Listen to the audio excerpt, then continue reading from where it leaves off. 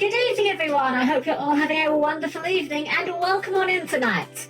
A special shout out to Vivid for getting in first and claiming the best seat in the house. But as always, to all of my guests tonight, I hope you're having a wonderful evening. To Okami, to Vivid, to Goku, to ARM, and to anyone else that's lurking out there tonight, I hope you're all doing very, very well wherever you are and whatever you've been up to today. Hope your weekend is getting off to a great start. Good evening to you, Goku. Hello, welcome, welcome. Hope you guys are looking forward to tonight's game. I am actually very excited for this one. I had a lot of fun with doing Taiwan a few weeks back. But I knew I liked Taiwan. I know I like this game. I did finish this game back in the day, but I remember basically nothing about it. So it's gonna be weird, because it's gonna be like, I'm sure as we're playing it, there's gonna be lots of moments of like, oh wait, this bit, I remember this now, and then this happens, right? But very disparate is what I'm expecting. But that aside, I hope you're all doing very well. I hope you're all taking care of yourselves. I hope the weather wherever you are right now isn't too bad. We're kind of at that point over here right now where it's kind of, it can't decide if it's going to be warm or not. 1 minute it's really warm, then it gets really cold. And it's like, I can't organize myself properly around this. I can't work out, do I need to prepare summer clothes? Do I prepare, not quite summer clothes yet. It's kind of annoying, not gonna lie, a little bit frustrating. That said though, of course, I've got my trip coming up in a couple of weeks as well, and I will make sure to let you guys know closer to the time for that, of course. Obviously, I won't be able to do any streaming at all during that, but I'll be in touch where I can be with that, through the Discord, and maybe I'll try and get a bit more active on the Twitter. I know I don't really use my Twitter for that much, admittedly. I should probably do better with that. I don't have the time to get much things sorted for it though. I feel almost bad for it, but we'll figure it out. Oh jeez, for now though guys, how about we get jumping straight into it, because I want to see what the meat of this game is like. It's been a long while since I've played this game, as I said. I did play this game when it very first came out. I have the original, oh gosh, I can't remember which version I have now. I forget if I had it on PlayStation or GameCube, one of those. And I believe I did finish it, although I don't know if I did it 100%. We're not going to try and commit to that for this game, I can tell you that much off the bat though, because I don't remember this game very well, and while I am not above 100%ing a game, I like to save 100% completion for games that I know I like. If I start playing it and we're having an absolute blast, then maybe we'll pivot into 100%, but I'm not going to commit to that going into it, because, well, if I don't like the game, I don't want to feel obligated to do everything in it. So how can we get ourselves going, guys? So please keep your arms, legs, and various body parts clear of the closing doors, and I'll meet you by our game screen in just a moment. Alrighty, guys. You might notice the technical difficulty sign. Much like with the first game, this game does not like being defocused. However, it should immediately fix itself when we do this. I've now got to look. Okay, yeah, we are good. We're good. Xander, welcome in. Oh no, I'm sorry about your arm. I do apologise. You did have to agree to a waiver to be here. I'll see if we've got some bandages though.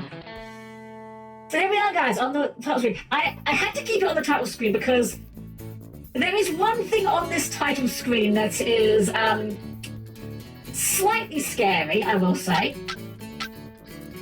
I don't know why, but the fact that there is a kart racing option on this title screen, for some reason, is giving me a degree of fear.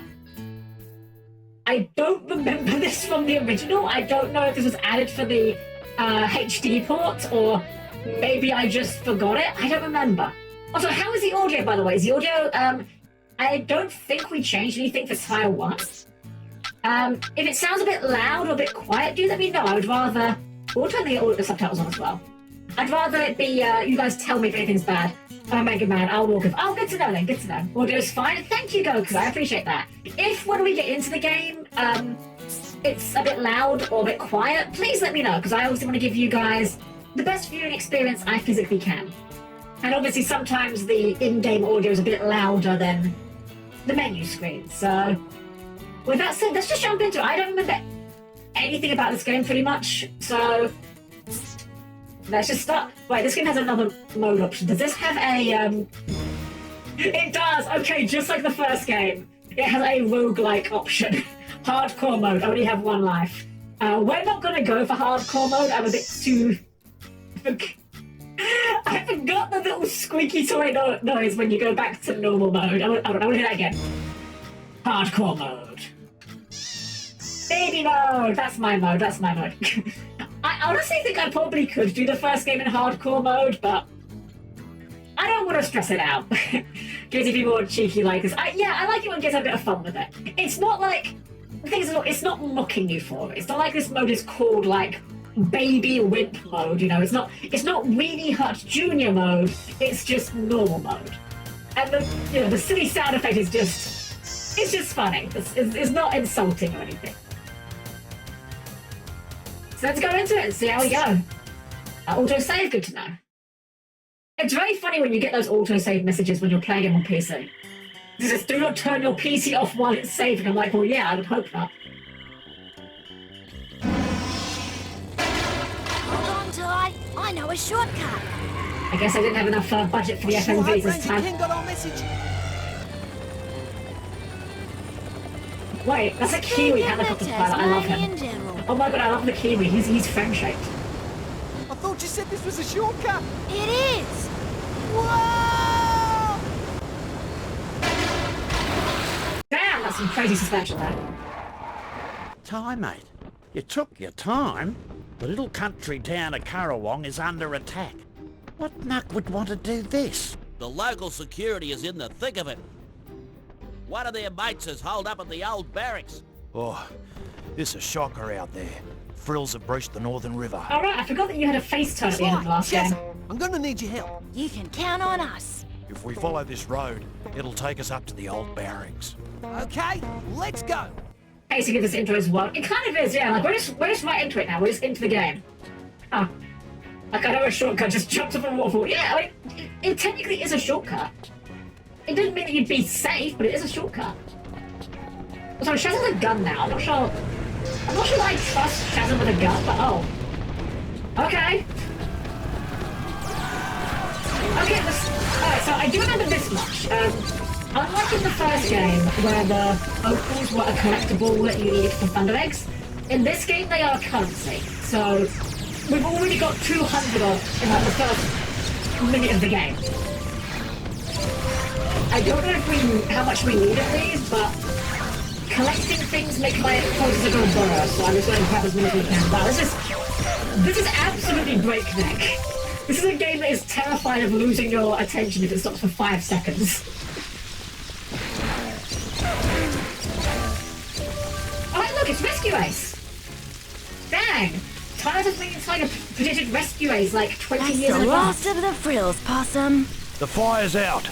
Let's go. But do let me know again if the audio is a bit loud or a bit quiet. I'd rather you guys let me know. It seems okay to me, but I don't know how the mixing is on your end, so just give it to these guys as well. These silly lizards.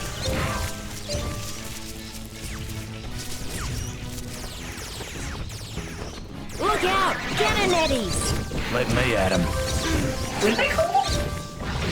Oh, okay. I guess Neddy is now a generic enemy type. Okay.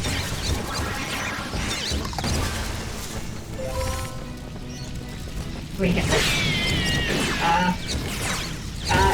Is that meant to be? Is that meant to be sliding? Not too far to the okay, old barracks now. We're fine. It definitely feels just a little bit jank already, but like, not like in an awful way. It's just, I don't know, something about this has this weird kind of like, I don't know, there's something ever so slightly fever dreamish about this intro so far. Possum, we have to get to the other side of the bridge. See that battle bunyip? Maybe you can use it to clear the debris blocking the path. There's no future you can cover in the game for the PS2. Yeah, right? They just saw the future. And now we get everyone's favourite part of every Tasmanian platformer. The mech! We have a mech in this game. Move the metal button with the left stick, A for jump, it can hover glide it as a punch. When the power is full, push B to do a power slam.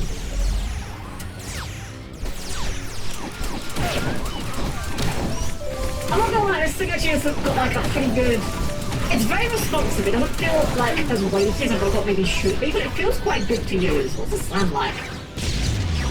Okay, like a shockwave move. Robot crabs, I love them. I love robot crabs, these are great. Oh yeah, 10 out of 10 as a mech. To be fair, yeah, I can't think of... Actually, I was about to say I can't think of many games that wouldn't be improved with a mech, but funnily enough, Crash Bandicoot, Wrath of Cortex was made worse from the mech. Oh, no, just tap them, just explode? Sure. I'm not good at this game, but I enjoy it so far. It's good. Come on, Possum.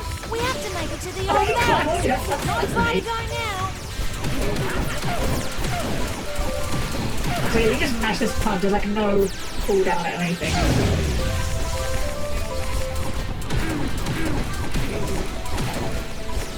Yeah, so I think this game has a bit more of a combat focus than the first game, which, to be fair, the combat in the first game wasn't exactly that difficult, so... So I just realised everyone's using laser guns. Huh. I wonder if that was a censorship move, like they figured if we give them laser guns then America won't get mad about it.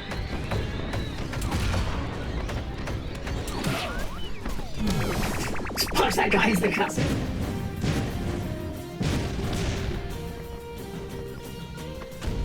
I'm not sure that mech combat was like the natural progression for Tiny, but I'm on board for it. I'm not opposed to this direction. It's just not where I thought this series was necessarily going to be going at this point.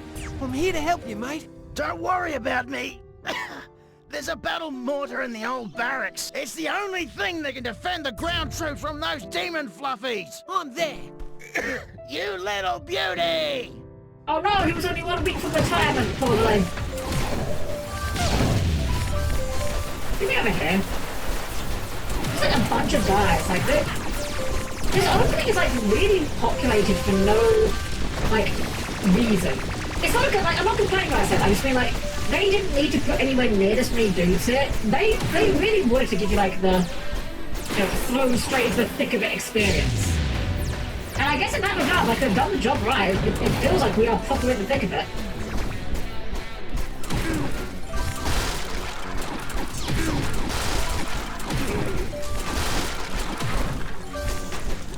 It does feel a little bit like bullying though.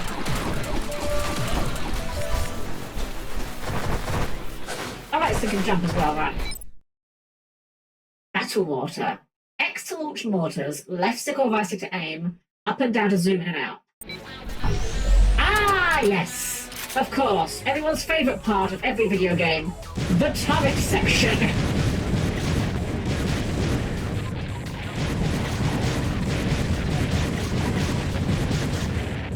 You know, this really does date this game.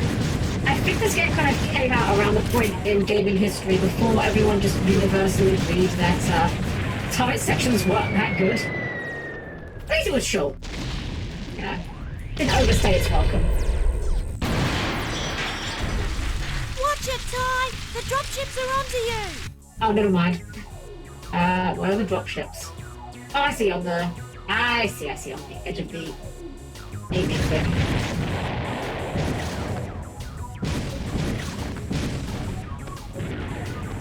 You know, I'll give them this. At least the fact that it's a mortar and not just like a machine gun does mean there's like some degree of aiming required. At least that's something.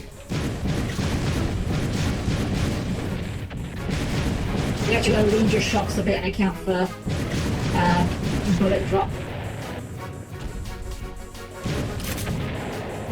It doesn't make it a great section, but you know, makes a turret section a bit more bearable at least.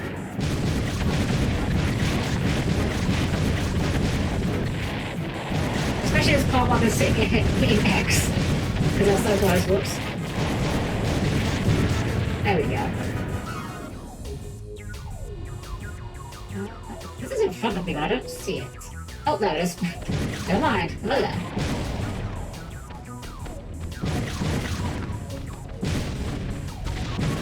There we go.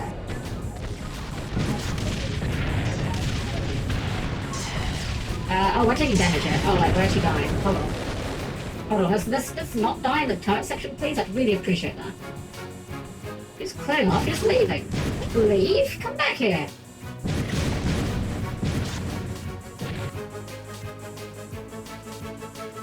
Okay, just going back on the other side. Fair enough. I mean, at least they're not just, like, sitting there attacking you, like, waiting for you to hit them. I'm trying my best to try to make the turret section sound less bad than it. It's just fine, it's fine, it's not a big of a deal.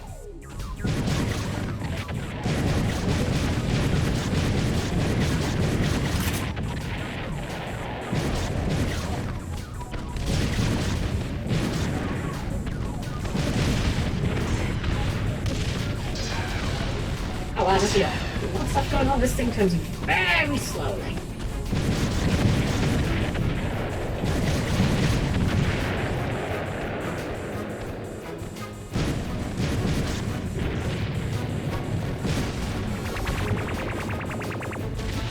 It's hitting me. Oh, you're hitting me. Oh, okay. That's taking care of those demon But we have more graphics, targets, that's awesome. fine. Hang on, what's that? I'm not sure if Shazza's voice actress is different. I don't know, her voice sounds different to what I remember in the first game. I like this character, Fluffy, who appeared Shivers. in one What? fight. That gate leads to the old jail. Where Boss Cass is being held prisoner. It's been a diversion for a jailbreak. Not if I can help it. I'll take care of it, Shaz. Yeah, Shazza sounds like a lot... She sounds younger in this, I don't know. I remember in the first game she sounded a lot more like... For lack of a better word, sultry, I guess is the word I'm looking for here. Which feels strange saying that about a character like her, but sure. Well, well, well, the little orange rat has come out to play. Why is I there know lizard what boobs? you're up to and you're not gonna get away with it. Whatever. No, why is there lizard boobs? There's no reason for lizard boobs. She's a lizard. One of the defining traits of lizards is they don't have boobs. I'm not complaining. This is not a complaint. It's more just a bewilderment.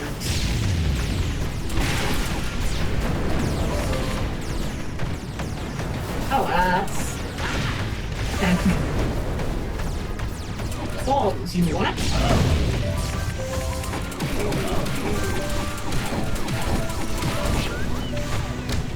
I like how we're only in the first, like, we're in the opening of the game. We've already got, like, 10 times the opals that I think the whole, well, actually, probably about as many opals as the entire first game has. This appears to again. Yeah, I guess you're right. You're not wrong. Again, I'm not complaining. Like, Hold it I'm right not there. opposed to the lizard boobs. I'm just confused why they felt the need to put them in. Hey, Fluffy! You still here, rat boy? I'm not gonna let you break Cass free. Oh, yeah? You and whose army? I don't need an army. I think you're going to now.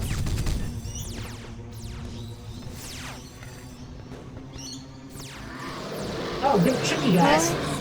Enjoy your meal. Oh, those are, these guys are significantly less cute than the small ones. But they're still kind of jealous. Oh, look, imagine a boss fight. I didn't even notice she was still here. I assumed she left.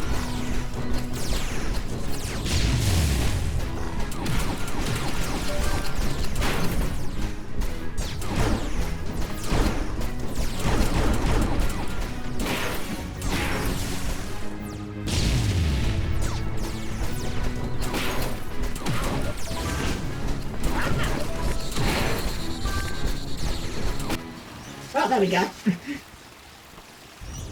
Hi, mate. Do you need a hand? I'm pretty sure that is not Major Kent's original voice. That sounds very different. Hey, Spirits, welcome! It's a Zaku! There's no Zaku, boy, no Zaku! It's a Bunyip. But welcome in, welcome. Thanks, mate. I thought I was a goner. Major Kent, you thought you were a goner. You are the size of my robot. You could be the robot. At last, I'm free! Not if I can help it. As usual, Ty, your pathetic friends have gotten in your way. Toodles time. So long, loser! Well, at least Boss Cat has his voice actor intact. Hope you well. I'm doing well, Strats. Hope you're as well. Welcome in.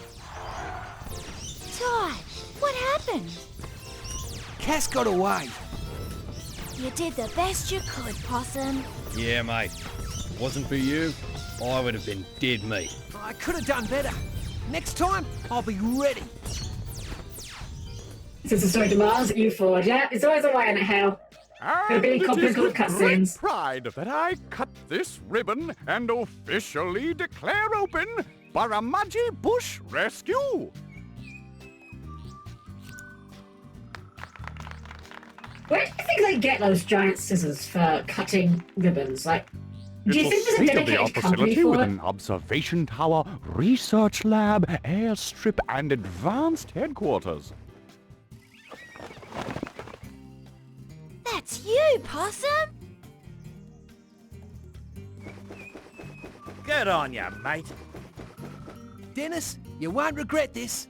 With Bush Rescue, we're ready to take on Boss Cass the next time he strikes. Well, it's not going to be that easy, I'm afraid.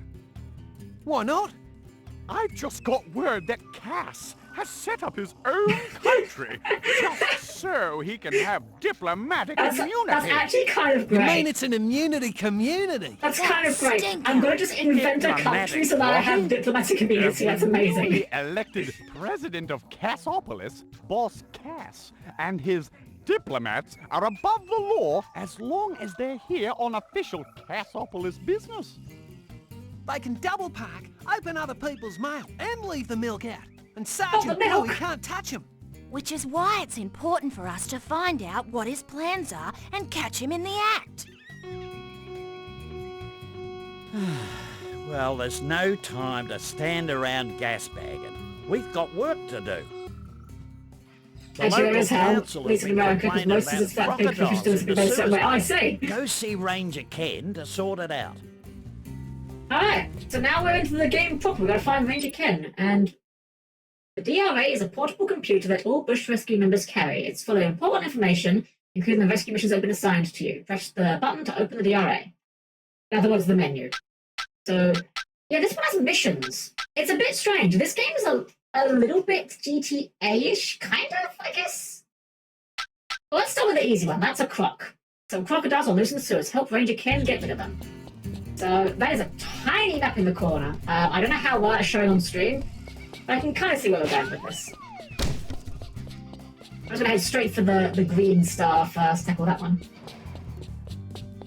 Where are we in Florida for crocodiles and sewage? I know it's not the same, but you're on point.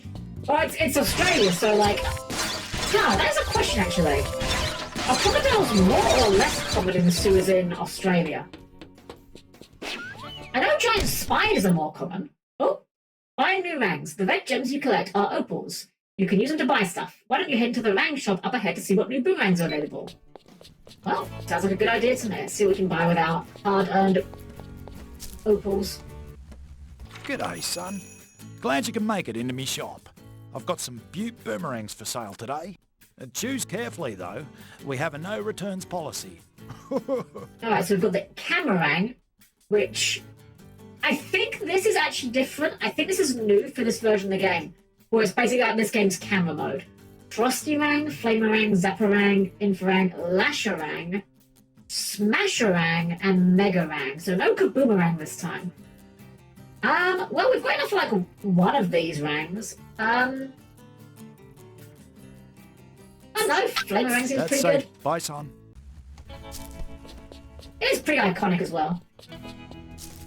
Box mission, I always hated that stuff. Always get lost in that damn place. I don't remember it, so we'll see how Hello, Toy. see how much I get lost here. I think these are like, yeah, these are that special rank, don't we? I actively don't want to visit Australia because of all the horrifying creatures down there. I mean, I'm sure they're not all horrifying, but I don't blame you. Like, I'm not a fan of spiders. Even as a robot that is not affected by, poisonous spider bites, the concept of them just scares me. Where is Ranger Ken? Oh, he's there. He's right there. G'day, Ranger Ken.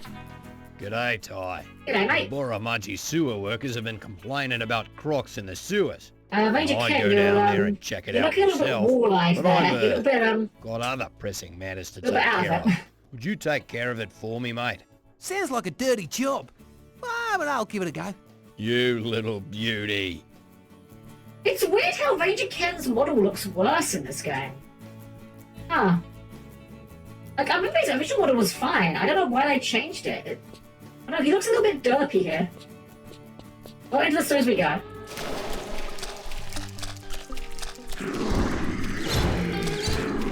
We just like hitting cops with bangs, is that the idea? Okay.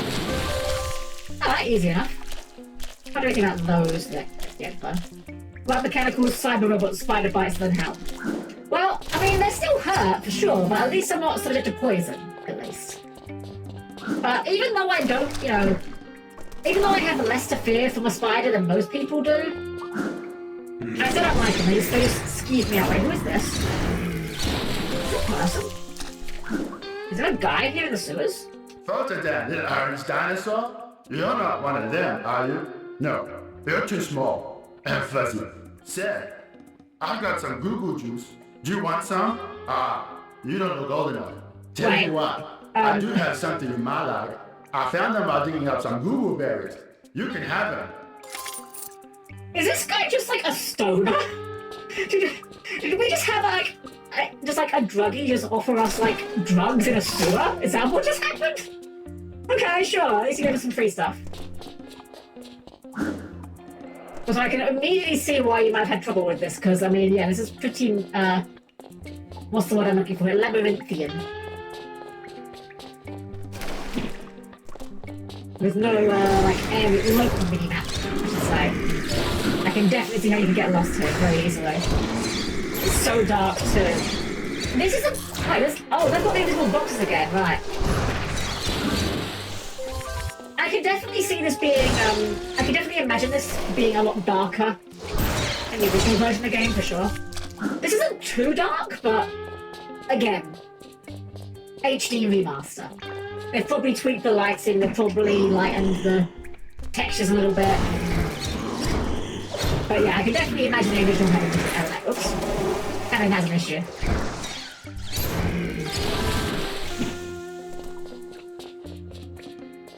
Which makes it probably darker. Oh gosh. I do love a bit dark humor.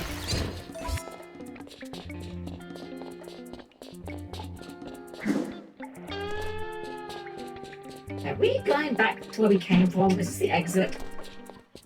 Okay, this is the exit. We've somehow missed 3 of the guys in there.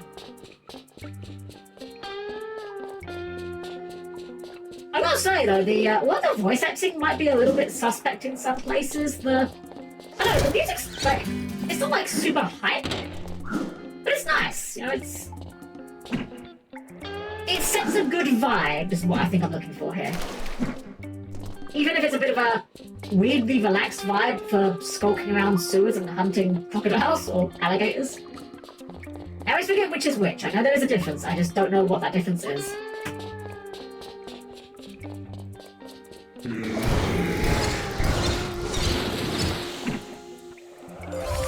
The bright side of the sewers, there's a different colour lights indicate if you're in a different section of it. Oh! Yeah, I see like a pinkish reddish one here. Oh, there's a box there as well. I remember again in the original Taiwan, those invisible boxes were proper invisible, like you just could not see them. I'm assuming that was the same for Tai 2.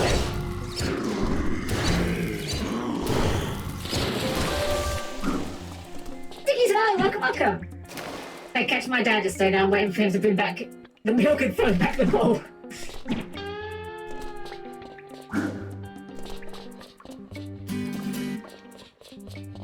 Alright, we've got like 1 clock to go, and I've kind of gotten disoriented, so I'm not sure where we have and haven't been.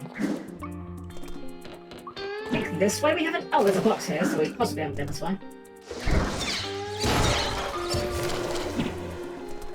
And let's meet Napoleon Dynamite actor John Hedder in photo op and got all coffers under Forger. Nice! Heck yeah!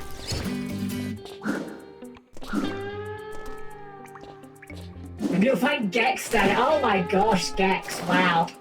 That's a name I haven't thought about in a while. I've actually never played a Gex game in my life. I've always been like aware that Gex is a thing, but I've never played them. I have no idea if they're any good. I'm sure they're probably fine. But just I've never had a chance to give it a try. I think Gex might have been one of those games that had a There's not many games like it. But some games actually do get like uniquely, what's the word? British, oh, it's boxer. British dubs as opposed to American dubs. Ape Escape. Oh, I would love to play Ape Escape actually. I don't think Ape Escape has any sort of PC port, unfortunately, which is a shame. I love that series. Now, where's this last croc? You gotta be here somewhere, buddy. Stop hiding.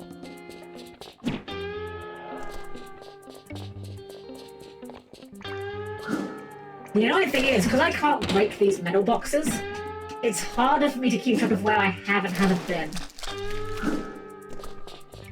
You know what? We're gonna do the maze trick. Do you guys know the way to solve any maze? Well, almost any maze, I should say. It's a very simple trick. It's called pick a single wall and just follow it. Just hug that wall, and eventually you can solve any maze.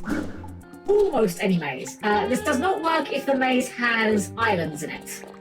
But, it works for most mazes.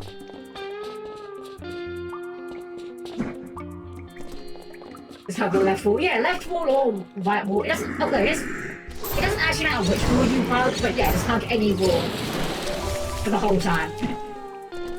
And you'll eventually find your way out. Alright, let's go see what Ranger Ken has to say for us. Hopefully that was worth... I think this was pointing us outwards. I wonder if there's like another entrance then, because these arrows were pointing us towards where we came out. We'll figure out. I sort of put in person I wore cosplay. Oh, that's wonderful. That's so good. I know actors love it when you're like in cosplay for the thing that they voiced. I have a friend that got to meet Patrick Sates while he was in a costume of Wagner the Blood Edge. It was great.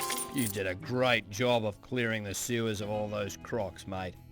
I've got an interesting job for you, mate. Julius needs you at the Gunna Gunna training grounds to test his latest invention. Alright, works for me. So that's pointing us to the edge of this area, so rather than go outside, I'm going to assume that's going to take us to like the main open world. So let's go and see what this yellow one has for us first. I mean, we've got more money we can spend as well, so like, we'll probably buy some more bags on that as well. Do you allow real-life pics on your Discord? I know some people don't approve it. So here's the thing. If you are okay with posting pictures of yourself in the picture section, you are welcome to do so. Obviously, don't post anything that's going to dox yourself. But, you know, if you want to post a picture of yourself in cosplay, you're welcome to. Just bear in mind, obviously, if you want to keep yourself anonymous, then you might want to cover your face or whatever. But, yeah, no, there's no rule against it. As long as you're not going to dox yourself or anyone else. It looks like a spooky graveyard area.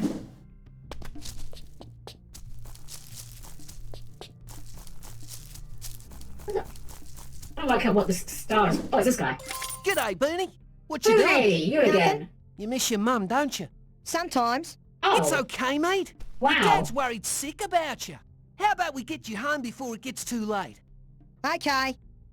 Jeez, just drop the dead mum Just subplot got on off us. the blower Wow. from Lake Barramudgee Refinery. They've got a load of unstable dynamite that needs disposal. And guess what? They want you to do it. Damn, that's like... I was gonna lie, that's like kind of a bit... Not just dark, just kind of very sudden. It's like, oh yeah, hi, Booty. How are you doing about your dead mum? Damn.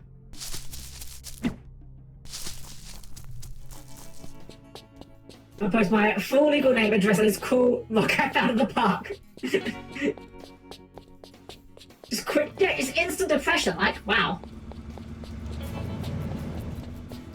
This game does kind of have a feel of maybe they had a bit more ambition they could cash in on.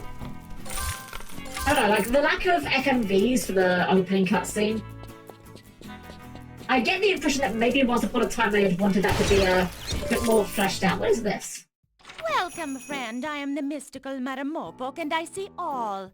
Cross my palm with chromium orbs, and I will tell you what you need to know. Aha. Wait, the location of missing Steves? I'm sorry, Steves are a collectible now? I see much danger in your future. Okay, well, I mean, we don't have any chromium orbs anyway, but I guess this is our new Well, collectible. friend. Alright, well, good to know, I guess, for later. And then we'll get all the ranks we can before we set out, because if it's anything like the first game, we're going to need some of them for problem solving, so... Alright, Ty.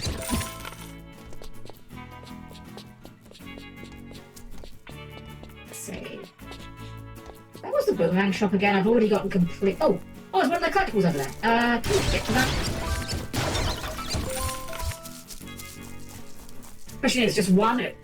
Sorry, one of his clones, Steve, or multiple people called Steve? Good question, honestly. Steves can be dangerous in groups, I've heard. Okay, that's a funky little collectible sound. I could dig with it. Where was the boomerang shop, though? Is it? I thought it was, like, right outside the tunnel. We're all Steves if you think about it. Are we? I mean, I guess Steve is kind of a state of mind. Also, that is one thing I do remember as I'm walking around. Everyone says hello to you. And the audio balancing is a bit weird, where they seem really loud. It makes me feel like I'm being, like, snuck up on. Okay, this was a tunnel, right? Yeah, so we came out. And the boomerang shop was, like, right in front of us. Okay, here we go. What can we buy with our money now? G'day, son. Let me know if you need a hand, okay? Smashing is 5k. I kind of want to get that. I kind of want to grind a little bit. Bye, son. It's like, okay, here's my logic. I have no idea what's in the metal crates, but if the metal crates do have opals in them, then this is an investment into the future, right? We'll, like, getting the smash around will make getting more opals easier. That's my logic of it. So we're going to see if we can get that before we Hello there, Ty. go on with the next mission. Maybe back over 200, it should be easy enough. How we can get onto the map. Hey Jack, welcome in, welcome. Here, I thought it was Jack, I was Steve all along. Surprise! The viewer was Steve all along. G'day, Ty. Steve is just Larry, but instead of pressing 9 to 5 business, he's just there. He's just his stuff. He just lives to be there. He's just you know, he's just living his best life as a Steve.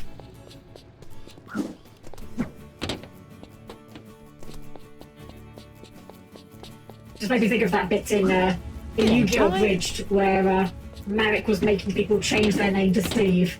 That's what we need for Yu-Gi-Oh! We need a card that just makes it so that every card on the field changes its name to Steve. Oh! Ah, I wonder if we would have done playthroughs about the Flamerang. I'm assuming that's for the Lasherang. Okay. Well, we've got our 5k, so let's go and get the Smasherang. This is my cousin's day, which is a rare sight of friend. My friend got to meet my brother. Oh, nice! Sounds like you had a good time. Wait, is this a different shop? Trident Bob's the name, trading's the game. As long as you trade opals. Oh, you, Let me know if you see these are anything you skins. Okay. We haven't got any cogs, unfortunately. I think we need these later, but... Bye-bye. Again, I think we're gonna get the Smasherang, because that to me makes sense. We've seen a lot of metal crates already, so having an artist then just makes sense. Let me know if you need a hand, okay? You won't regret buying that one. Bye, son. Well, that's also very cool. A cool floodgate that instead of changing type of attribute, every card just named it Steve. Yeah, exactly, yeah. Like, you're gonna fusion some kind of monster that requires Fallen of Albaz, eh? Well, what if Fallen of Albaz is actually Steve? And then we make support for it. We make Steve support. We'll make super body targets that specifically require Steve. Oh, that's that worked a bit differently than the first game, but sure. More money.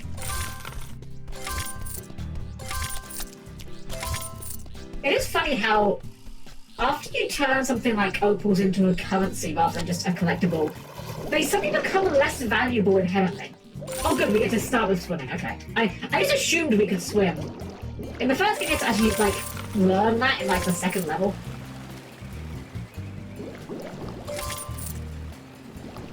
Steve is the monkey in Cloud with a Chance of Meatballs, I remember. Oh, wow. Wow, it's been a while since I saw that movie. It was quite a good time, though. I'm not gonna lie. I enjoyed it. They just try to attack, try to attack third defense, and they just have third attacks of, this is Steve, he likes milk. I would play Steve.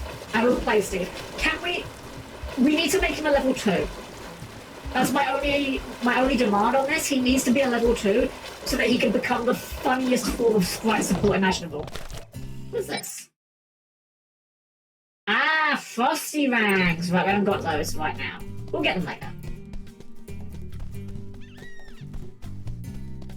I'm not gonna lie though, so far I'm enjoying the game. Like this kind of more open world kind of vibe is something I'm not normally a huge fan of, but I feel like for a game like this it's kind of working so far. I know we're still like very early in, we've done like basically nothing, but Ty, you don't need to use your boomerangs for everything, son. You didn't need to use the boomerangs to climb ladders. We would have been okay with that. What is this? Cass's Currawong Caper. Thanks to eyewitness reports, I was able to reconstruct the events of Boss Cass's escape from Currawong prison. Oh, I'm guessing this is for like replaying the opening level. I'm good. Why is there a sick ramp here? Can we go up the ramp? We need like a skateboard, right? Okay, after the events of Spyro 3 and the nightmare that was the skateboard in that game, I can't believe I'm saying this, but I kind of wish we had a skateboard to just do a sick ramp off this. Will they fall if we hit them from there? Oh, we can't hit them from there anyway. Never mind. I'm guessing we need something else for that. Those aren't boomerangs, they're clearly his hands. Just the next evolution of Plock. Just boomerangs for hands.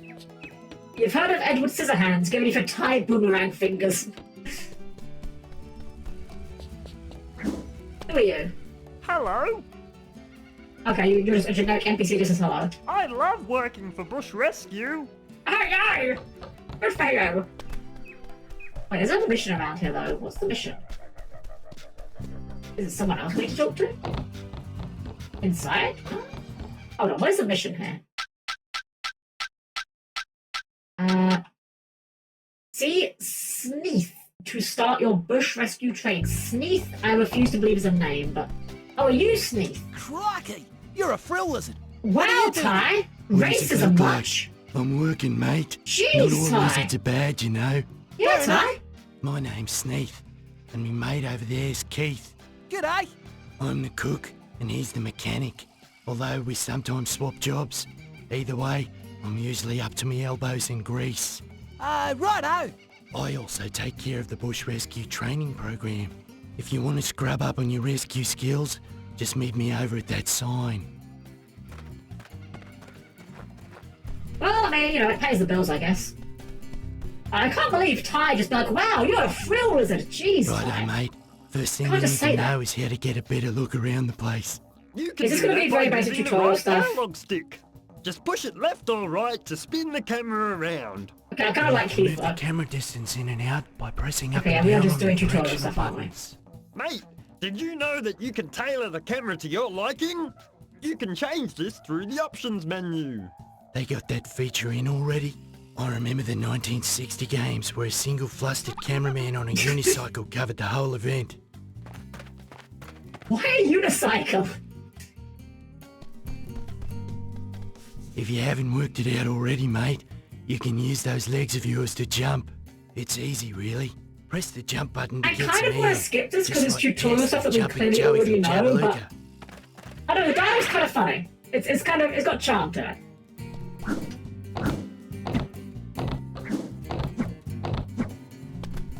Righto, mate. Before you had your ranks, mate, you had a set of pearly white choppers. Yep, and in your case, you've got a good set of teeth on you. Just like Starkey the snub-nosed shark from Strathpine. Here's how you can use them to bite things. Just press the bite button. See, I'm not when you're well near versed crates enough or in bad Australia to guys. know whether or Fair not enough. these place names And, sound as luck remotely would have reasonable or it, not. we've got some crates right here. Why don't you have a go at biting them? Because unicycles take skill. I mean, I can't argue with that. I can't ride one. Actually, okay. I have a slightly embarrassing confession to make, actually. I can't ride a bike. I never learned to ride a bike. And it's entirely my own fault. You see, when I was a wee helmet, my sister unit was learning to ride a bike. But I was a bit misbehaving as a helmet, and well, at the time it was Lady Helm supervising both of us, and I kept running off. As a result, I wasn't allowed to learn the bike because I was misbehaving basically. So to this day, I still cannot ride even a regular bike.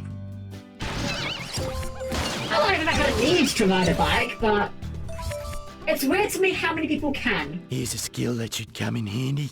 See these floating thingamajigs? They're called spy eggs. Anyways, if you press the bite button repeatedly, you can chain your bites together. Just like Billy the chain-biting Bilby from Boona. How did you know all these people? Beauty is, you can chain bite your way up to hard-to-reach places. Why don't you give it a go? Wow, Keith is a really weird shape. I'm not just saying that because he's like overweight, but he's overweight in a way that looks really strange. Okay, let's see if I can get a quick peek at him from the side here. Do you know that you can use those two rangs Hey, of this is a yours good as look, mate. makeshift Welcome. wings? That's right. You can hold them out and use them to glide across wide gaps. All you have to do is press the jump button. And when you're Like, in look the at air, him, like, all press his the hold fat jump is button like... again. And you glide through the sky like Glenn the gliding Oh, goose from it's like his Glen gut Iris. is only on his bottom half of his body. I can't think of how to articulate this any clearer, but he's just got a very strange shape. Is my favourite robot doing? I'm doing well, I hope you are as well. Welcome in. Well, looky here. Some water. Just like a big bath. But you wouldn't know what that is, would you, Keith? Steady on there, mate. Anyways, Tom, Okay, real I'll talk. teach you how to swim in the water. Baths are It's easy, superior to really. showers. You When cannot you're in change the my drink, mind. press the bite button I to will dive, happily take then a tap the shower if jump I am button like to in a start hurry swimming. or if I'm in a hotel. But when I'm back at the manor, it is a bath every night for me. I like to spend like a good 15 minutes in the bath. Gotta have like some nice music going on or put on a YouTube video or something. It's wonderful. In a bath, you're bathing in your own filth. Well, that's only a problem if you're that dirty. That's the thing. Like, if you're like so dirty that it's obvious how dirty you are, then yeah, a bath probably isn't the solution. But for just your day-to-day, like, a bath is more than fine. If you come out of a bath and you're not clean, that's what we call a skill issue. You can swim all right, mate. Time to learn how to dive. You just did. All You you have watched to us do do is it. run and press the jump button near the water's edge. Then press the bite button to do a dive. Oh, I high reckon dive, you'll I see. take to it like Dave the diving duck from Darwin. You're also bathing any leftover filth in that bath. You're meant to clean the bath. You're meant to clean the bath. That's the Some of secret. these places, you might find a bunch of vines, or even a ladder. Like this one here. Anyways, just walk into them to start climbing. Easy, eh? If you Please want to don't get off, see just a press soup. the jump button. I reckon you'll be as good a I feel like climber we're as getting Matt the weirdly Mountaineering existential now, and I'm not sure how I feel about it. I want to see them climb the ladder. I do not believe that Keith can climb this ladder. I want to see them animate that. See that target way up there? If you hold down tight As here, fish, button, vegetables, and you'll some get a salt. ring's eye view of the place. I mean, you're can really throw not your wrong. range You with really greater are not wrong. I accuracy this can't. way. I genuinely Why can't don't you give it a dispute go what you're now? saying. Right, we've got the buttons from the first game. This would have been more helpful as a mandatory mate. segment, but that's fine. There's a big drop just ahead. You know how we taught you to glide across gaps, right? Well, if you ever jump off a cliff, you can reach the bottom safely by gliding. Yeah, mate, go on. Jump off this cliff and give it a go. You know, I'd love to see it. I don't think I've ever seen this. Has a game had a tutorial where the tutorial NPC lies to you? Like, they'll tell you to do something, and it's just factually a bad idea. Here's something you might find useful. didn't even when you're up land, against guys. Cass's coons. What's that? It's the ability to lock onto a bad guy and always hit him with your range. Okay, that's new. This is a When new you see feature. a bad guy, press the lock-on button. While you hold the button down, you'll always face your foe. When you throw your ring, it'll head right for him no matter which way you run him. Have a go on this fella here.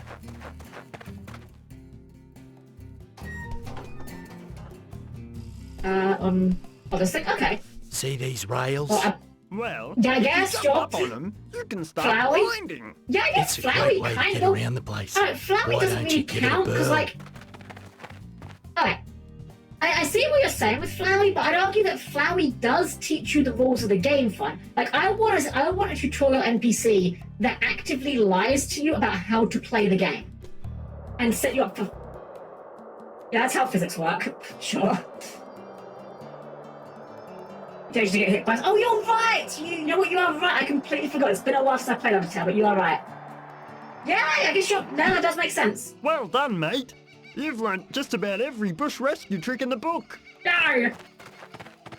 Mate, there's a bunch of Hollywood types at Min Min Plains making a film. But it looks like Cass has sent a welcoming party to shake things up. When you get a chance, go get rid of Cass's hoons. Right, well, I think we've done it. Yeah, so we've done everything we can do in the main town. I think it's called Baramudji, I think they said. So let's get into the meat of the game. The game is a JRPG, and players like off you'd want to kill, so you'd probably never mercy. Maybe. I feel like with Undertale though, like even going into blind with Undertale, you kind of realise what's up quite quickly, you know? Like, I want a game where an NPC lies to you in a way that doesn't seem significant and isn't obvious. You know? Like, I'm not gonna lie, it would be really frustrating. Like, you need to give us a massive... Oh, wow. Okay, yeah, good payoff for that bang right there. But yeah, it would need to give you, like, a really good payoff later where you get to just destroy this NPC violently. But, like, the NPC just lies to you about something that seems insignificant and that you possibly wouldn't realise in the moment. You know? Like, Flowey lies to you, but it's obvious that he lies to you because you take damage immediately when you hit the thing. What about an NPC that lies to you about, like, say, I don't know, damage calculation or experience gaining or something, you know? I don't know what you would do with this, to be honest. Like, it would be very easy to do this badly and make an NPC just feel annoying and unfair. But I feel like you could do it. Okay, this device here. I want to draw attention to this because we will probably not see much use out of it.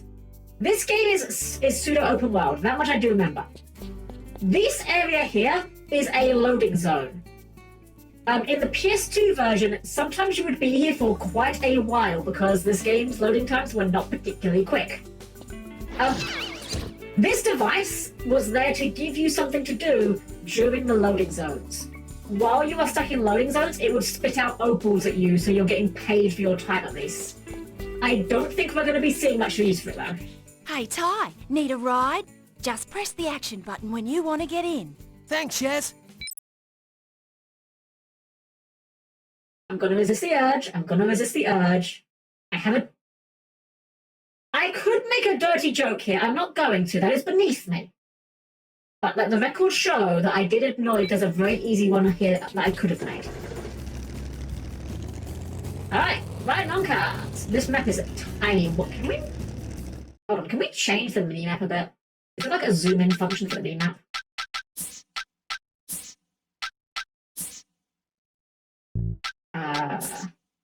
This counts cart. Not counts cart, I guess. Okay, I guess we can't zoom in the minimap. Just gonna squint at it. Zen, hello, welcome in, welcome. Good evening. So what are our missions right now? We've got Metal Menace, Test Invention, Explosive Cargo to get dynamite, and Crouching Birrel, Hidden Squeever. Okay, I think we'll do this one first. We'll do the green one first, because testing an invention sounds like something that unlocks a thing for us. Hold on. Where are we going? Oh, gosh. My greatest weakness, having to read maps.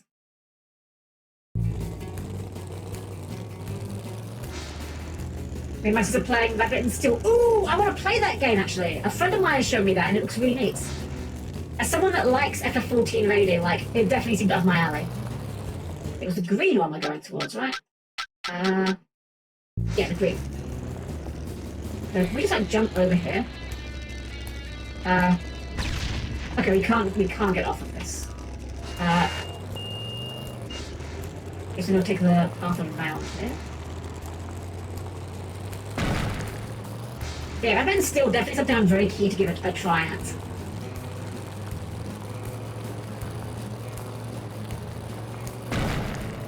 Pretty fun. Some people use the default button is bound to either mouse and arrow keys. Huh. That is a bit strange, yeah. As long as you can rebind it though, and I guess it's not too big of a deal, but that is strange. Who's binding things to arrow keys in 2024? Are we in the right place? I have no idea where we are. Is it?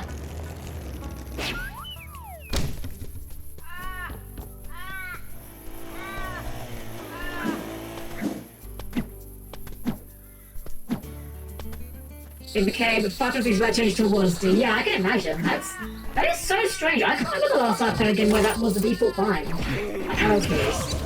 I guess maybe like... Was the original Doom arrow keys? I think that was arrow keys. Actually, you know what? I can remember a game where I used arrow keys. But it's only because I didn't know any better. Unreal Tournament. Gosh, we're going back in time a way away now. Gosh, Unreal Tournament. I love that game. Even though I only ever played it single player because I didn't have a good internet connection at the time. I think I played that one with arrow keys. Just because I didn't know any better. Kind of want to play Unreal Tournament again though. It probably has aged really badly. Probably plays like arse these days, but I kind of want to try. That doesn't look like that's intended. I'm guessing we could do something about that if we had maybe like the ice, like the frosty van maybe?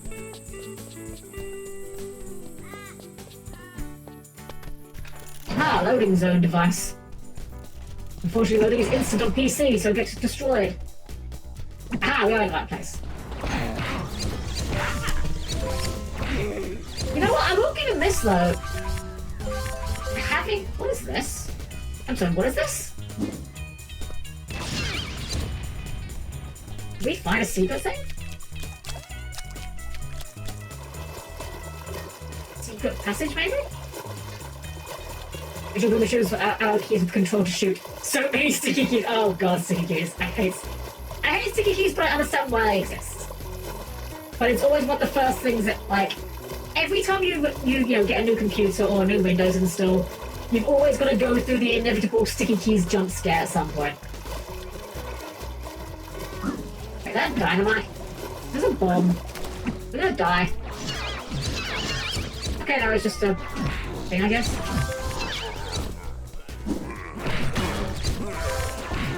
What I was going to say though before I got distracted by this area was... Oh, there's a thing here? What's the thing here? Oh, big guys! Can we ram you? Okay, they don't seem to be bothered by the bangs. I guess we need something a bit more potent to deal with those, I would assume. Oh, like a bunyip, that'll do.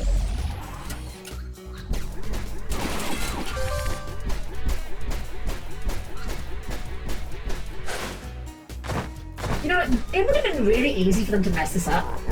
Like, they could have made this thing feel really slow and bad to use, but honestly, it still feels, it's pretty snappy and responsive, like, it's not the most, like, difficult, it's pretty much a mash button to do damage, but it's quite satisfying to use, I've got to give them that.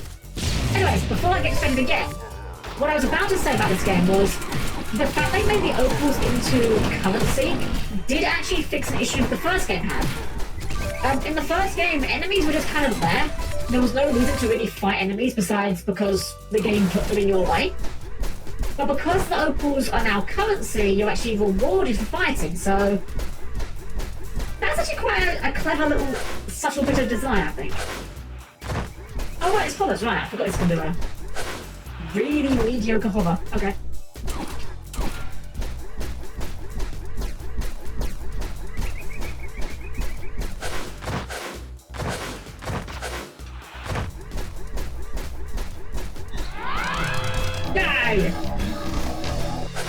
I forgot the didgeridoo. I was expecting it to be the golden cog jingle over again. I kind of didgeridoo jump scared. That's a brand new sentence. Oh, I see. So this means we can't take them out of it. Okay, fair enough. Understandable, have they?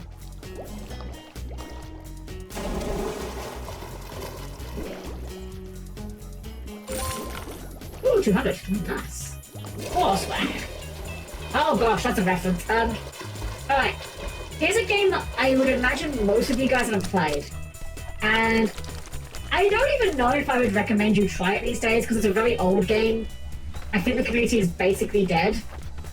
But a game that I used to really love was a game called Awesome Noughts. It was a MOBA, but it was a very different kind of MOBA. It was a MOBA that was 2D, and it controlled kind of like a run and gun shooter. Oh, okay. Think of it like kind of like your sort of Contras, if you like. Well, actually, it controlled better than Contra. You had full 360-degree aiming. There was like platforming involved. It was just a really unique game. It unfortunately never really took off like gigantically. It did alright for itself, but it kind of died like quite a while back. But the reason why I bring this up is because one of the characters in that game was a cowboy, a space cowboy no less, called Lone Star. And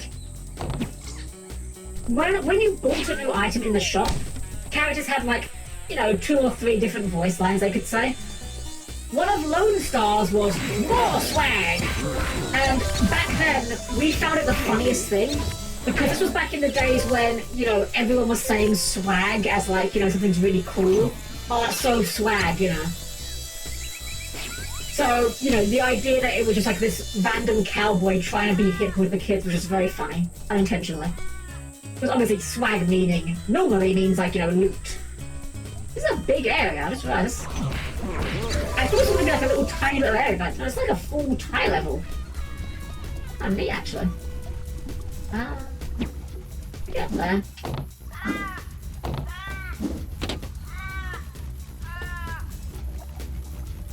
Oh, I see.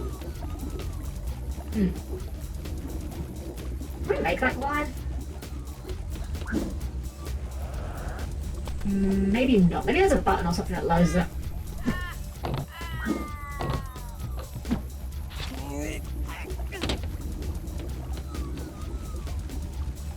I like how these 3 blue tongues are just like, we're just gonna stay on this platform for our life. It's our entire life. Wait, is this platform moving? Can we break this?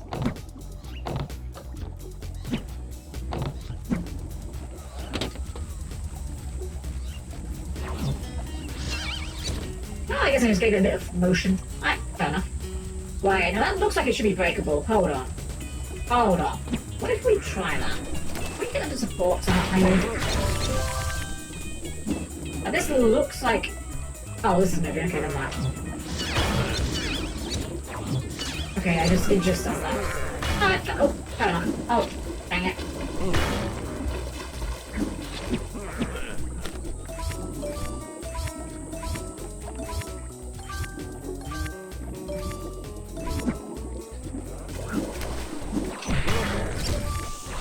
It's nice of them to give them some new attacks as well. In the original game, the blue tongues were kind of just there. I think they were actually less threatening than the frill guys. Oh no, that was too early. Hey CGLO, welcome, how are you doing? I'll just go and wrangle these guys up.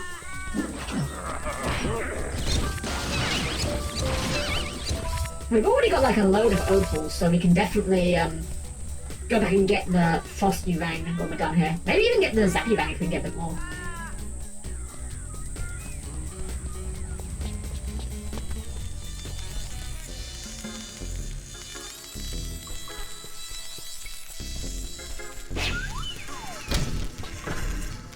What the heck is this? An ancient temple? Alright. Interesting. I don't remember any of these areas. Like, there are bits of this game I remembered. Like, I remember the Jeep being a thing. I remembered the mechs. I remembered the opals were currency. I don't remember any of these stages at all.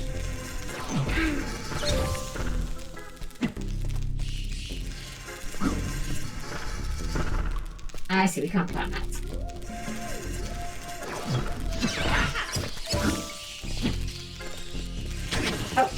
Oh, that actually damages you as well, okay.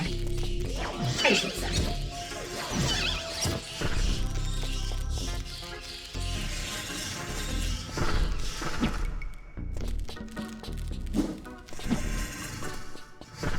the music here, though. Oh, this kind of has like almost like goofy villain vibes. I feel like this is the music you'd hear on like Nickelodeon, like a villain character or something. Probably while they're having a really bad day as well and complain about their plans not working. What is this? Ah, Ty, I'm glad you can make it. I need you to Oh, test you are out not the Julius. combat effectiveness of my latest invention. You are not even close to Julius. No worries. It's weird they couldn't get the same voice actors back. I know Club is like a huge studio back in the day, but it's weird that some of these voices sound like the right guys and some of them sound completely different.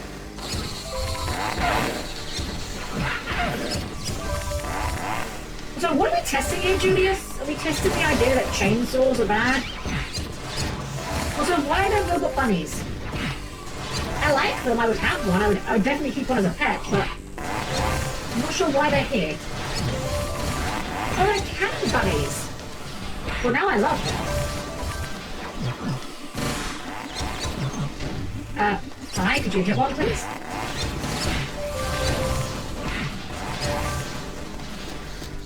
Oh, size! Huh. I mean, you're gonna fight these guys.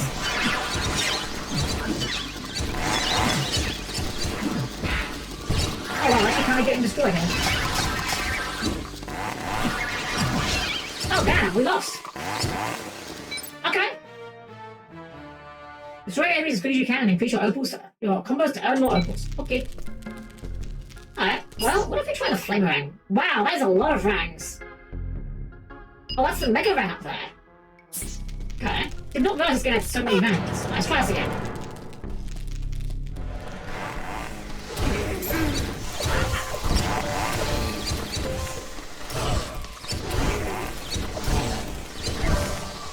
Well, it's a good thing we didn't pick the hardcore mode, because, yeah, we're like, what, like not even an hour in, or barely an hour in, and we've already had a death.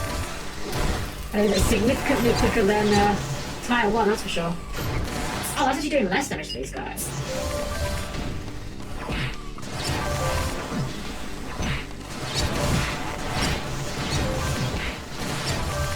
I wonder if there's like an element thing going on. Maybe because like this breaks metal boxes, maybe it breaks the box quicker.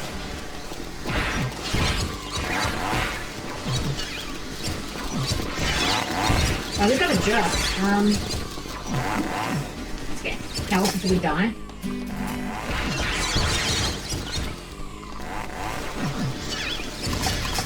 Bite them, is that the trick?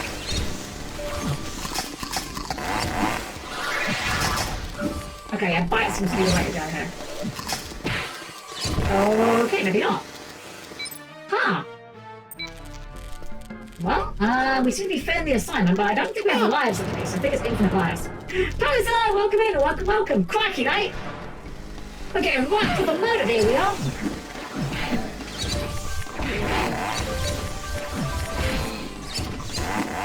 Here we go. The exotic bird death wolves in their natural habitats.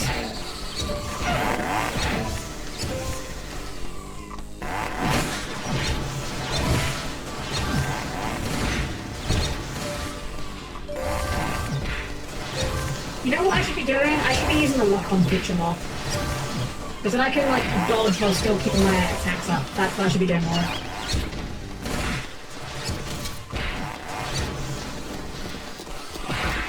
Oh, come on, I didn't get a chance to get that one.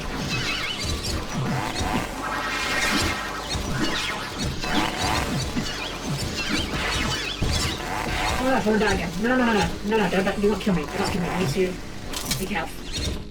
Wait, oh, it's a full heal. Okay, that's fine. That's good enough. So what if we do the flame range first? What? No, flame range. Okay, flame range doing the job. These guys are like super tough though, wow. Very bulky there.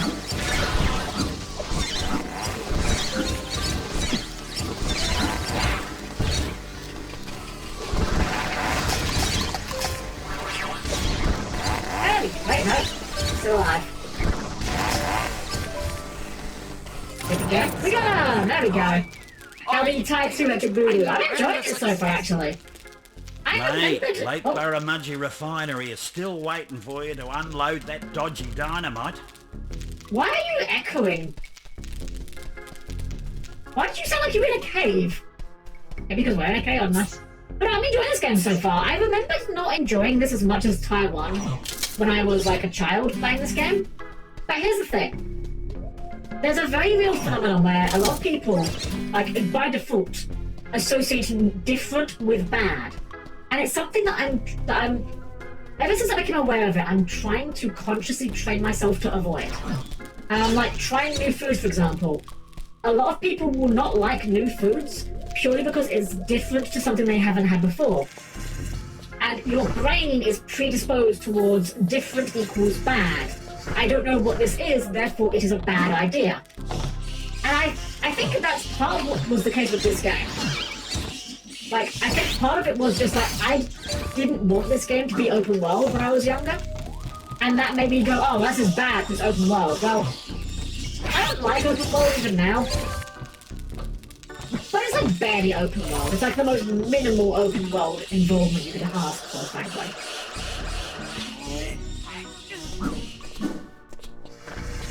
It does feel a little bit, what's the word? Like, it's nice, but okay, there's this really weird vibe I'm getting from this game, like, where it feels equal parts of, like, a lot of polish went into this game, but also, like, it also feels weirdly rushed. It's really strange. I almost feel like maybe, I almost wonder if maybe, like, the art department had a lot more time, or... There's a thing up there. There's a thing up there. Not more time to say, but I'm wondering if maybe the art department were able to get a lot more done in the time than maybe, like, through the other art areas were. I don't know. I feel like there's other games that I've played that, not necessarily recently, but, like, that have that same vibe, where they simultaneously feel, dang it, really high effort, but also, like, really low effort. It's a very strange feeling. Oh, come on. Open world is a side quest. Yeah, it kind of is, yeah. Like, in this game, it's basically just, like, how you get to the levels. And in that regard, it's not really that different to the first game, just the first game you didn't have a car.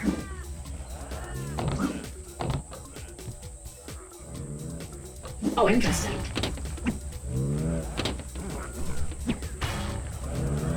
Ah, dang it, okay. Give me more opals, I need more money. Got to have money.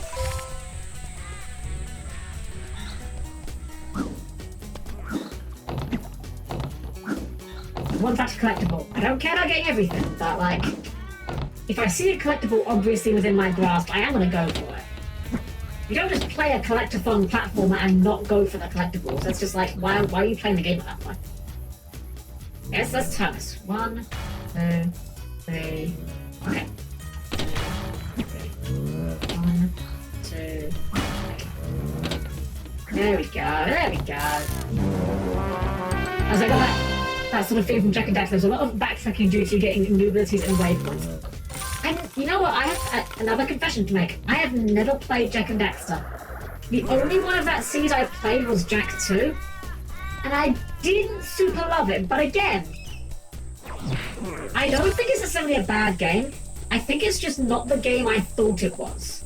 Because at the time, my understanding of Jack and Daxter was Jack and Daxter is the game that Naughty Dog are making now that they've stopped making Crash Bandicoot, and it's a bit like Crash Bandicoot. Well, I love Crash Bandicoot, so any game that's a bit like Crash Bandicoot, I'm like, oh hell yeah, I want to play this. Jack 2 is a very different beast, that is not like Crash Bandicoot at all. Bring it in here. Oh, bye.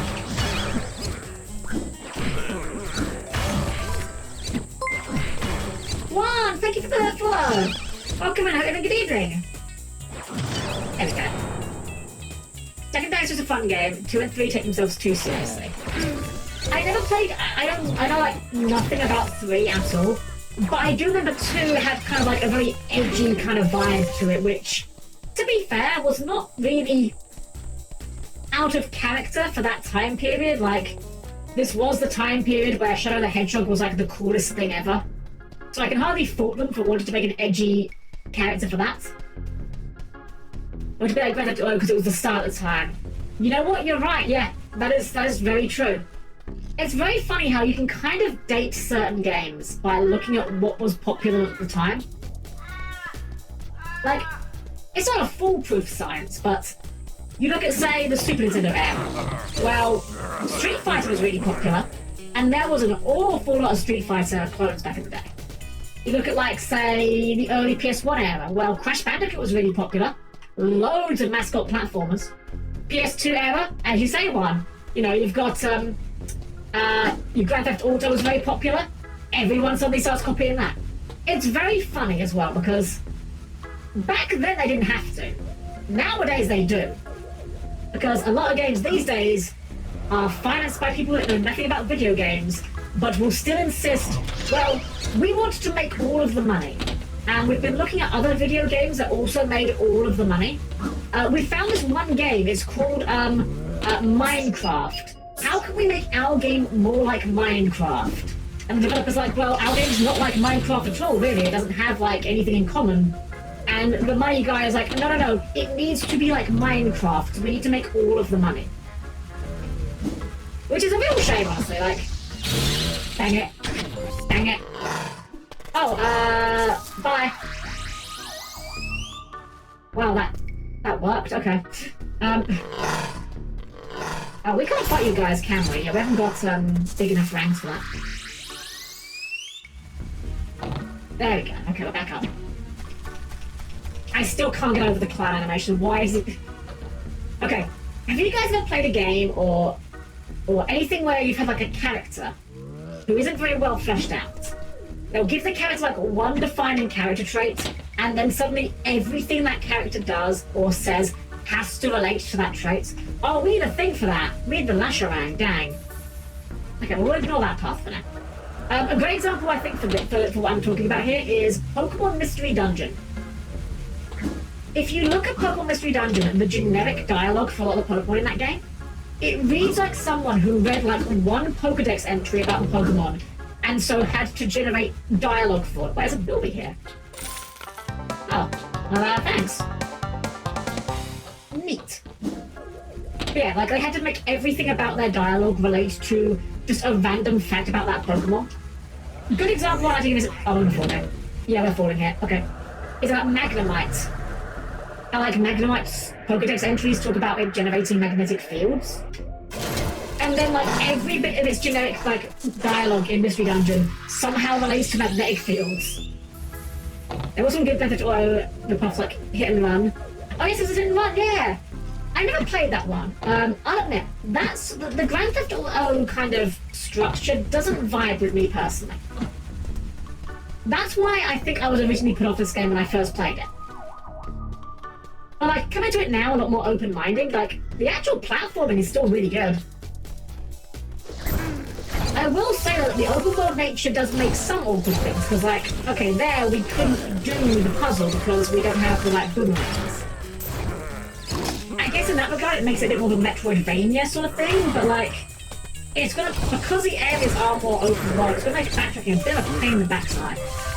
Let's get the Smash Around going again. Yeah, this definitely does more damage at base.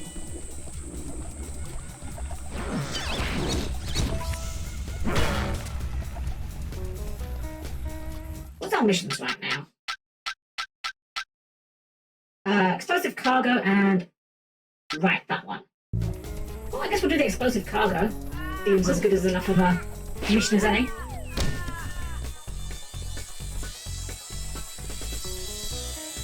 Yeah, have you guys ever had a game like that where you think the game is one thing, and then you start playing it, and it's something very different, and what it is might not even be bad.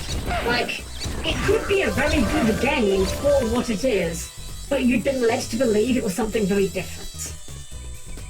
I've had that happen to me a few times, and it can be really hard to look at the game objectively at that point, because my metaphor for it is like going to a restaurant, right? imagine there's a local restaurant in town. A very popular restaurant called, I don't know, Bob's Burgers. Wait, that's a real thing. What am I doing with it? Bob's Burgers, okay. There's a local restaurant called Bob's Burgers, and it makes really good burgers. And you've heard the burgers at Bob's Burgers are really good. So you're going to go to Bob's Burgers to get a burger. You get there, you get the burger menu, and you order something off the menu called, I don't know, Giga Triple Mega Burger or something, I don't know. Whatever you want to call it. And then you get it served up, and it's a pizza. It might be a perfectly good pizza. It might be like a really good pizza, in fact. But you wanted a burger, and you thought you were getting a burger, and now you just feel lied to. And now you're gonna look at the pizza negatively because it's not what you thought it was, it's not what you wanted it to be. Okay, bye. Where are we going? Okay, up the road.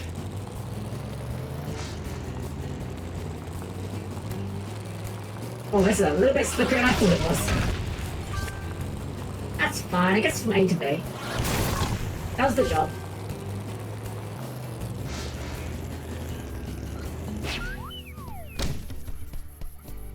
See, things like that, the way that Ty just like snaps out of the Jeep, there's no animation for it or anything.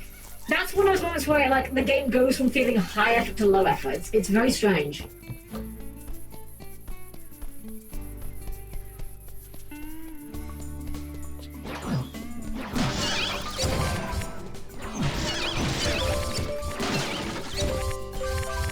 I'm wondering where we get the rest of the boomerangs from, because like we went to the Rang shop and they only had like 5, but the Rang wheel shows like 1 billion of them.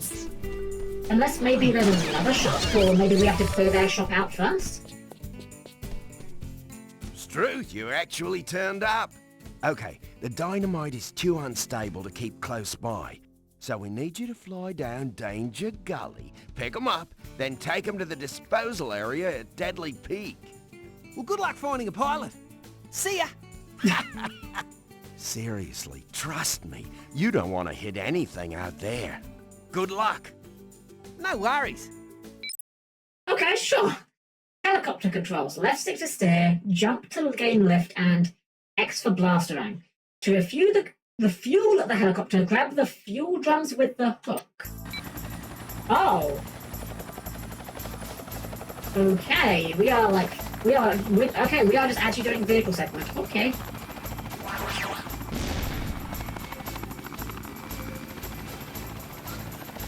I'll be honest, I wasn't really expecting like full-on vehicle segment like this, but doesn't control badly actually, I'm not gonna lie. Oh gosh, I can't remember the name of the game now. There was a oh, we just pick it up like that. Okay, never mind. There was a what's it called? There was a Super Nintendo game where you played like an attack helicopter. And like during your missions, you would have like a little like grabby claw thing that you would pick things up with. I forget what it's called now. It's like Desert Strike or something. I don't know. It's been a while. Kind of like always reminds me of that, but like a little bit worse, but like better looking at least.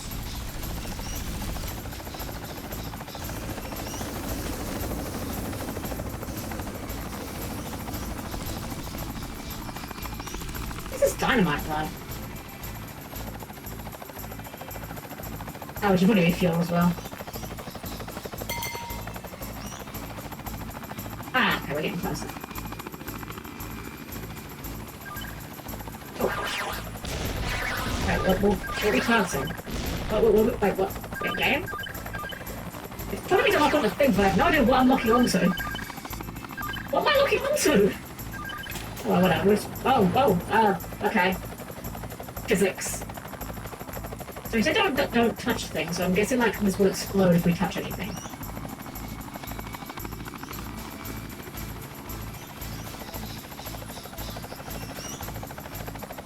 Well, that's okay. I'm just assuming that we instantly lose if this. Okay, let me never mind. Hit the tree.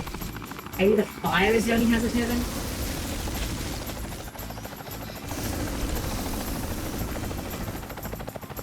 We still get fueled. Oh, we can do it fuel. Okay, we can do it fuel. Alright, yeah, I'm guessing it's just a fire then, because we've bumped this a few times now. But, you know, that checks out. Dynamite. Fire. You know, natural enemies, you know?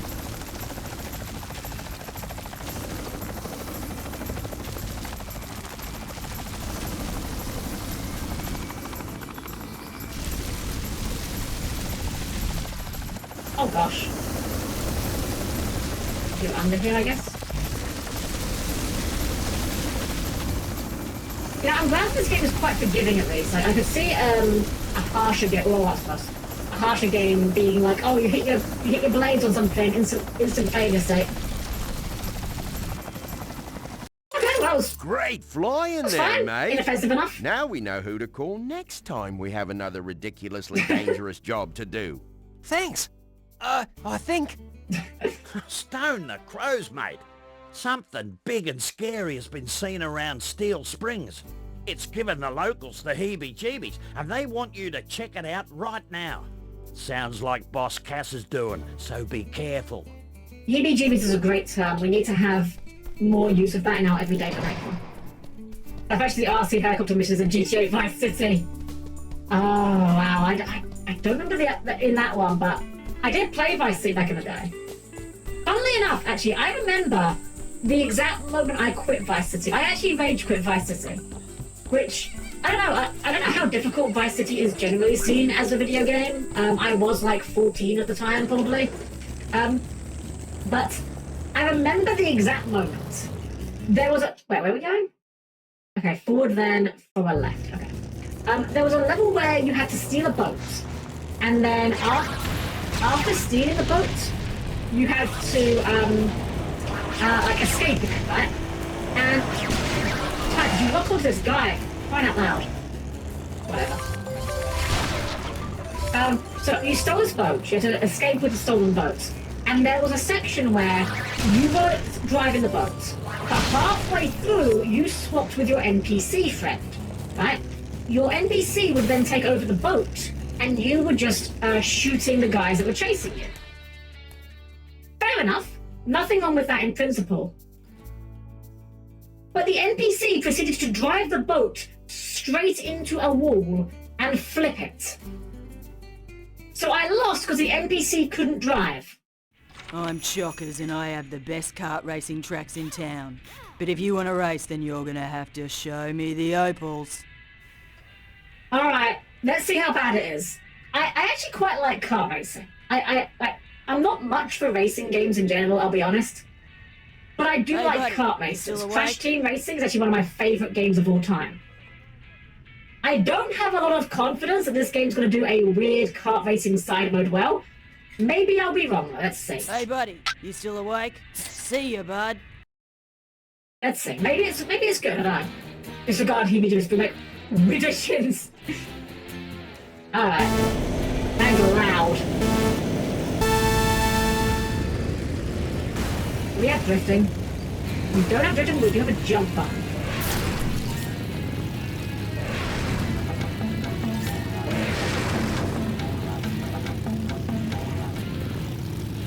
Well, it doesn't control horrifically.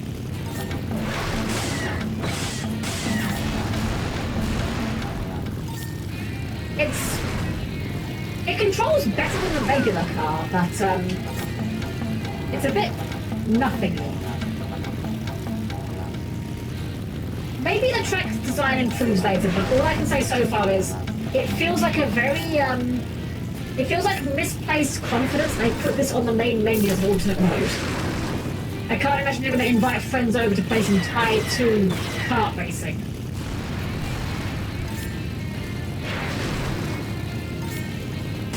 So these item boxes do not seem to have any regard for your placement. We're getting boosts in first place and everything. At least looking at the map, it doesn't look like the AI rubber bands at least, so that's something.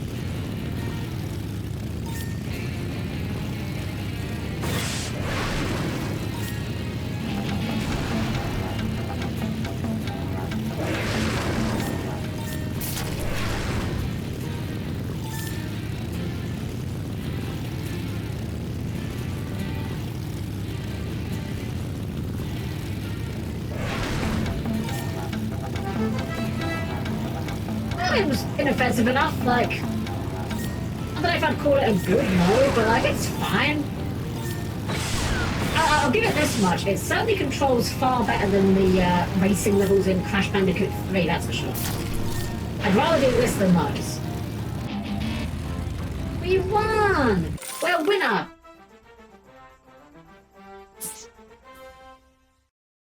Oh, what if he actually plays these guys in multiplayer? That'd be quite funny. Just playing as Steve. Wait, Steve! That's Steve! Steve is the stoner from the sewers! Huh. I guess he just shows up in random places.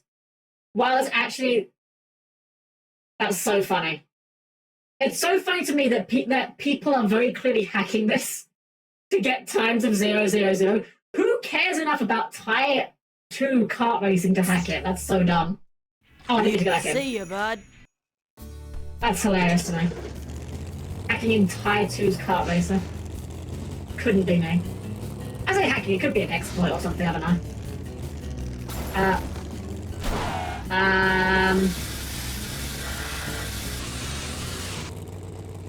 Okay. I think we still want to be down there though, right?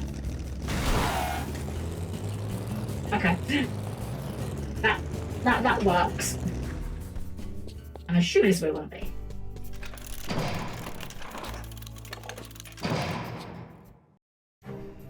Oh, cutscene. Plot. Well, well, well. If it isn't my favorite Tasmanian tiger. Fluffy! I should have known I'd find you here. You're always terrorising somebody. A girl's gotta earn a living. When are you gonna give it up? You know you can do better than Cass. You really think so? I know so. He's mean, arrogant, selfish, conceited, and a bully. Yeah, but the money's good. I mean, they've got a point. I like playing a hero in most games, but it's hard to argue that, you know, being a henchman can play very well. That's an Ankylosaurus. Sick and patchy. Why is the boss an Ankylosaurus? How did you find an Ankylosaurus? I have so many questions. Girasaurus, yeah, right? It's like an armored fucking Pachycephalosaurus. Not Pachycephalosaurus, a good one. Ankylosaurus. Well, it's fun because you call it patchy. I'm not gonna lie, it's a really cool design. Hey, no fair. No, this is actually just an Ankylosaurus. Where did you find this? I'm not mad, this is cool as hell.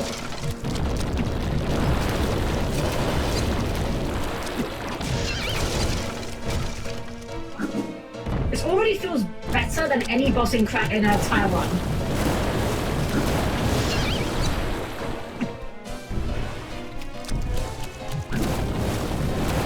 Oh, dang it. Hit boxes. Patchy, don't let that little orange rat get you down. Those missiles.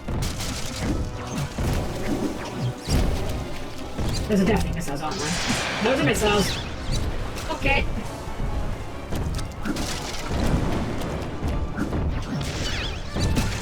I mean, shout out to the auto in here actually being pretty decent. Oh. I should have hit them all, I wasn't paying attention to the health bar. Well, Ty, you just killed an animal that we thought was extinct. Good job. Well, I certainly didn't expect that to happen. Well played, Rat. You won this one. But next time, you won't be so lucky. Ty, I'm not sure we're the good guys here. We just killed a dinosaur. And she can apparently just do that, okay. Good work, Ty. You stopped Fluffy and Cass from terrorising the kind folk of Steel Springs. That bird-brain Cass will stop at nothing to hinder us. Oi! Watch who you call a bird brain, fur face. Yeah, you be careful, Judas. That's a slur. I'm sure he meant it as a compliment. Boss Cass has such a large cranium. It's obviously a sign of great intelligence. Good save. Good save. Good save there, Dennis. Good save, Dennis, Now yeah. that's out of the way, I got some more jobs for you, mate. No worries.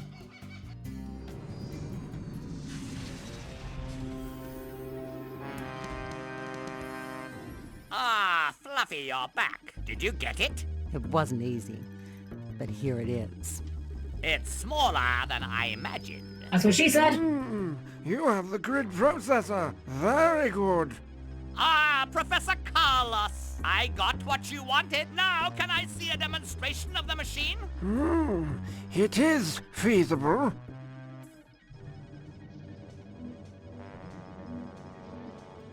Activate! The machine! What's the machine? Anything but the machine. Ouch. That's gotta hurt.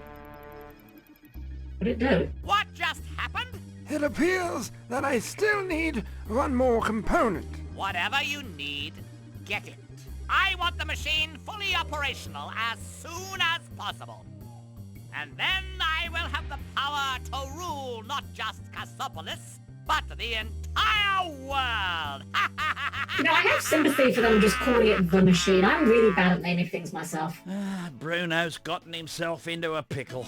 He went climbing in Frillneck Forest but got stuck. Now he needs a helping hand.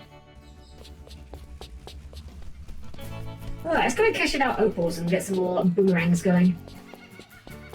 I also want to do the, what was the mission we had before? We had the... Oh, we've got a bunch of missions now. This one here, I think... buys a thermo bunyip. I see. Yeah, this one here, we had before, so we'll probably tackle that one next.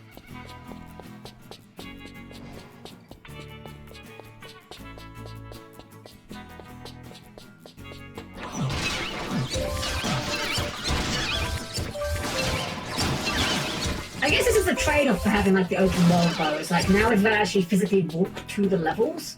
I don't know how I feel about that. Like that's kind of what puts me off of open world games normally. Just having to walk to the levels can sometimes just feel like it's G'day, work. son. Let me know if you need a hand, okay? We definitely need this. This is Good key choice, son. We definitely want the frosty one as well. Bye, son. And in fact, I think we can get some more opals in town because of that. Actually, oh, the opals just respawn. That's handy. Oh. Okay.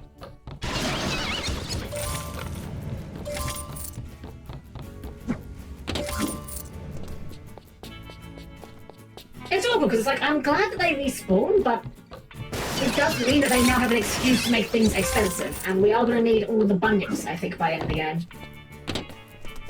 G'day, Ty. I wonder if replaying the first level again with that thing gives you, like, opals from it as well. Presumably it does that. G'day, Ty.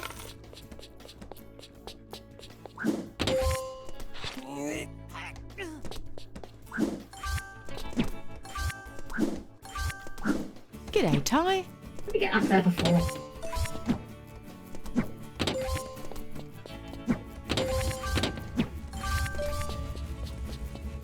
I remember getting up there being as hard last time. What did I do last time? Well, 4 for staircase apparently. Oh, come on. Why am I so bad at this suddenly? What did I do differently? G'day, Ty. Oh, well, there's only a few opals. We don't need them. We don't need them.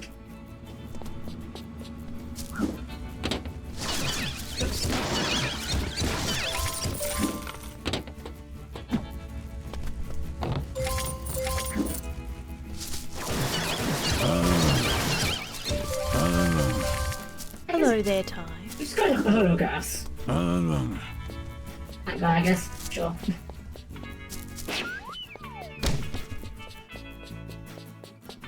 Right, let's get back on the road and get over to the next destination. Like, Bibble and Squeever, I think they called themselves.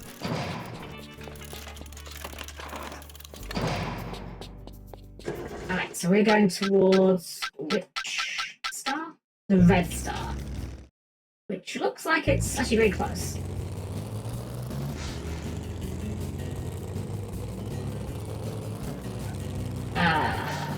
That's definitely how cars work. Where are we going? We're going, I think, this way?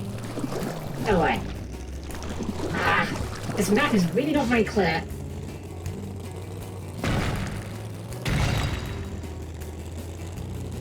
We're going the right way now?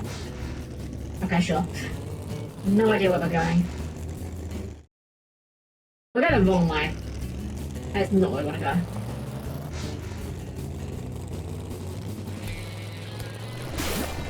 I'm sure you could eventually learn this map very easily, like, it doesn't seem that complex, I just have a terrible sense of direction apparently. Oh, I still go the wrong way. Dang it.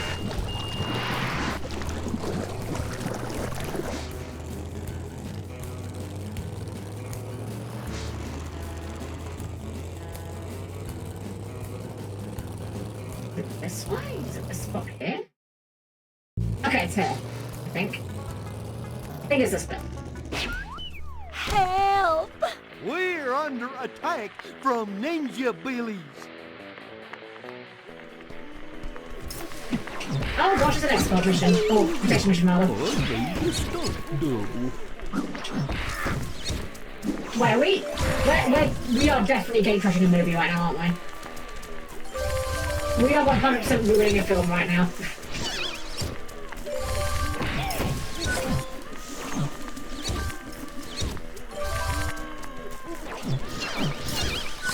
Or maybe this isn't part of the film.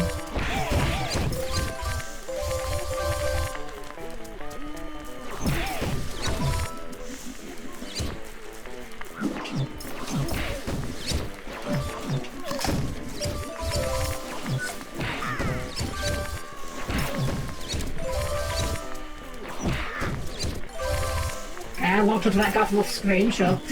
I'm gonna need more makeup. This guy just sidestepping everyone. What the heck?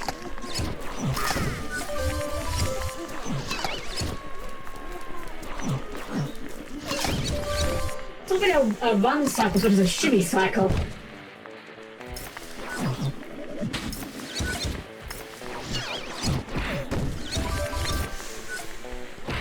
There we go. Last guy down. Dagnabbit! What's the big idea, man? You's just clobbered all our extras. Whoops. Huh? Why, this here's a movie set, you silly boy. We're Beryl. And Squeaver. We are the biggest stars in Hollywood. And we're making a movie down under. He sounds like sorry about Discount that. Goofy. I thought you were under attack. Attack? Those ninjas are expensive stuntmen. Now we're behind schedule. Get off my set. Go on. Get. Dennis has sponsored a team of volcanologists, that's volcano scientists to you and me, to do some experimenting inside Mount Boom. Anyways, something's gone wrong and they're trapped inside. Why are Get all these over places there so and help dangerous them out. sounding? You're just asking for trouble when you name them like that, frankly. Alright, so where can we go next? What's our next mission? Dennis Freeway. This is in real trouble, help them as soon as you can. That is the orange one, which is... Okay, I think I know how to get to that one. If we go down here, we swing on right and then follow it round, I think? No, wait, that's the downward path.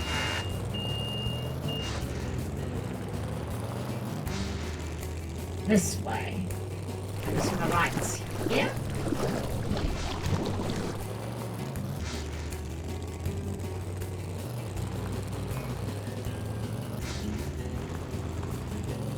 I'm not good at driving if it's not apparent. I'm not a terrible driver in real life. I've never had any accidents or anything, but when it comes to games, I'm just a very bad driver. Alright. What's that? Wait, what are those? Huh.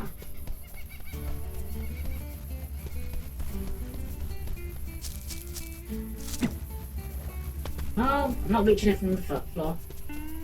Okay.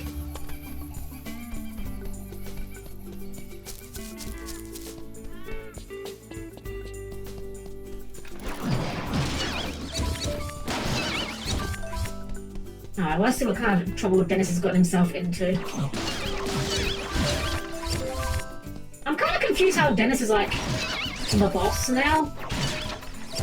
Everyone kind of made him a joke in the first game, but now he's got like a fancy uniform and everything. Dennis, I made it as soon as I could. What's the emergency? Oh, it's just terrible, Ty.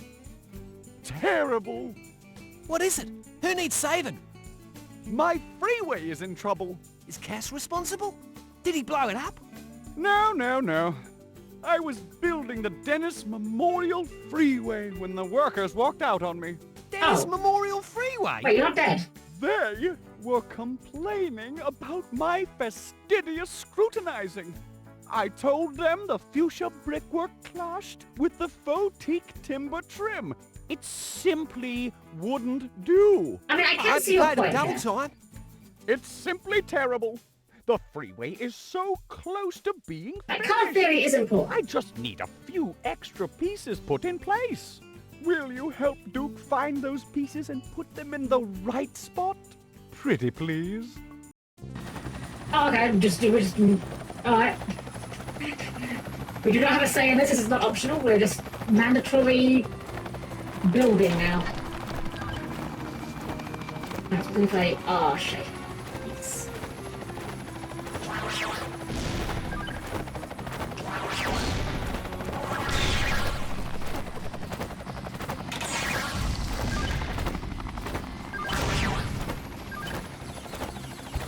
Watch out!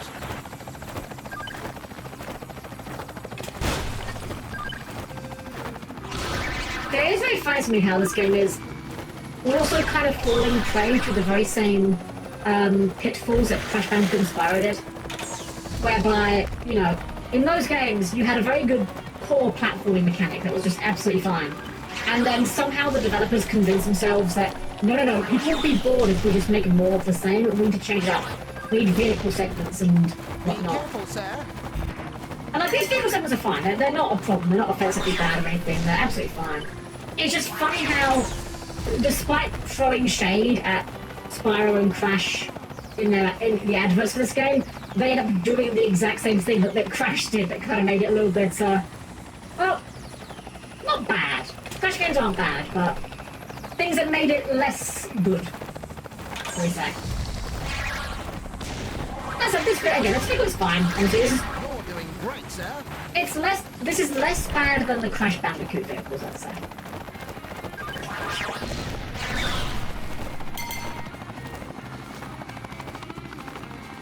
We dropping this one off too? Oh, over that way. Oh, I just noticed the home or the house on the radar. That's obviously where you took it off. That makes sense.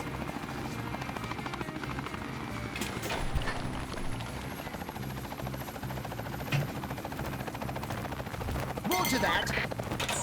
That was easy enough. Goodness gracious me, you did it! I hereby declare the Dennis Memorial Freeway officially open! Thank you, Ty. No worries. Foreman Norman's been on the blower with an unusual request, mate. The Woolly Woolly oil rig cook quit today and left him in the lurch without any food. Luckily, Dennis has volunteered to cook for him. Can you swing by his place and pick up their lunch? This does not feel like the sort of thing that you would get an organisation called Bush Rescue to handle, but it's a video game, so sure, why not? What's next on our list of objectives? Volcano Rescue, we can't do that yet, so Croc Stockpile, blue. We're going following the path round to the blue one. Or the road round, rather.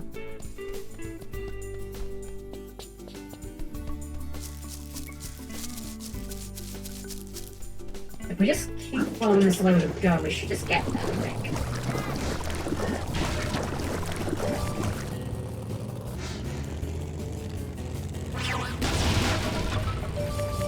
Is that a giant inflatable crocodile? Super-sized salty. Excuse me? That really sounds like a euphemism for something, I'm not gonna lie. Gonna be in this one here, right? Muddy bottom, same. I don't like it, it's a bit creepy, yeah. Right, Ranger Ken with your weird eyes. What's up, mate? Oops. Struth, it's a good thing you're here, mate. We need a hand taking these crocs. Count me in. And Ranger Good Ken one, just mate. sounds so We'll be bored. using a boat and a chopper to round them up. I'll steer the boat toward the crocs. You use the chopper to pick 'em up and move 'em over the pontoon. Duke'll drop 'em and I'll tag 'em. No worries. So now we're helicoptering crocodiles, I guess. Wait. Okay. Okay, banjo rendition of Flight of the Valkyries was not on my list of things I expected in this game, but I'm actually very okay with this. It's a wonderful choice somehow. Where's the next spot?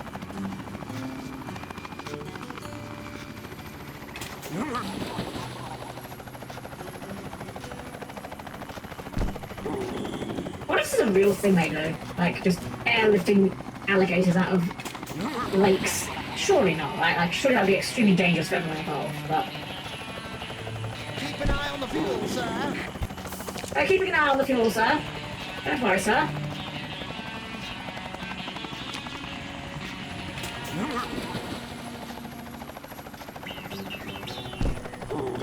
Let's grab some fuel over here.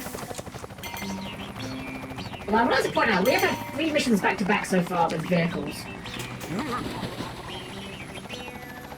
Which is a shame, because the platforming is good. The platforming feels good. I want more of the platforming, though.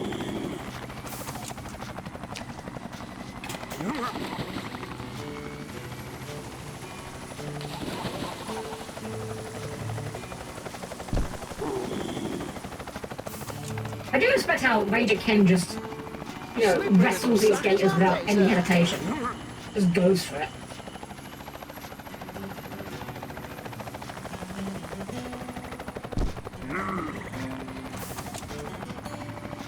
Just throws them back in. To be fair, I mean, I would imagine they're probably a bit stunned, right? Imagine you're just like an animal going about your own business, you know, and then suddenly a giant mechanical bird comes out of nowhere, picks you up in its claws, drops you on a floating island, and then a giant panther man just grapples you. I don't think you'd have much say in the matter at that point. You just have to go along with it, right? Surely. And I don't know that I never respond to that situation, frankly. I think that would catch me completely off guard. I'm fine on fuel, stop complaining. Here's our last gator anyway.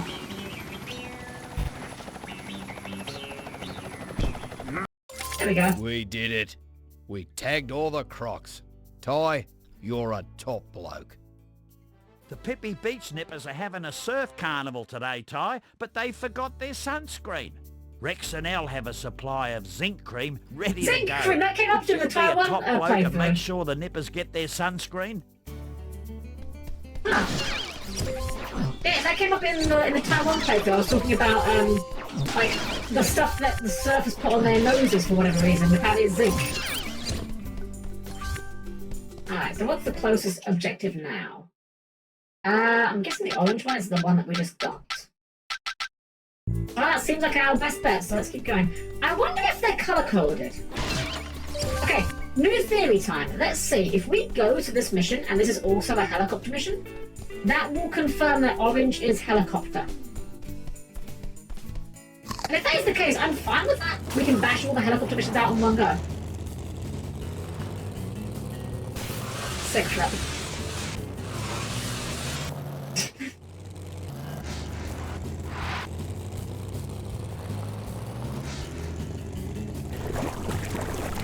This is one thing that I think they have changed. These muddy segments, I remember in the PS2 version, the car like barely moved in them at all. Like it was like super slow. And I remember going through most of the game just assuming that at some point I'd get an upgrade for the Jeep that made it faster through the mud. And I don't think I did. I think I've made the mud less obnoxious in this version though, thankfully.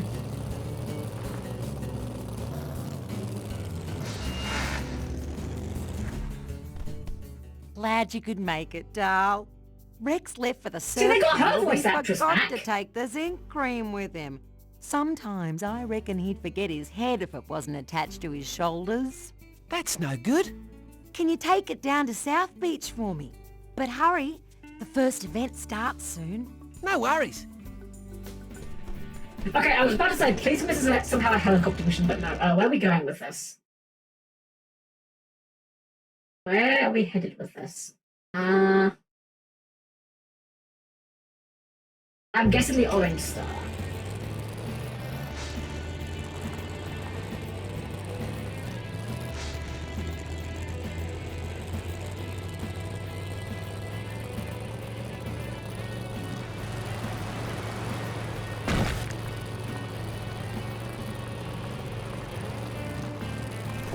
Or is it this star? Hold on, this is a... Where's the stars?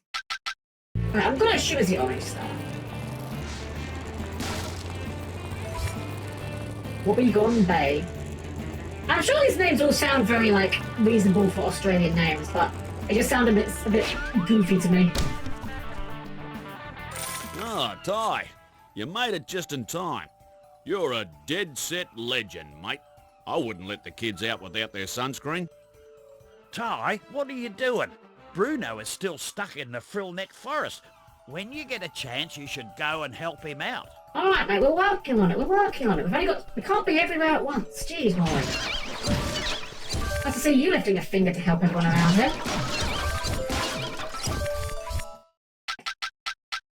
Next up we have... we can't do the volcano rescue, so canopy capers, purple. Well, I guess we'll help out the guy that Roy was moaning about.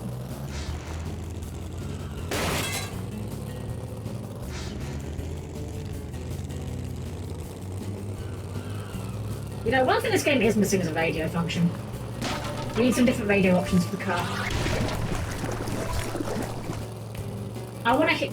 Okay, do you guys remember in... I'm sure every Grand Theft Auto has probably had this. I'm not that familiar with the more newer ones, admittedly. That's a giant shrimp fight. The King Prawn, I love it. I don't know what it is, but I love it. In Vice City, there was a radio station called VCPR that was like the public talk radio. I used to just sit and listen to that for ages because I just found it really funny. Here we go. Is this the place? This is another vase. Yeah, screw it, we can do another vase, why not? Get it out of the way. You again. So you're ready to race karts? See ya, bud. Party beach racers. That is very loud.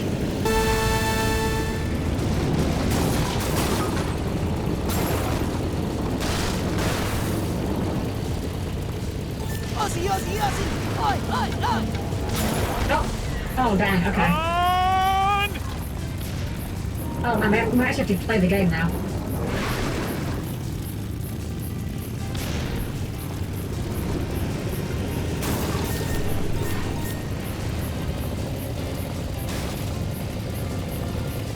Aussie, Aussie, Aussie! Oi, oi, oi!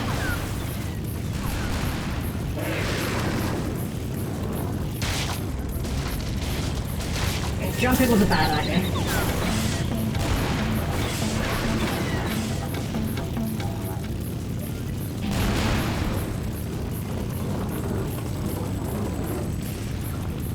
Okay, this was only a 3-lap one. I was thinking the last race was like 6 laps, but it was also just a basic loop, so I guess that makes sense. Rude.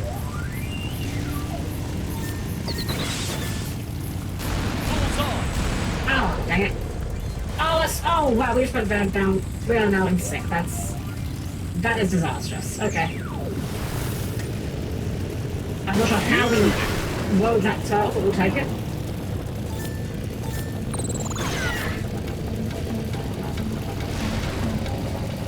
Stupid babble! I was about to complain about you being racist, Boss Cass, but it's you, so I kind of just expect that behavior from you.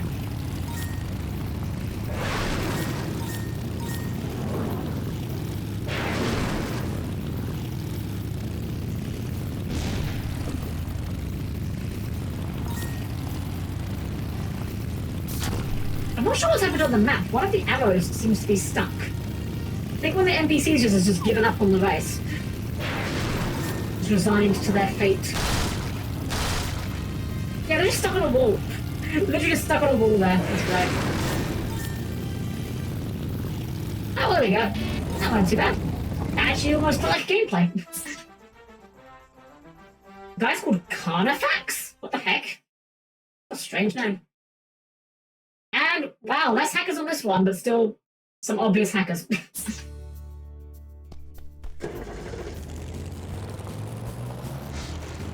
If you're gonna hack a game, like, at least be convincing about it, you know? Where were we going? We were going to the purple one? Purple one. We're gonna hang out right there.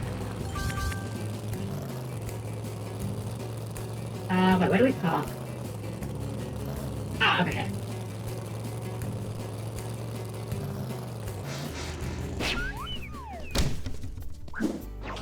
Robo bunnies! I love these guys. I would definitely keep one as a pet. I mean, apart from the whole cannon for a face thing, apart from that, they're really cute. And only slightly explosive.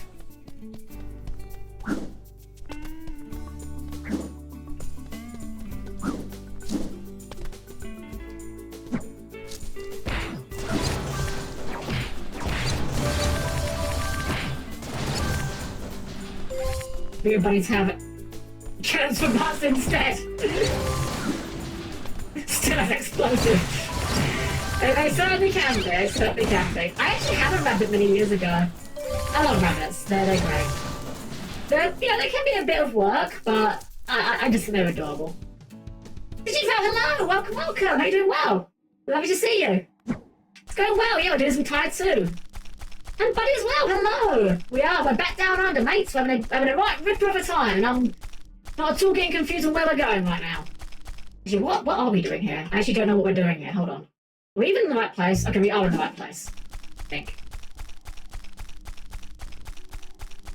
Yeah, I remember, like, basically nothing about this game, so it's almost a blind playthrough right now. Not quite. It's, like, mostly blind. Ooh! Oh, this area looks really nice. I love this like, I don't know, something about this aesthetic. Something about this aesthetic is nostalgia for something I haven't experienced. This reminds me of, like, those sort of, like, children's playgrounds, you know, where they've got, like, lots of climbing things and the nets to catch you.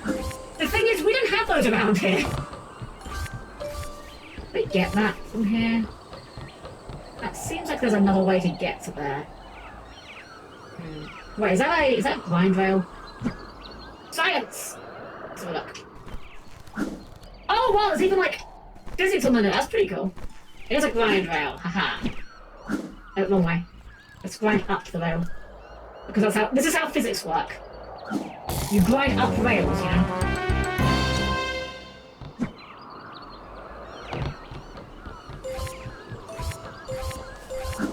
I don't know what it is. Something about this area is, like, it's really nice to me. I want to visit an area like this. I don't know what I'd do there. But just, like, I love these, like, suspended little platforms and, like, I don't know, something about having the netting here is just weirdly, like, charming to me. I can't really explain it. I do it out the ninjas, though.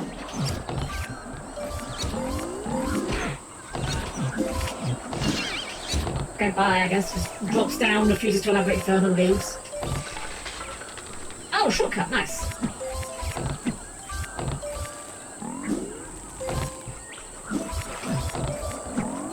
It's weird, like, we're here because we're trying to save someone. They said they were, like, stuck here. This really feels less like somewhere hazardous and more feels like an adventure park. This feels more like something you would pay to experience. We get that. We can.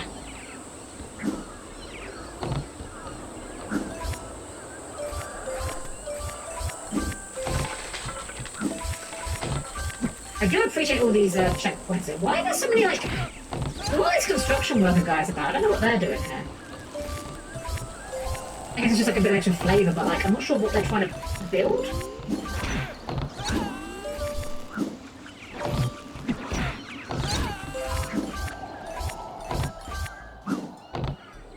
Up here. Wait, what is up here? Anything up here? Aha! Up there.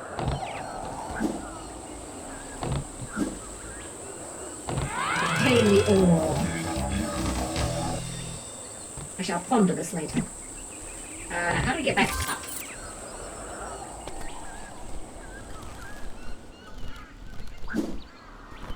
No, we got a ladder around here somewhere. lie though, these net physics, like as you're running around, are just...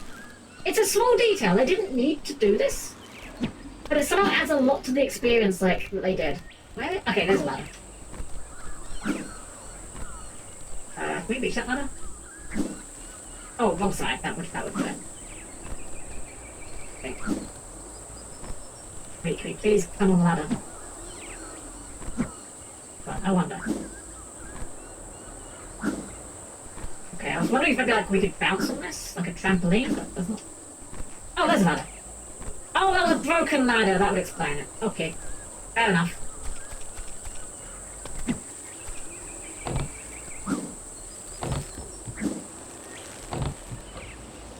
We go that way. We are going that way, okay.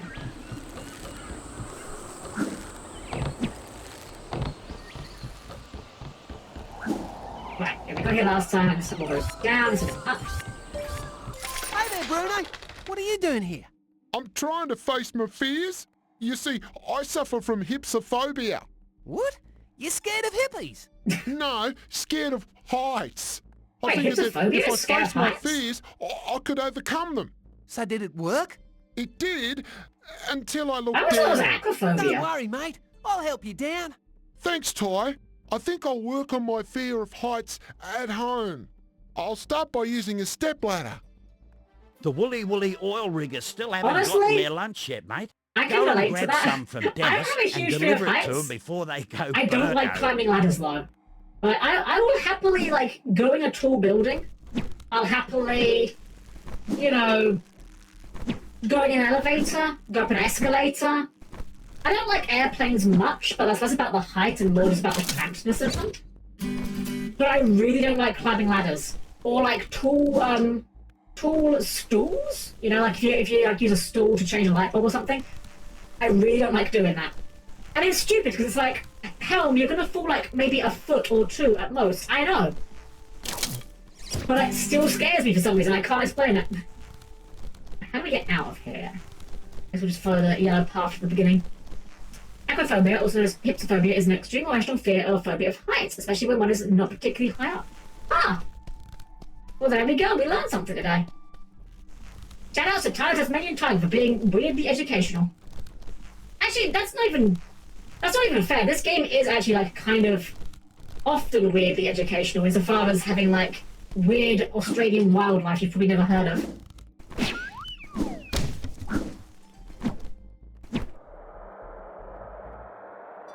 I still am bothered by these rail grinds. That's not how rails work.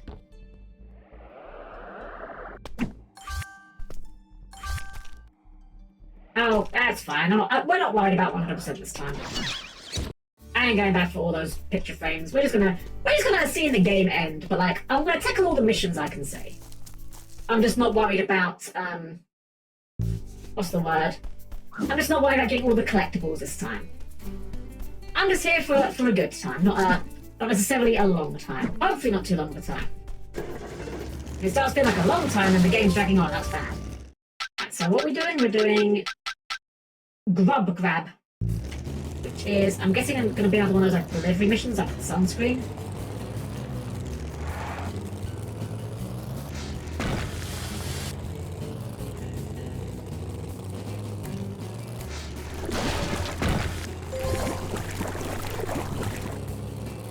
On the plus side, this does take us right back to where Barmaji is, so... Actually, are we going back to Barmaji? I think we are. That's actually good, we can use that as an opportunity to restock, and while we're there, we can go and get that funding license that we need. Oh gosh, don't fall off the bridge. Yeah, we know we need the Thermo Extreme Bunnik for the other mission, so we can go and grab that while we're here.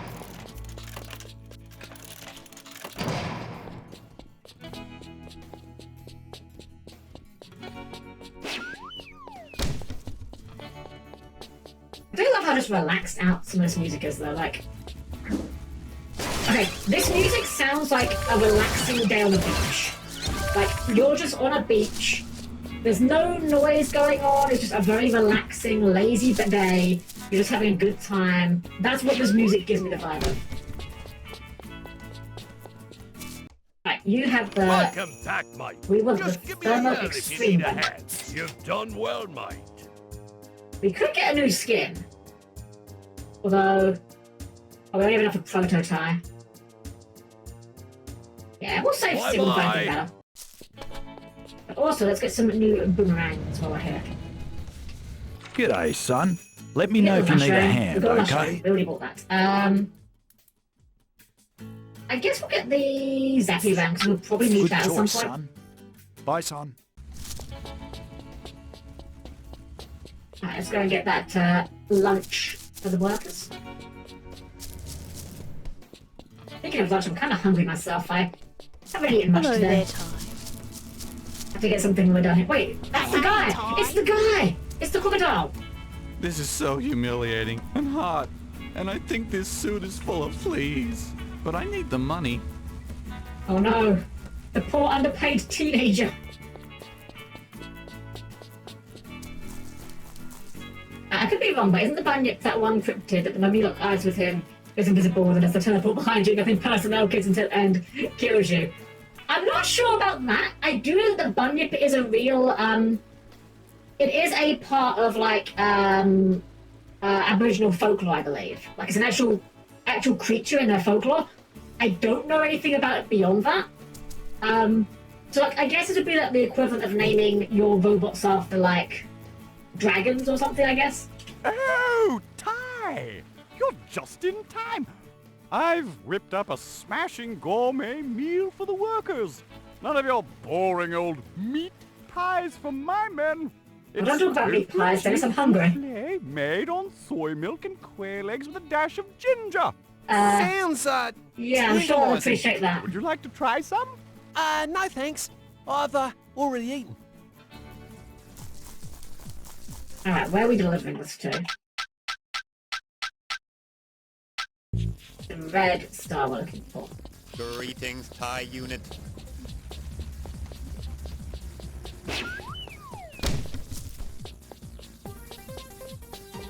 I love this needlessly dramatic music, by the way, for lunch delivery.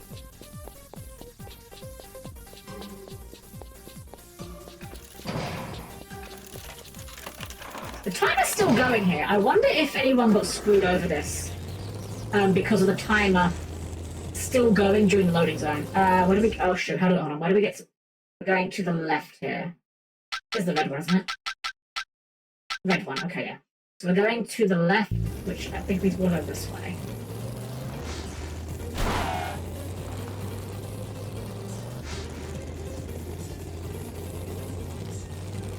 I am slowly starting to get a rough feel for the layout of the map, despite my poor sense of direction. Well, Seymour, I made it despite no directions. Ah, Superintendent Dennis, welcome. I hope you're prepared for an unforgettable luncheon. Steamed hams, but it's tired Tasmanian tiger. Stranger things have happened. I could see someone doing that.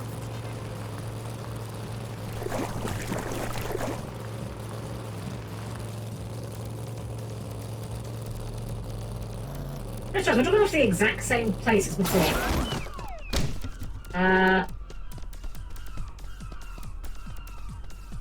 Where are we dropping it off to?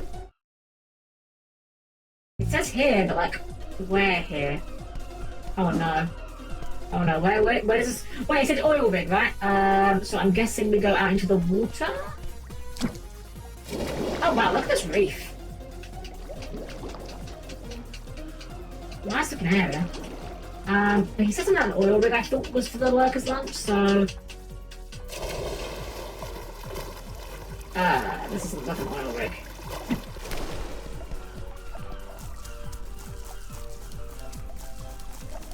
Wait, no, hold on, the map. We're not close to the start. Hold on, am I in the wrong spot?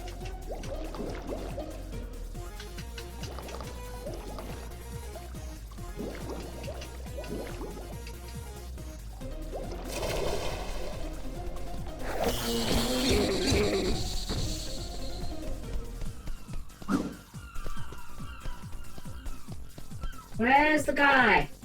Game? Game, why do I hand the sandwich in? It is definitely the red one, isn't it? The Wally Wally oil rig cookers quick.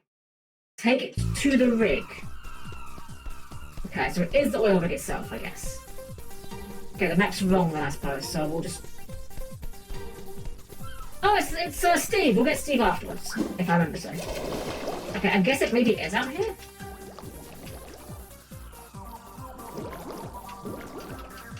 Oh, an orb. Right. Again, the timer's please, the timer is still going. I'd rather not have to suck in your cutscene. Where's the oil rig though? Oh, is this it? Wouldn't be an oil rig, but maybe this is what they were talking about? That's a submarine. That does not seem like where we need to be. Oh, sure, we're gonna run out of time on here.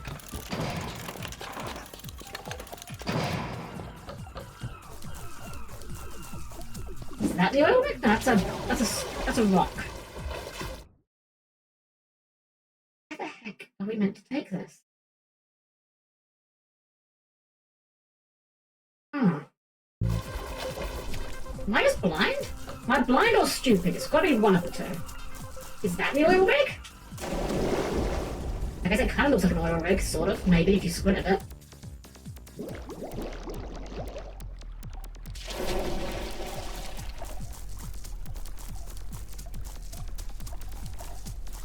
How do we go in? Oh. Neat. Where the heck? This is annoying me. I feel like I'm gonna lose this mission because the game has not told me where I'm taking it, and that's the worst feeling.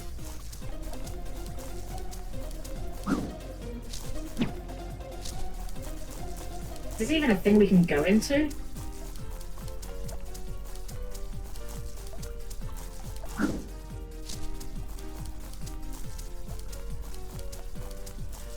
If it was that submarine, if I was in the right place and I had to take it in a submarine, I'm gonna be mad.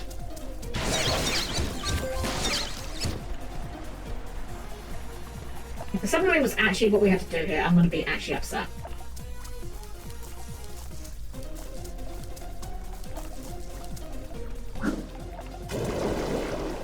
Alright, let's try it. Let's see what the submarine does. I mean, we're running out of time anyway, but at least we can have a look around, I guess, and see if we can find out where this oil rig is. Keep up your speed by not hitting things. Good advice. Good advice, Julius. Alright, let's try it again then. I just found out about the Yama... But we can't even go in this. Okay, we can't even go in. Wait, how did... What the heck? What do we do with this thing? Okay, I know I said I'm not too about 100% in this game. But I want to try to at least do most, if not all, of the missions, and I want to do it just to figure out what the heck I'm doing wrong here.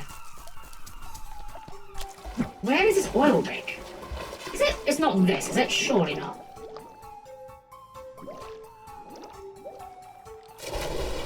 Oh my gosh, is it this? No, this isn't an oil rig, it's a... You again. Race. So you're ready to race karts? See Maybe you, later. bud. I will come back, but I want to work out where the hell this oil rig is. Do I just not know what an oil rig is? I'm pretty sure I know what an oil rig is, but I don't see anything that resembles. Wait, there's a cave over there. It's not in that cave, is it? Surely not. That would be so dumb.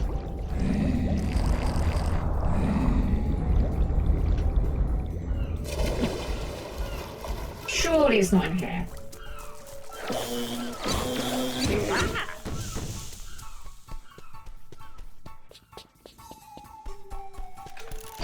Oof, check out that tiling on that wall. Oof. This really doesn't feel like an oil rig. In fact, we're going further away from where that star was. It was a dead end. Okay, thanks, game. There's an Australian vampire that lives in fig trees, waiting for passersby to come along, then drops on them, sucks their blood. The interesting bit is that hunts them diurnal, becoming immobile during the night. Huh.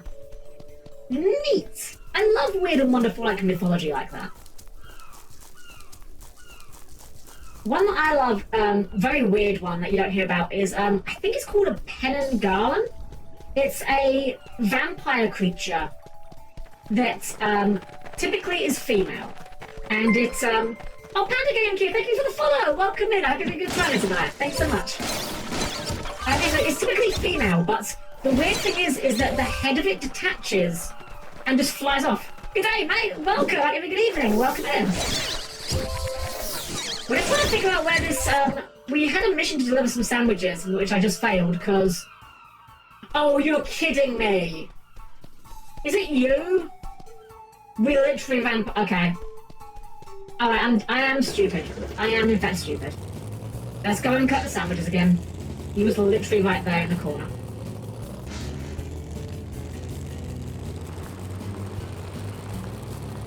I can't believe... I was gonna say I can't believe I did that. I can believe I did that. I'm very dumb.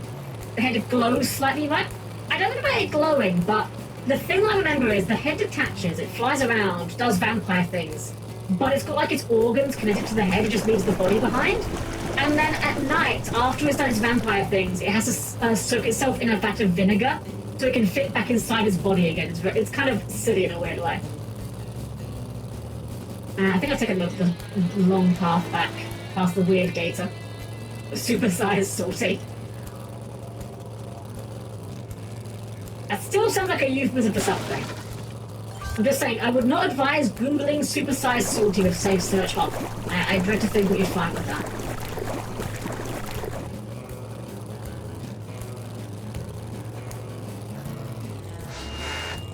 This vehicle is somehow both very floaty and also very weighty. It's a very weird one to explain how it controls. Pickled vampire. Basically, yeah. Basically. I only know about it because of Pathfinder. In the Pathfinder Bestiary, they had an entry for it. And I thought at first it was something they just made up, but no, it's a real... Well, I say a real thing. It's an actual mythology thing. You know what would really benefit this game as like an option? I don't think this is a thing, but a boomerang that makes you just run faster by holding it would be quite handy. Greetings, TIE unit. It wouldn't be like super helpful, but it'd be a nice quality of life. Ooh, what's this thing?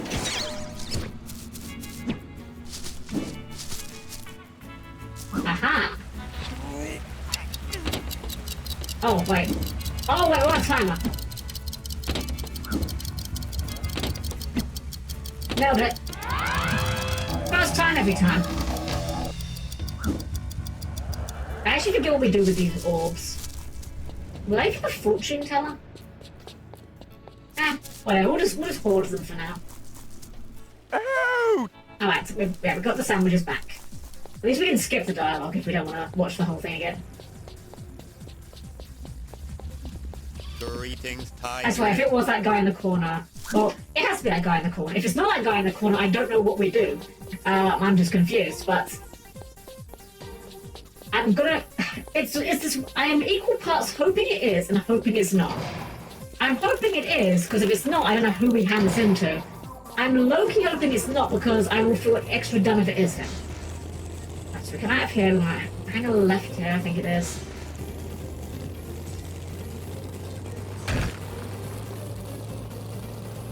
Left around here.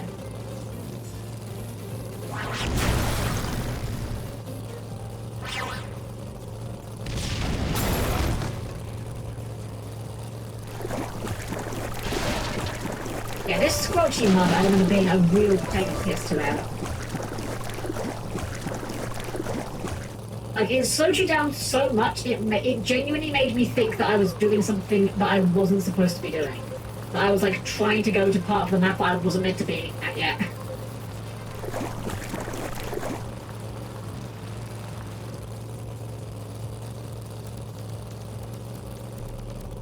Right, please tell me that was the guy. Please tell me it's you, sir. There we go. Time. The boys are ready to knock off for lunch any minute now. They've been hanging out for their meat pies with mushy peas. Ugh. Here you go, mate. I don't mushy peas. This smells like an explosion in a manure factory. That'd be the Parmesan cheese. Well, they're as hungry as half-starved emus, so here's hoping they won't notice. Ty, Woolly Woolly oil rig is under attack. The whole place is gonna blow unless you do something about it. This is top priority, Ty, so get cracking, mate. Okay, you say top priority, which to me reads as this is progression, which means we're going to ignore it. Let's do the side quest first.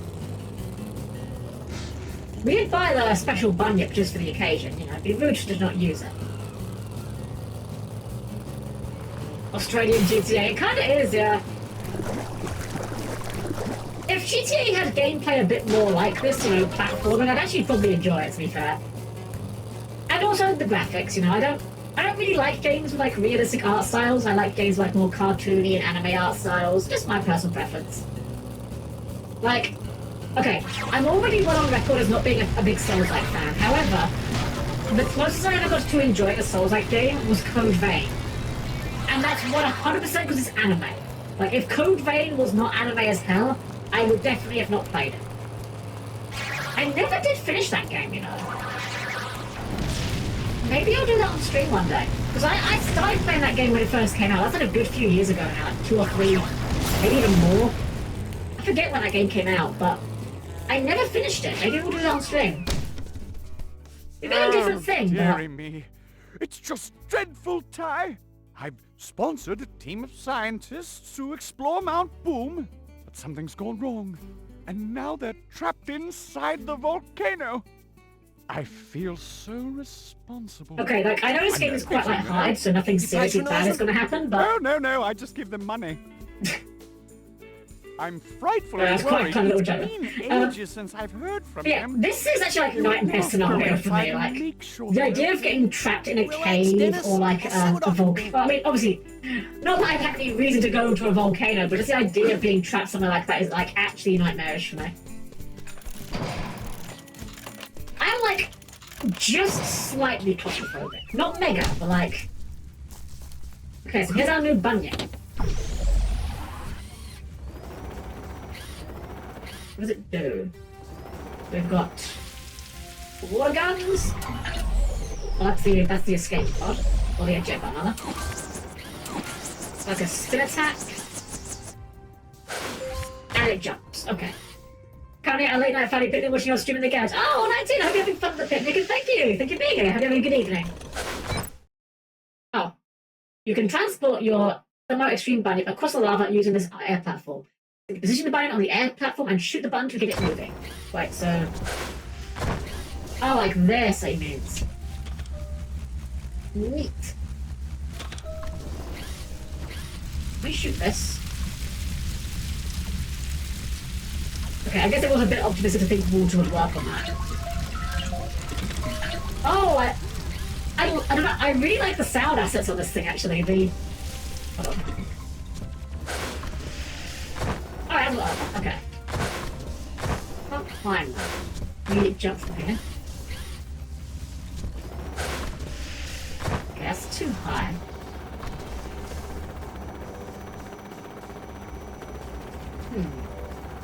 You climb this side first?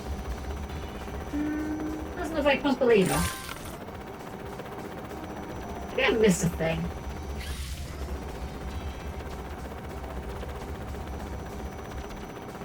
Wait, we can just jump in the lava, right? Yeah, we can just jump in the lava.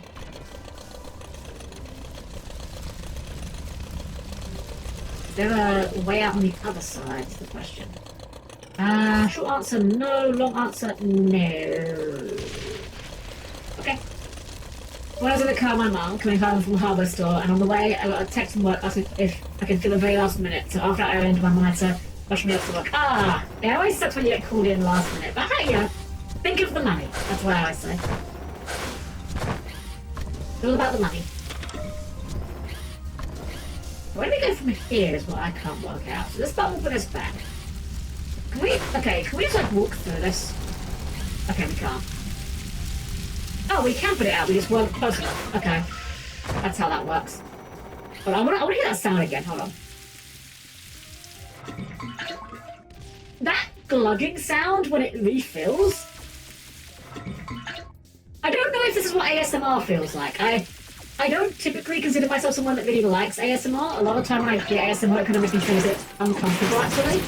But, I don't know, that glugging sound is like, can we find them both? Right. Oh, we can do it. Oh! Oh, we have a spin to win. Okay, that's actually great. I love it.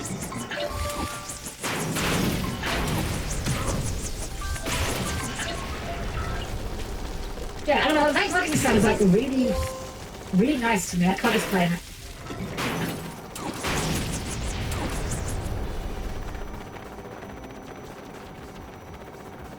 I guess we did need the button, otherwise we couldn't have put that lava pillar out. What does this button do? Okay. Okay, I still don't know what the button was doing.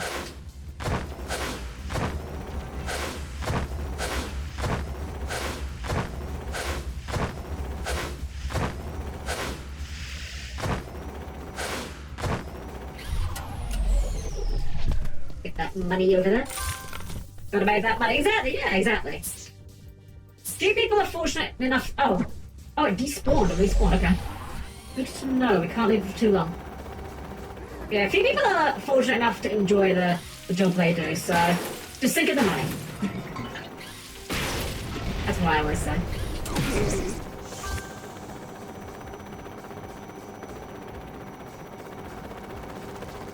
This vehicle's like a neat little novelty. It's not like super exciting, but I think it's alright.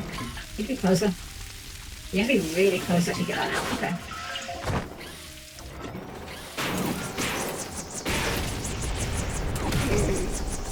See, this is what I kind of think is like good gameplay variety here. Like these vehicles here. There's a button. Wait, are we going to drain the volcano? Is that what's about to happen here? I don't think that's how volcanoes work, but I'm here for it. Aha. Yeah, this is what I would consider like good gameplay variety. Like, yeah, we're not playing Thai right now, we're playing with Thermo Bunny, but it's still platforming, you know? It's still the same kind of gameplay that you kind of signed up for. What got me mad about the old Crash Bandicoot games, and to a lesser degree the Spyro games, is they start delving into gameplay styles that are just different games, you know? Like Crash with the motorcycle or the jetpack or whatever. They're not even all bad, but it's just not the same game.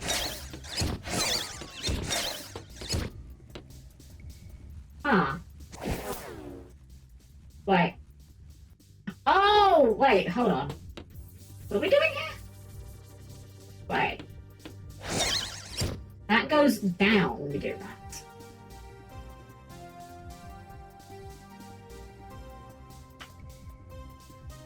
Ah.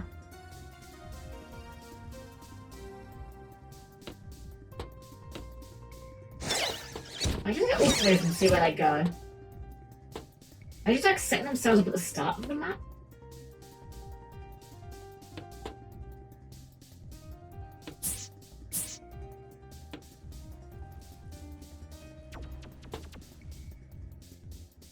Is it going down then coming back up? I'm not quite sure what we're doing. Right. We'll figure it out. Okay, so they are looping. Okay. Oh, I guess that would be so. Like that would be why you would want to turn them off again. If you're trying to transport the bunyip, you need them to be. Okay, I see what it is. I see what's going on. I think. And there's presumably switches or something over there we can... Wait, we need the bunyip! We need the bunyip back. I think.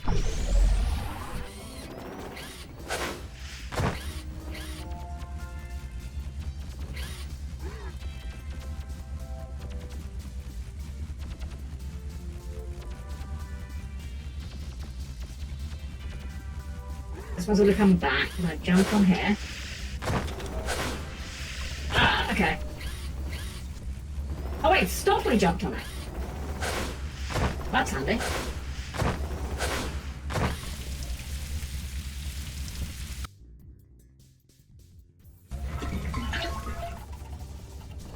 Wow, 3, I see. Oh, I see. That's mildly annoying. So because they stop when you jump on them, we can't get back up there now. We're gonna have to go back there and hit that switch again. I see. I understand the assignment. And that then puts them back where they came from. I see. It's just a bug out a little bit, that's okay. I think what's happening is the water hitbox is hitting it like every frame. So it keeps re-looping it. Right, let's trigger these again.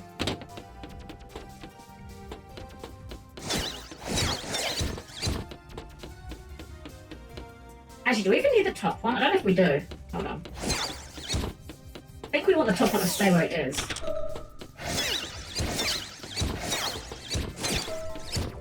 Wait, did I hit the wrong one? There we go. I think we want that top one in the same place, so we can use it as a platform.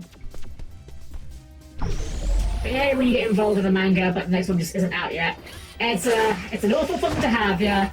I remember with less, think of it less of a manga issue and more of anime. Back in the day when I was watching the original airing of Digimon. Actually, is this even gonna work? No, we can't make it up there, can we? Wait, we can? Wait, now what? There's no shot we're gonna get that from there. Maybe I have misunderstood this slightly. Yeah, with oh, that tiny truck in the floor does damage. Okay, fair enough. Yeah, with the original Digimon run, I remember, and actually Dragon Ball Z for that matter, it was so frustrating when you'd be watching it. You'd get like really into a section, and then just randomly the next day when you're watching it, you know, like its usual airing slot, it would just reboot the entire like arc, just for no apparent reason. So we'd be like, you'd be watching it, there'd be like a big cliffhanger or whatever, and then suddenly, next time you put it on, whoop, we've gone right back to the start of this saga. Wait, hold on, this is what I'm doing up here. Well, is this going to come around here? I don't think it is it? Oh, this is so annoying. We can't hit from here, can we? Yeah, it doesn't go anywhere near far enough.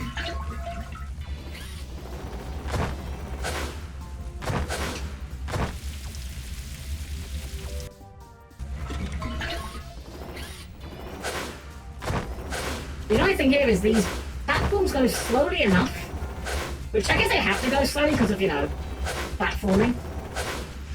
But because they go so slowly, it's hard to really work out how long their cycle is. I'm also wondering if I even need this thing, like I'm overthinking it. I think I do need it though.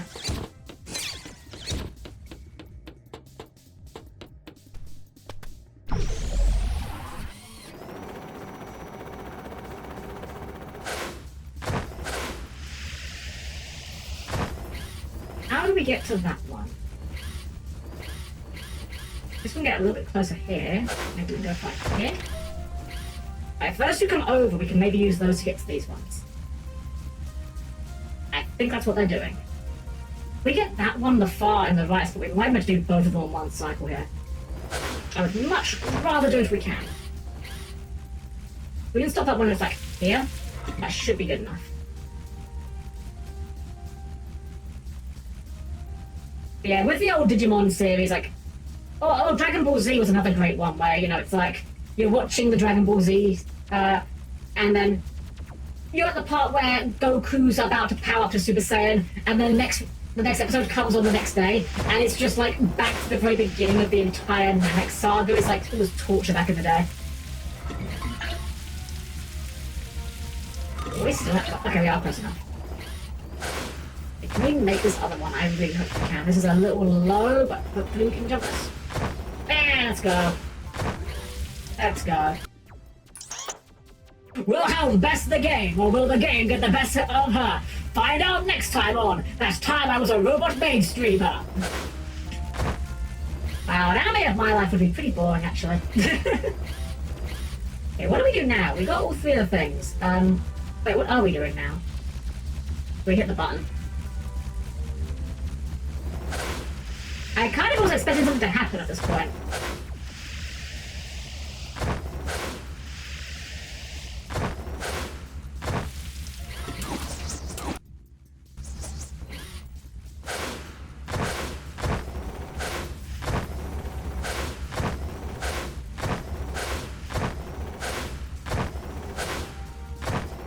Maybe if we go back to the red button? Will Goku defeat Frieza and save Namek? Next time on Dragon Ball Z, Frieza defeated! I gotta love that when the spoilers are in the episode names. Actually, Actually, I remember seeing a thing about this. I believe it was a parody. I don't think it was a real thing. But it was a parody of light novel titles, where the title was the entire book. And that didn't actually do anything. What does this do? I have no idea what this button does. Wait, so what do we do now?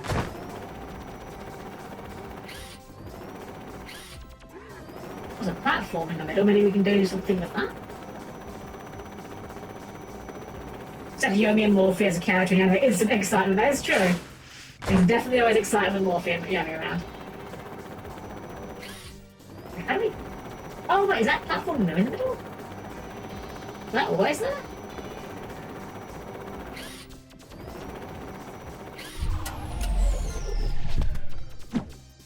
I'm not quite sure where we're going here.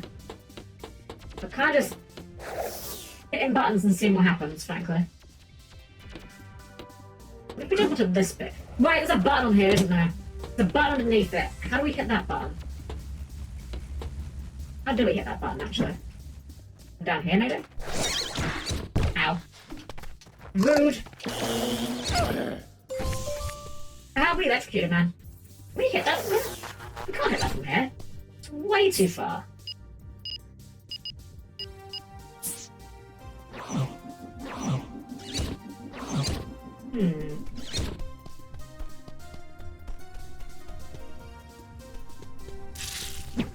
There's a bit of way up to that button, surely.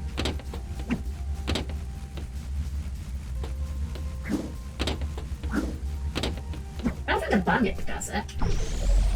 Unless, oh, maybe actually, can we pop? Can we shoot while hovering? We cannot, okay.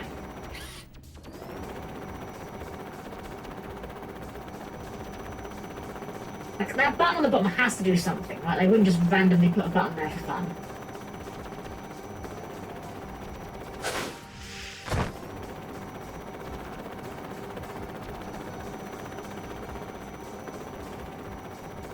Actually, what is this cable doing?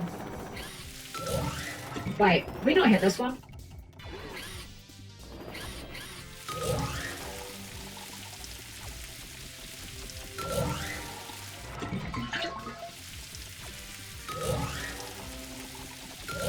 Okay, it's not a thing you have to sustain on, okay. Just understanding the side. Can we shoot from the side, maybe? That's way too far, isn't it?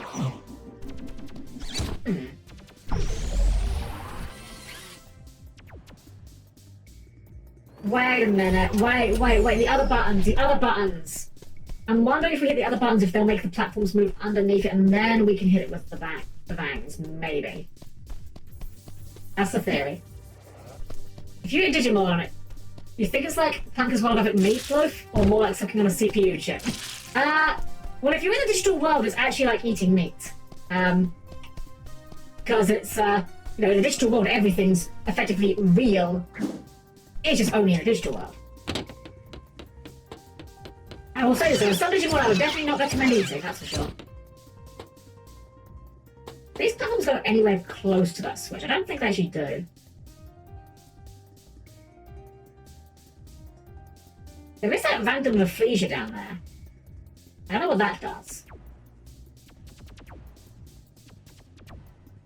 I'm not gonna lie, this stage is making me feel really stupid.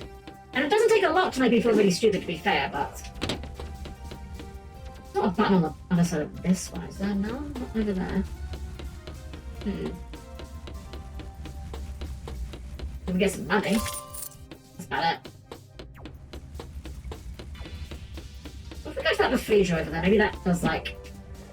Maybe that takes us somewhere we haven't been, I don't know. I'm kind of guessing at this point. Wait, is that a thing on the wall? Is that... What is that? Can we lash-o-rang that? Ah! Handy. What does this take us? Okay, well that's a handy little shortcut. Doesn't really help, but... Good to know, I suppose. Can we just make this jump? I don't think we can. We're not even high enough as it was next to us, I don't think. Eat orange Nanny Man for extra vitamin C+. Oh my gosh, the sense of Nanny Man is great. Okay, let's have a look closer. What are we doing with this? They didn't say there was anything else we needed for this mission. They only said we need the bunyip. So, like, presumably we've got all the tools we need to complete the stage. Get the money at least.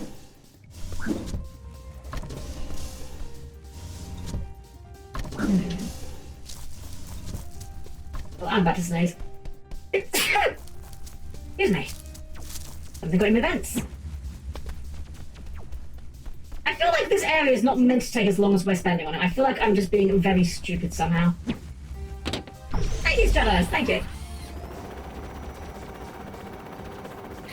Wait, what is this? Is this a thing? Alright, why can't I interact with this?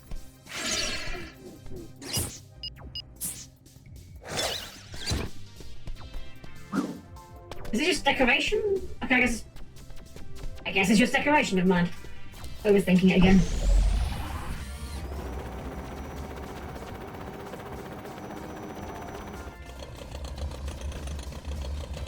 At least we've got this little shortcut here. Whoops. Let's go and put that guy out of his misery. He's been kind of like just crying in the corner there for the past 5 minutes. There we go. Hey, it's a spoiler! Oh, they gave it one a new Digivolution light based on the Ground One line, which I think is a reference to how it was originally going to be Takato's partner. Oh, neat! That's great. I do love how Digimon just has like all these weird references and stuff in it. Digimon is like such a cool series because there is nothing that Digimon won't do. Like there's nothing they're afraid of doing, or nothing about the designs are like they've got to be safe or whatever. Like they'll just make a Digimon that's just made of guns. They'll just have Gundramon, who is just, this is my Digimon. He is made of guns. Wait. I wonder if we. Okay. I might be thinking like way too outside the box here. But this thing fires water, right? I wonder if we can hit the button to move the platform because of the water. Probably wrong, but we'll see. Helm, your ears like communication rings like Gundams. They do have functions, yes. Okay, can we hit this from here? No, we cannot. Not even close. What am I missing here? I must be missing something really dumb here. Like, I feel like there has to be something obvious I'm missing. I'm actually not even sure what I'm trying to achieve right now. We hit this. We hit all 3 of the things over there. They've all been turned on. Wait, did we not get the 3rd one? No, they are all blinking. I know what this button's doing.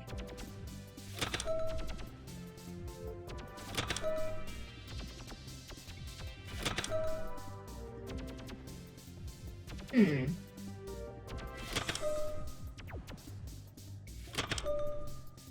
can't see any sign of what that button is actually doing for us.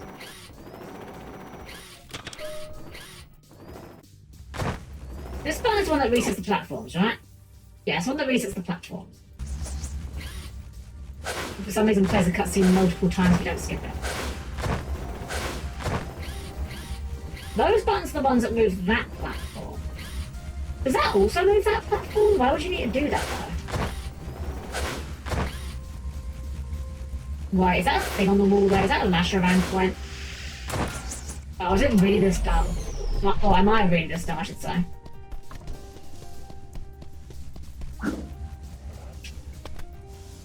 There's Lasherang points! Okay, I am done.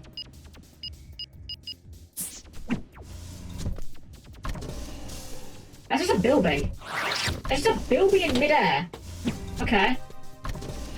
But there are Lasherang points up there. I'm not sure if that's relevant to what I'm doing, though, if it's extra.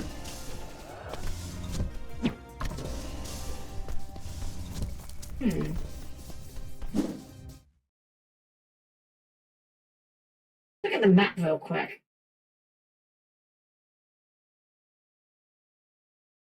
Wait, have we just been, like, ignoring a path? Is there just a path here I've just been meant to be doing and just ignoring somehow? Hold on. Shoto Amate.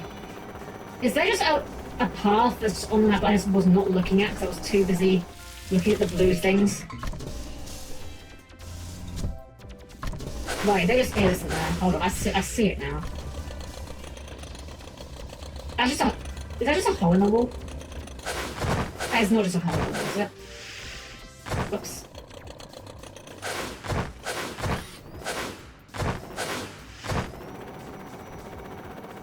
Okay, it's not just a hole in the wall. Alright, random idea. Does this thing dive? It dives. It's a submarine as well! How was I supposed to figure that out?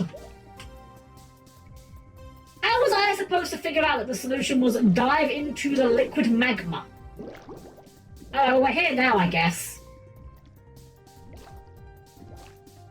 I guess they did show us the hatches opening. I thought we were going to be draining the volcano for some reason. That just to me made more sense. It's a black. I mean, Metal Dramon is cool as fuck though. Yeah, honestly, like, Digimon designs and in general are just unnecessarily really cool. Like, okay, don't get me wrong, I like Pokemon. I am a Pokemon enjoyer. However, it is wild to me that Pokemon is the franchise that took off instead of Digimon, when Digimon is just objectively cooler in basically every way.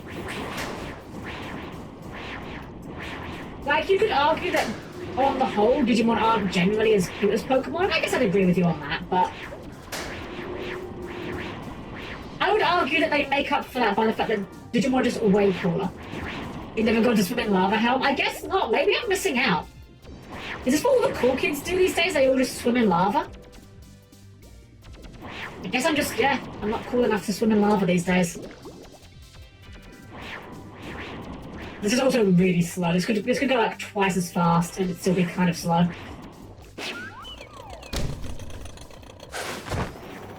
Alright, so I'm guessing there's gonna be like guys here. What is this? I saw these earlier, I don't know what they are. Well, I say explosive crack, that's not what I meant. Like this. This looks like something I don't have like, the right tool for yet. And I hope that isn't gonna lock me out of finishing this mission.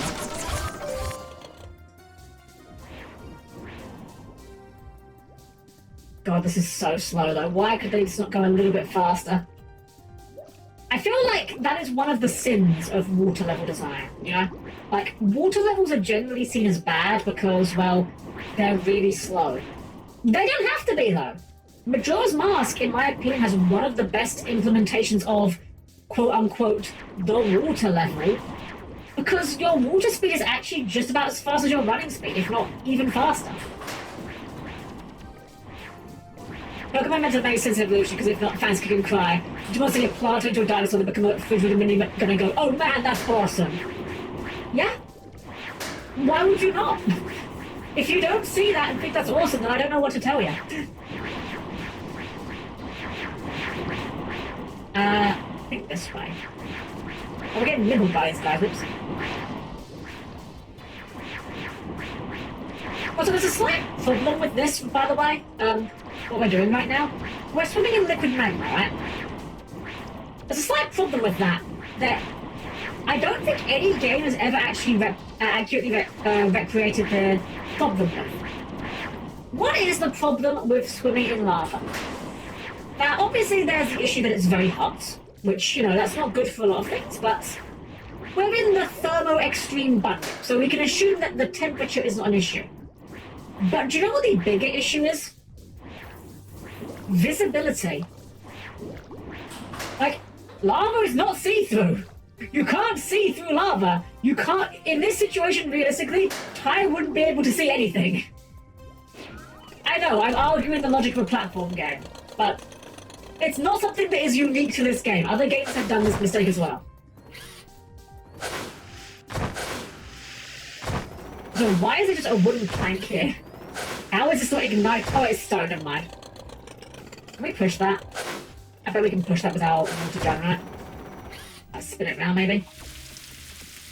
Maybe we get closer.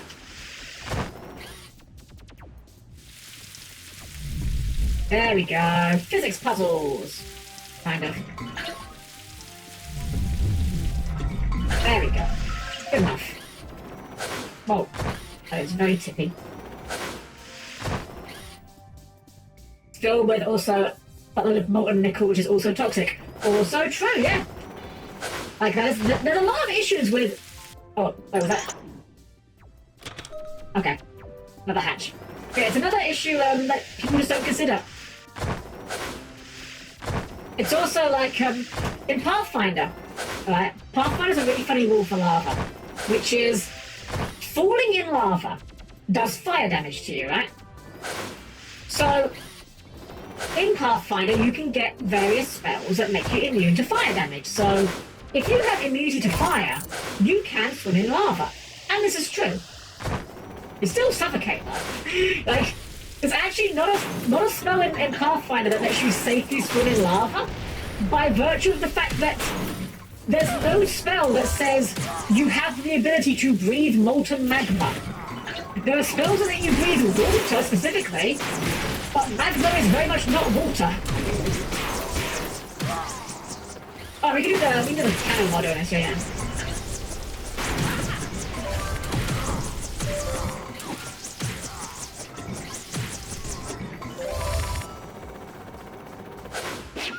Hey! There we over go. Here.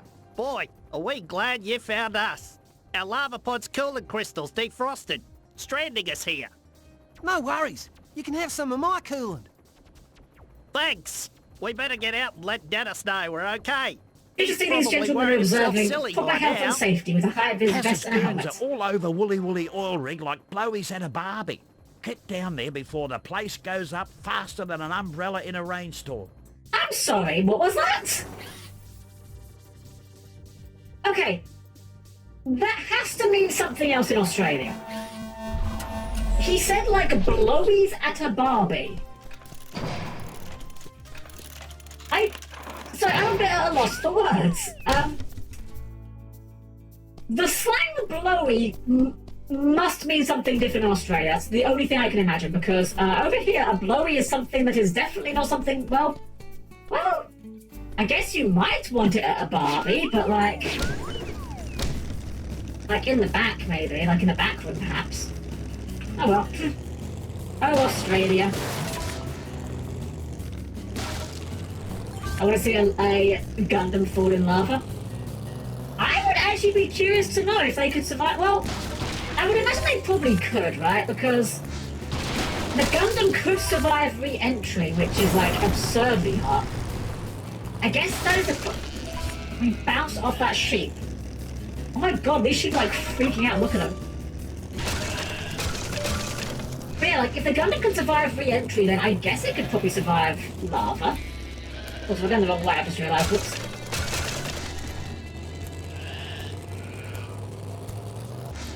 And did it by slowing its fall? Well, it kind of did. It kind of did, Stratos. That depends on which version of events that you prefer to believe. Because personally, I prefer the version of the events where it wraps itself in a plastic bag. That's how it survives. Literally pulls a plastic bag out of its crotch, wraps itself in it, and survives re-entry that way. I don't think anyone objects to that retcon, frankly, but it's so funny that was the case in the first place. Alright, let's go and see what they're doing at the oil rig. Actually, we do another race here as well.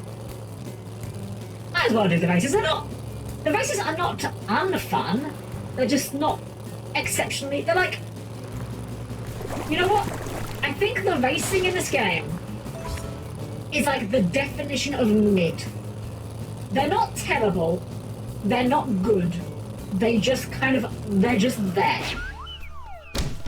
They're not so bad that you begrudge doing them, but they're not so fun that you're actively excited for them. Where was this race anyway? I swear I found it somewhere. As the bag, welcome, still carry a ton of air drag to slow it down. You're not wrong, you're not wrong. Here we go, here's the race. Let's win the race! Again. So you're ready to race carts? See ya, bud. I think she's actually an echidna. I think that's an echidna.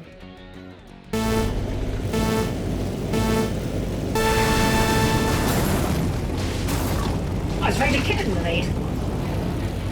I mean, I'm surprised he can drive, considering that he's like permanently rule-like in this game. He's got actually going very fast. Why is my car? Is there a trick to turning here? I don't realise. Jumping is kind of good to talk the corner.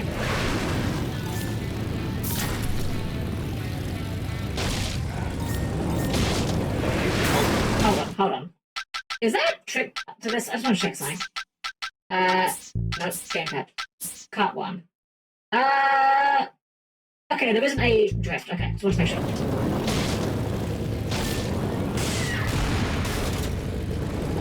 Man, how are they turning so well? Hey, look back!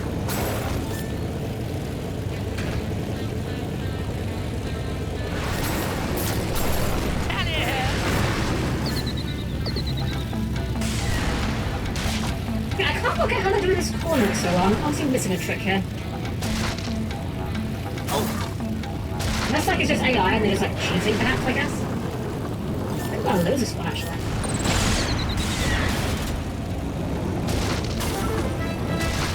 We could still put it back, but like a little bit. Oh, maybe not. Maybe we're okay. Oh yeah, you have to like turn way in advance. Wait, how are we at 8? Okay, I think we're... Wait, what? Wait, what is going on? Wait, there's a shortcut! That's how we're doing. Well, that's part of how we're doing so bad. Oh, I'm dumb. There's a shortcut I just missed on the map. Well, that doesn't help matters, that's for sure. Wait, is it even a shortcut? Coming through. Well, we lost that one. That was terrible.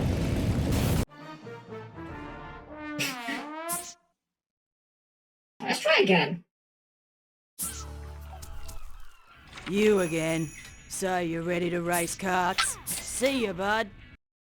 If I look at the map for this shortcut. I see the shortcut now. So we take this turn, and then this straight away we take a left. This. Stupid mammal! Right, yeah, that shows off so much, yeah. That's really good.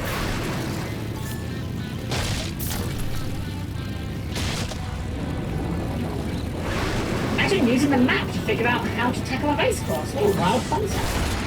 Oh, you can't find them behind you in this game. There's no CTR, that's for sure.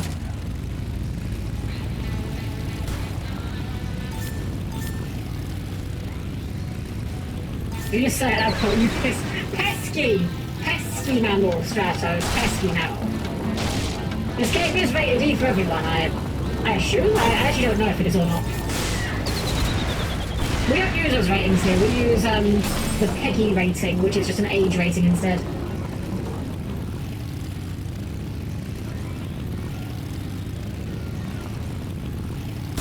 Ah, yeah, that shortcut's made this race way easier. I'm actually surprised that AI takes a shortcut. That's kind of like surprising. Oftentimes in racing games, like the AI just doesn't take the shortcuts.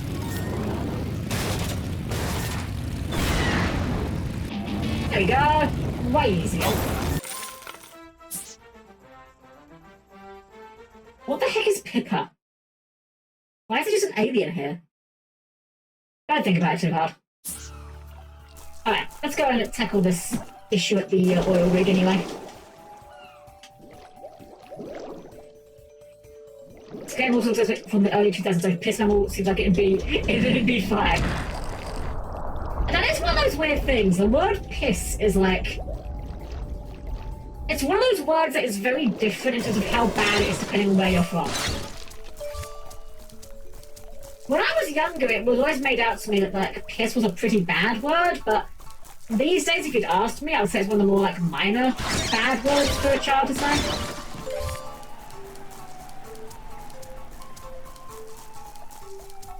Where are we going from here?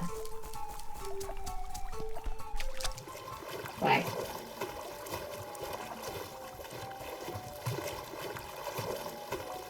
We're actually going to just police boat, is that the idea? No. Okay, I mean, I didn't seem right, but like... Oh, Oh, we take the road. Okay, fair enough.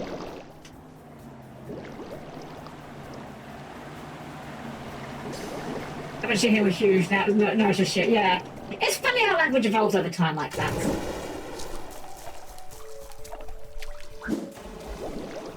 One of my favourite examples of how language evolves over time is the word literally, okay?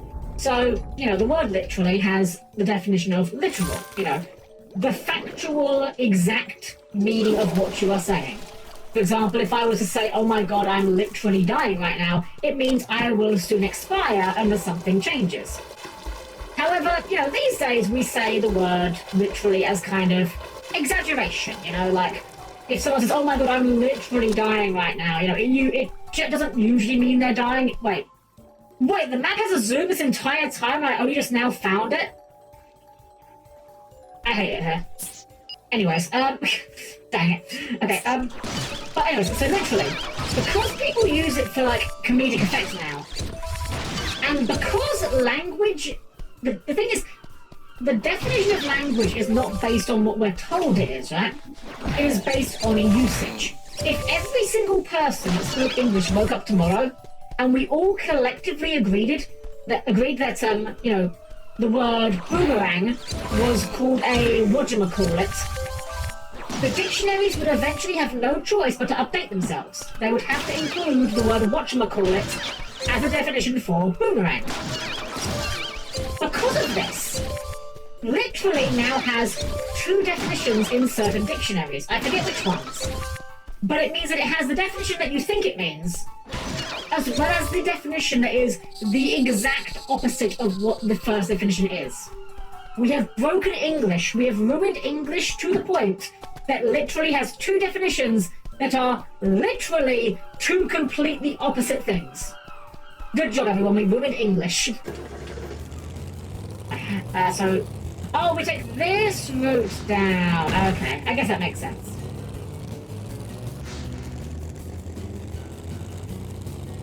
Pepper and her sister Pepper are insects of some kind. Huh. Weird.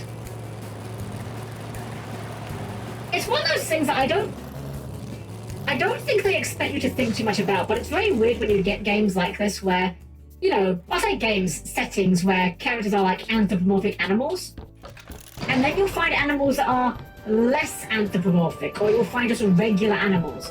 And it raises a whole bunch of ethical questions that I'm not really prepared to answer. Possum, you have to shut down the main pump before the whole place blows sky high. Be careful though, Kaz's troops are out in force. One thing, that's not new, it's called a contronym. Ah! I had never heard that term, but today I learned. I mean, I'm not too surprised. I could imagine, I'm sure, I'm certain literally it was not the first word where that was the case. But it's just very funny to me that of all the words that ended up like that, literally was one of them. So we're gonna make sure we farm these guys a little bit because we do want the opals.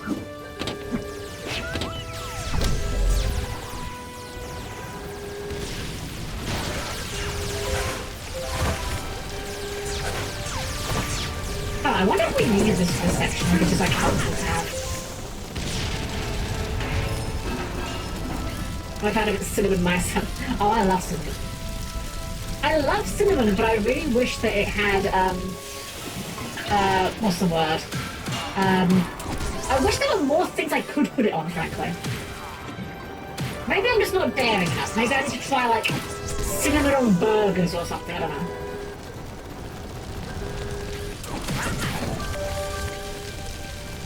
Yeah, I think we did actually need this. Unless this is making shortcuts. Okay, so it's optional, it's just opals. Here's some other examples. Clip can mean bind together and cut apart.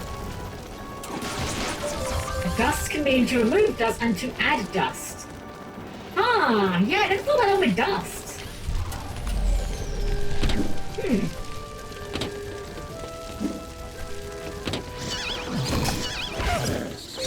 Yeah, no, it's funny how messed up the English language is. I mean, I'm sure a lot of other languages have their own weird stuff like that. They're just funny to think about. that was actually optional. That was not. What is this? Oh, it's just a map.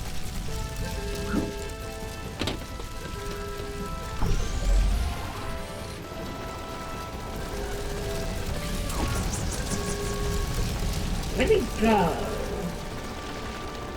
This is a dead end.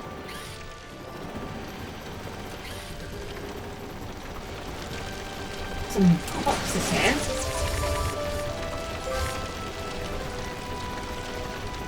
I'm gonna figure it out in a minute. Hold on. I'm gonna figure it out. I'm gonna feel really dumb.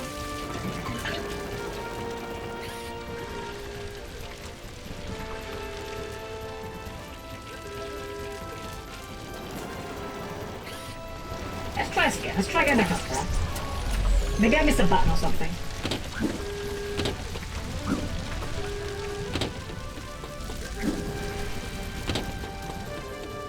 Oh, I didn't miss a button. It's right there.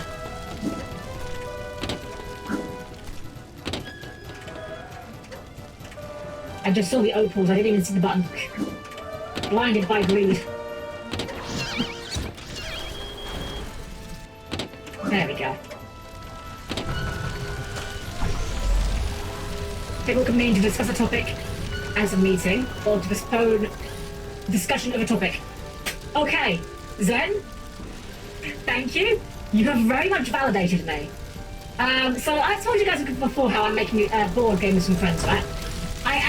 I use the word table in the context of to bring something to a meeting and to discuss a topic. And my friends were like, well, no, we're talking about that tonight. I'm like, yeah, that's what I said, we're going to table this for today. And they're like, no, that means to not talk about it. And I was like, I kind of played along for it, but I was like, that's not how I use it. So I feel very validated. I didn't realise that was a regional difference. I thought I was being gaslit.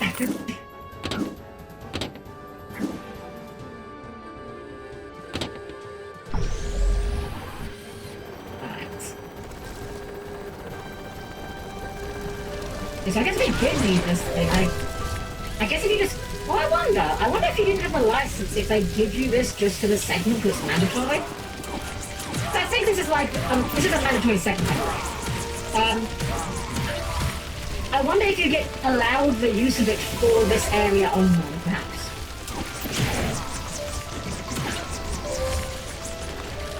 That line doesn't exist, which is crazy. You know what, you're right. It's just like Aeneos, right? Aeneos never actually existed.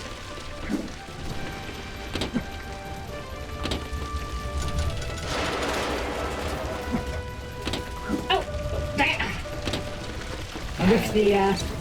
I whiffed my A button. I don't know. Some like Yu-Gi-Oh card, I don't know.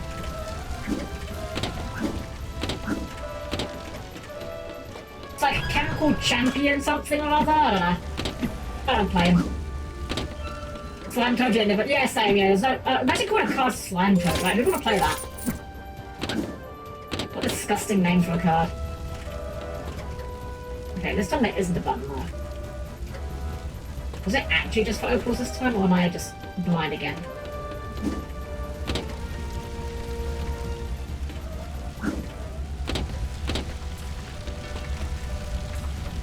I think it was actually just for... Wait. Yeah, I think it was actually just for opals this time.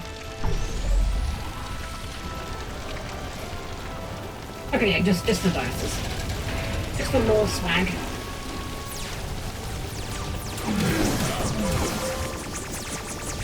Okay, I know it's not that effective, but it's very fun to just do the spin now.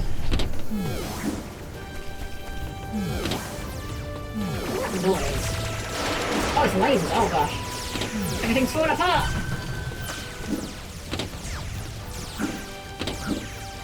This is definitely not OSHA compliance. I know the invasion is not helping matters, but this was never OSHA compliance, guys. We're gonna get you all shut down.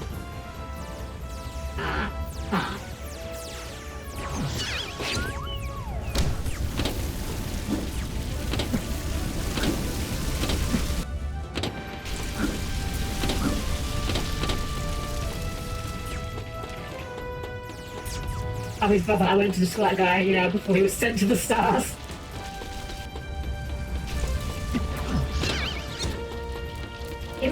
Yu-Gi-Oh monsters like inherited traits of the ones that were used to summon them. Yeah. We haven't got the bandit there. Like, can we hit you guys with regular boomerangs? You actually care. You don't. I'm actually getting smoky now. I like these frills and the hazmat suit. That's a good look. Even if it does kind of look like they're just here to cook meth.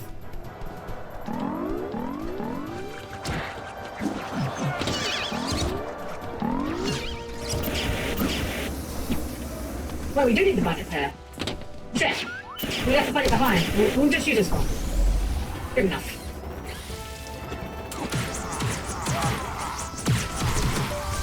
Speaking of language evolution, 4, 4, and before all mean the same thing, while C4 is C4 is high-grade plastic explosives.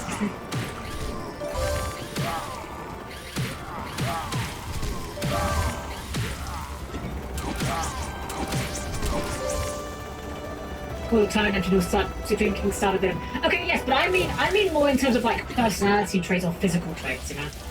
Like, so not outside of like the card game aspect. Like, imagine like you tribute someone, say, I don't know, you tribute someone for one of your monarchs, and because you tributed like Marshmallow, he's just like a big goofy guy.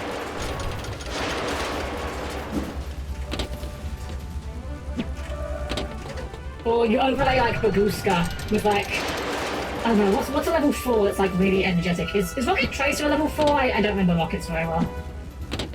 But, like, you overlay 2 level 4s with like really high energy, and Baguska is just like still sleepy. Oh gosh. But like, you also can't sit still. You're just turbo fidgeting in his sleep. For instance, okay, so there you go, yeah, 2 level 4s. There we go.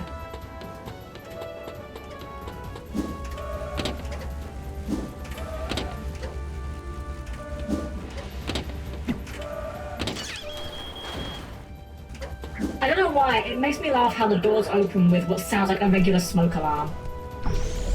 It's like a house smoke alarm, you know?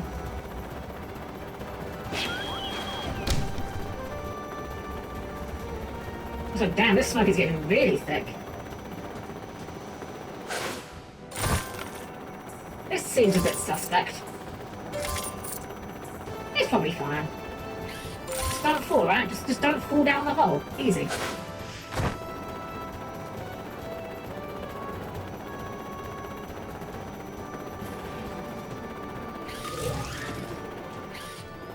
What does that do?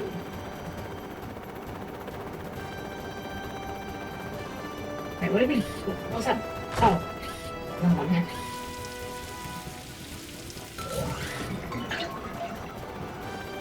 I hope we haven't missed one of those, and that isn't like... Oh, there's a thing up there. We hit that. Is this our target? I don't think it is.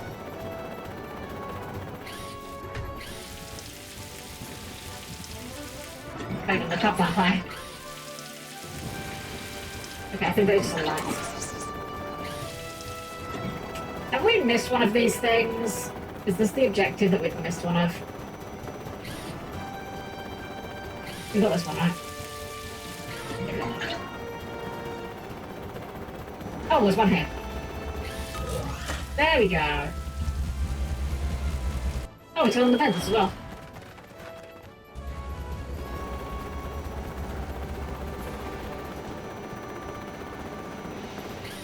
Where was that ladder, though?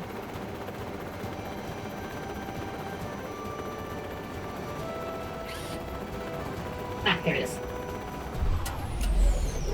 Some cards used to inherit traits from previous cards, and most were attached like Fusion Lich. Isn't that card like... Did they errata that card? Wasn't it originally called like Fuchsia Richie or something?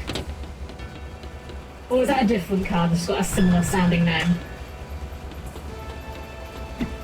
I think I know the card. Wait, wasn't that the card that was...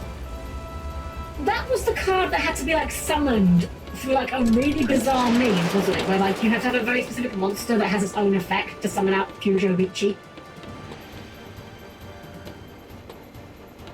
So we're talking about language, the insult and word. This is an insult, is an reference to vaginas. It's short for Pusillanimous, meaning showing a lack of courage or determination or timid. Ah! I've never heard that before, but checks out to me. Button. Okay, 3 buttons we'll find. We'll do our best Konami and hit the lever. As it is not a lever, it's a button.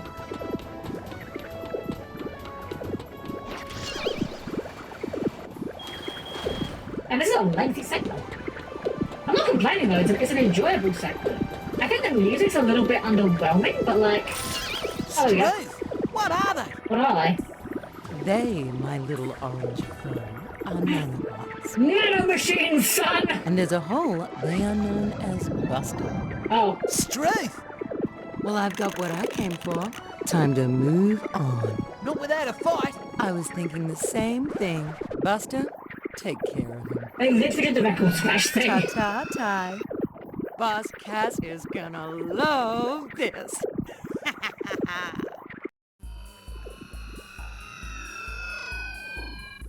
Store brand Yellow Devil time.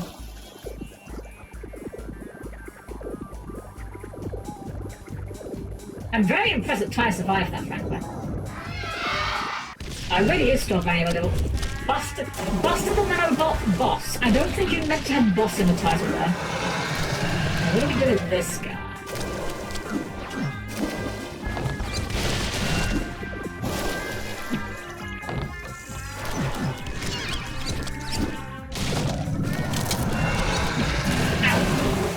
Rude.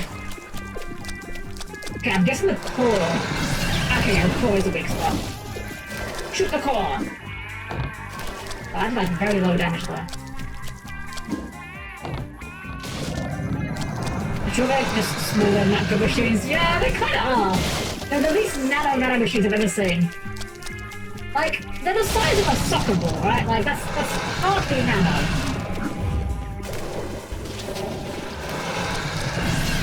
I'm not sure if I'm bad at dodging or if his hitboxes are a little bit jank or a little bit of both. I'm going to lean towards a little bit of both. We may die here.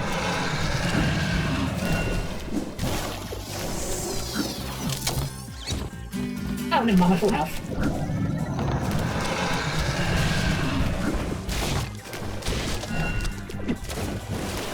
It's interesting because the way he's destroying the environment means that it's actually getting easier to dodge him over time because I'm not getting stuck on these like platforms.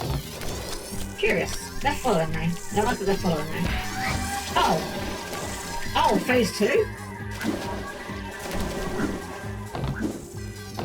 Oh, I see. So I need the platforms, I guess.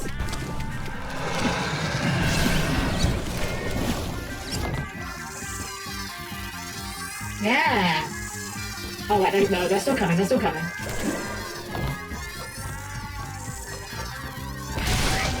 Okay, they still do the spike. Good to know.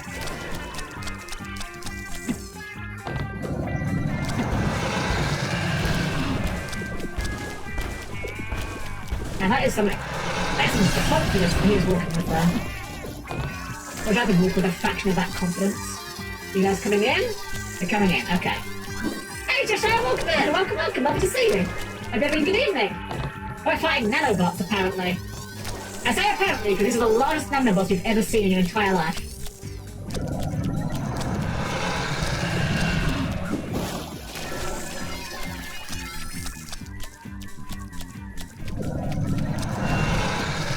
We getting a vulnerability button, please? Oh, okay. That's fine, I suppose.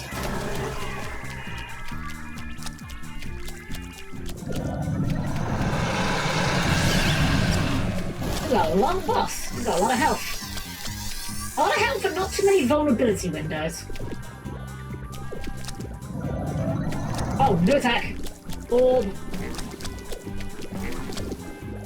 Okay, that was not even close. Oh, it's a shockwave attack, I see. I was sitting there thinking that wasn't even close to me, but I see it as a shockwave on impact. So that's how it's doing the damage.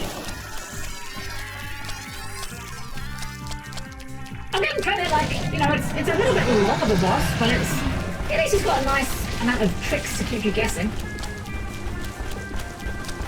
Ooh. Health. Yes, please. I would like that very much so. Hey, for health, let's go.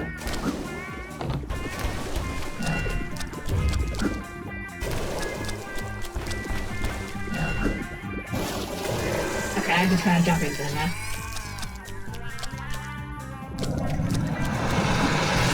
Okay, 2 more hits and I can auto-do it.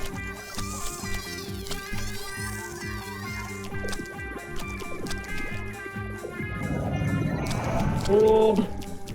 Wander the orb. What does the orb think about? We're just bouncing back there. It's probably not that interesting. I imagine it's really boring at parties. Then again, so am I, so who am I to judge? Who am I kidding? I don't go to parties. Imagine going to parties. Couldn't be no.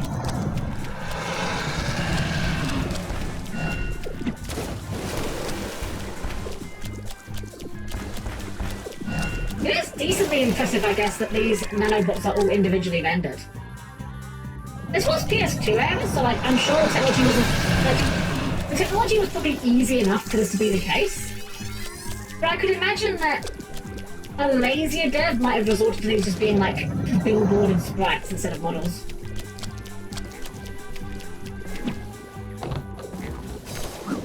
Confirmed Ken doesn't go to birthday parties. I don't, but that's only because I'm asleep during the day most of the time.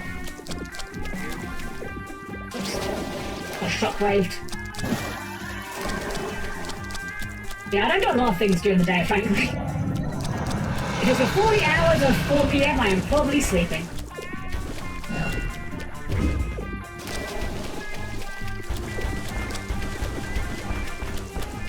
Which, to be fair, that is living the dream, right? Like, sleeping. If you give me the choice between being asleep and not being asleep, I think I would choose being asleep most of the time, just because I just like sleep. There's nothing deep or anything, I'm just lazy. I'm like, oh, keep going, okay, good. Sploosh.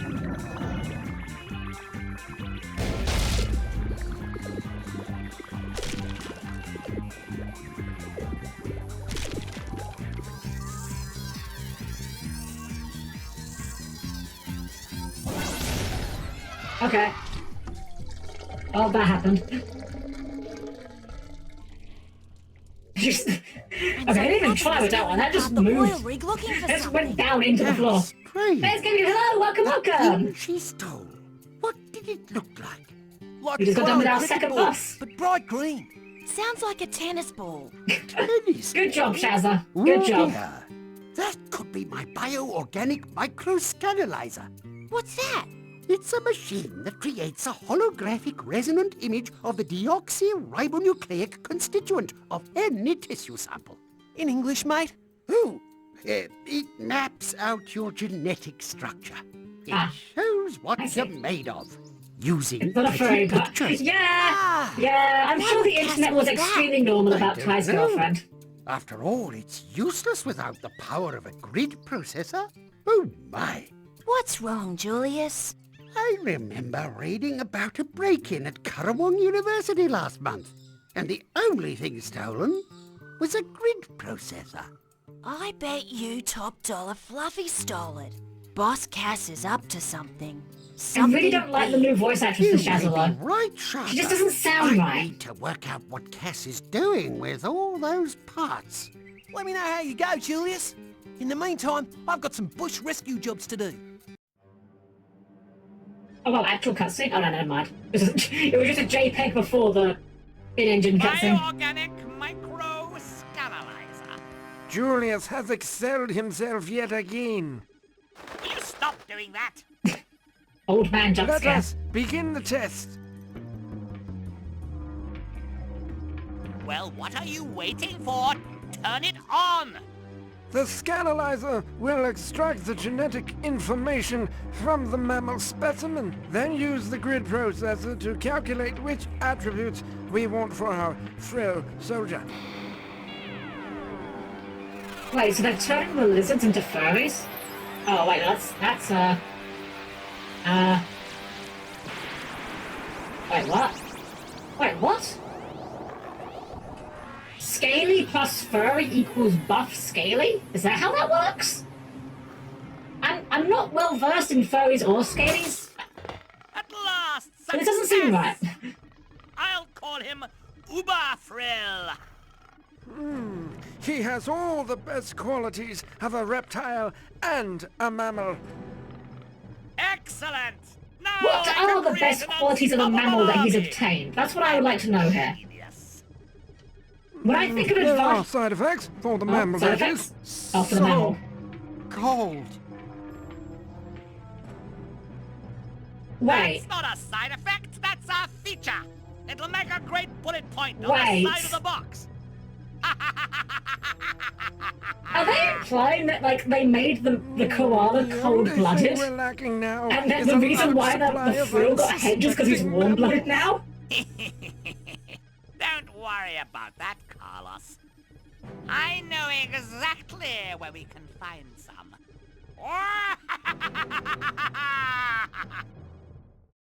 If that's what they imply, that's really mate. funny. Those lovable Hollywood stars Birrell and Squeaver are in trouble again. Only this time it's for real. Looks Is like it though? Cass's hoons Is it are actually? dressed up as film extras and are trying to destroy their film set. Okay. Stop them. Alright, Maureen, we'll trust you. Have we got any other missions going right now? We've got a load of missions right now. We need the Frosty then, which we do have. Let's go and spend some more of our opals. I think we do need all of the Bunyip licenses, so we should probably prioritize those. I think... Asterisk, I think we've got all of the problem-solving items at this point for that boomerang, so... You can make milk now, I guess. Yeah. I guess one body is a good little trait. When it goes cold, we don't just go into a coma. Oh yeah, I'm not arguing it's a good trait. I'm just saying, I don't think the only thing stopping the frills from becoming like giant hench beefcakes is the fact they're cold-blooded. Hello, Ty. Welcome back, mate. Just Let's grab the missed sub you, Bunyip don't key, worry. grab the Mr. Bunyip key, and yeah, that'll do us. Bye-bye. I don't think we can afford any boomerangs. Let's have a quick peek just in case. G'day, son. Let me know if you need a hand, okay? You know, we might as well buy the Camarang. I'm not going to use it, but like, Lights it's cheap enough. Yeah, it's literally just, this is the game's camera feature. Oh, that is cel-shaded? Not cel-shaded, but like a, oh, what's this effect called? Like edge highlight. That actually looks quite nice. Can we play the game like this? No? Oh, that's a shame. It actually looks really nice on the game generally, I think. Wait, it's Lenny! It's Lenny the Lyrebird! It was amazing, I tell you. You ain't seen anything like it. No sirree. A giant razorback pig, at least 20. No, make that 100 feet tall. And Ty, he was all like, yo! Wait, this actually happens though, Lenny, you're not lying. And he was jumping all over the place. And the razorback was trying to squash him. But Ty stood his ground. The razorback powered toward Ty. Steam coming out of his nose. Okay, well, maybe that Sparks didn't shooting from happen. his hooves. Fire coming out of his ears. And then, without warning, Ty jumped out of the way, and the razorback slammed into a termite mound. Wait, that's what those were? They were Not termite just any mounds? termite mound, though. This one was Oh, full wait, of, no, he's lying. the Okay, rare right. and dangerous killer African mighty bitey ants. Take care, They buddy. Have a great night. swarmed Take care. all over the razorback, distracting him long enough for Ty to save the Okay, yeah, he is full still of lying. orphans. It was an amazing sight. I do just like that that Lenny is a character that exists in the Thai canon, and his entire personality is literally just, he is a compulsive liar.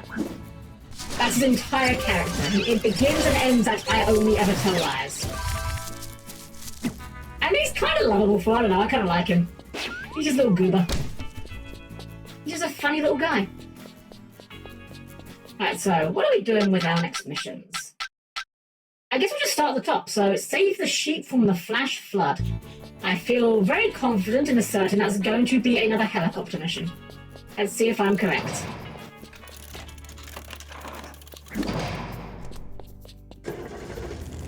I am starting to get a hang of where we're going now. Now at least though, so... I think we're gonna go this way. Or am I Am I right this time? Yeah, she went the right way this time. Huzzah, progress. You set the character but doesn't have the arc. Oh, is that... I actually don't know anything about One Piece. Is that like a thing for that character? He just lies? My knowledge of One Piece begins and ends with the One Piece rap. That is the entirety of my knowledge of One Piece. I've never seen One Piece, I've never read One Piece. I've never heard anyone say anything bad about One Piece. But my understanding is that One Piece isn't the kind of thing you just casually start reading, it is a project. And as someone that has plenty of things that she hasn't read but she still wants to read, I don't have that time to commit, unfortunately. Kiwi! Good to see you, sir. I love this Kiwi, he's great. Situation report is as follows. During the last big rain, the local farmer's sheep got loose and now are stranded all over the shop. We need to get them back to the shearing shed before the floodwaters rise. I've got the helicopter all fueled up and ready to go. We'll use it to pick them up. Alright, rounding up sheep, why not?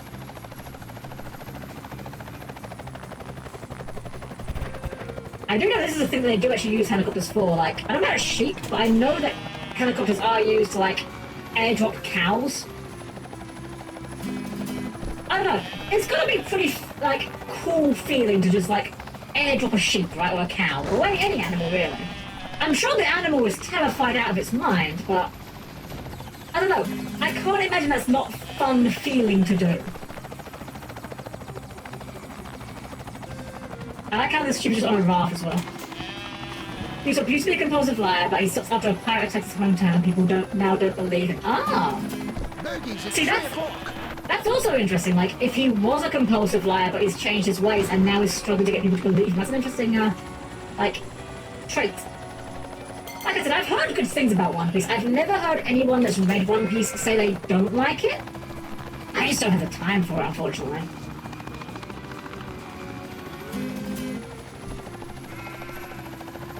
In fact, I think Farfa was getting into One Piece recently. I've been like following him on Twitter, and like he was talking about, I think he was reading it or watching it, but like he was saying like he's really enjoying it and regretting he didn't get into it sooner.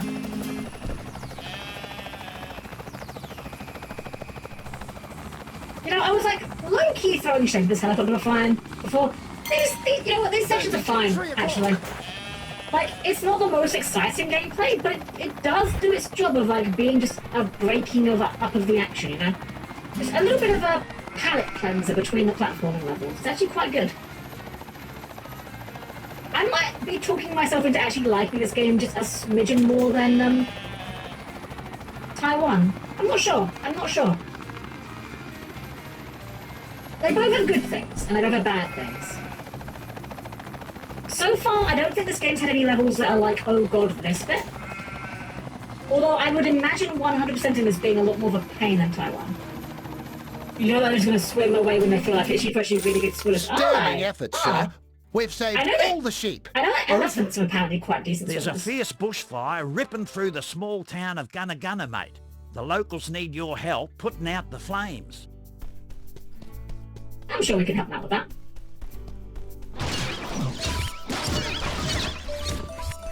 Everyone in One Piece has a literal use. Usopp once when a girl whose ghost causes depression in anyone they touch, takes out Luffy, rip optimistic man.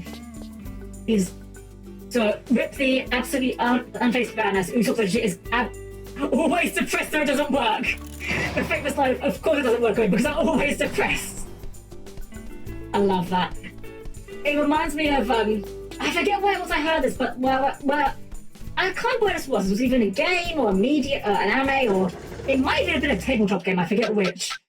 But it was a character who was like, they were trying to be mind controlled, and because they were so dumb, it just didn't work. They were too stupid to mind control. Alright, let's go towards the orange one. Where are we? We're like right to the top. Okay. I think we can pass another race on the way there, so we'll take care of that on the way as well.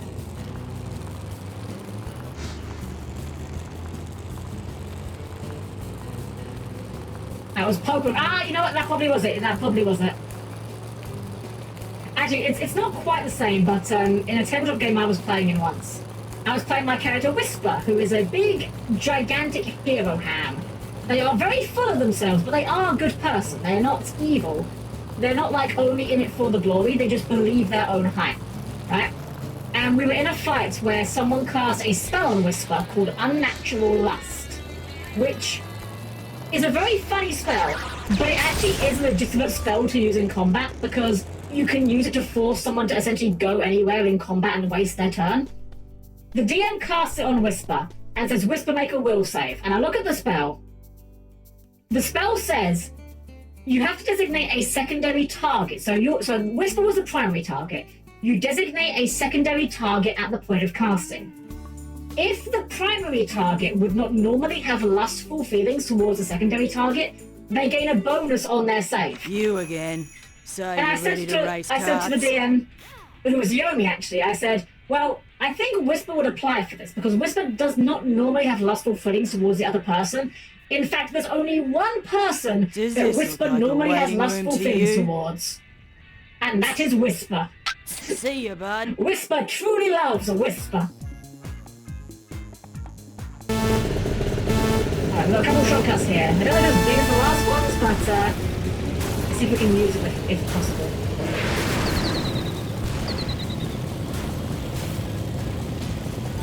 Oh, I missed the speed boost. Go.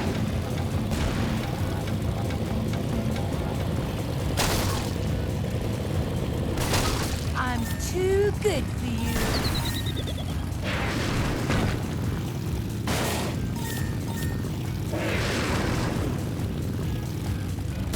Okay, yeah. These shortcuts are way more obvious.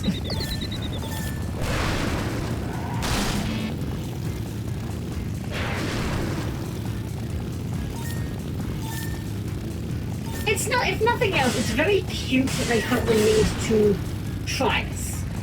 Again, I'm not going to say this is good racing, because it's not really. But, like, you gotta admire the effort, right? To be, like, releasing a game in the era of, like, Mario Kart Double Dash, which, by the way, best Mario Kart game, do not at me on this. You know, it's gonna be, it takes some real guts to see Mario Kart Double Dash and say, oh, we can do that. We can do that. We can do the same thing that they're doing. We'll do just as good of a job. We'll make this a standalone mode in our platform. What the hell? I'm sorry, what?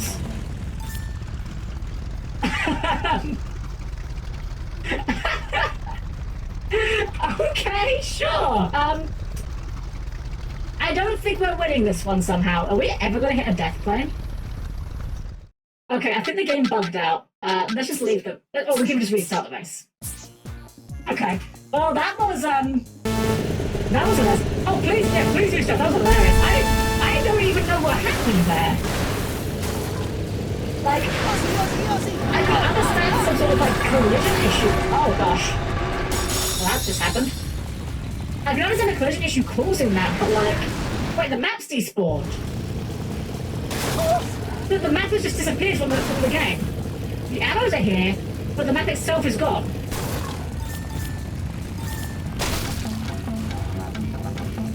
I'm hoping that's a temporary thing and that it will come back when we leave the area.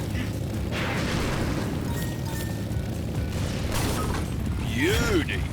That's gonna make me have to keep my eyes out for the shortcuts a bit more, though.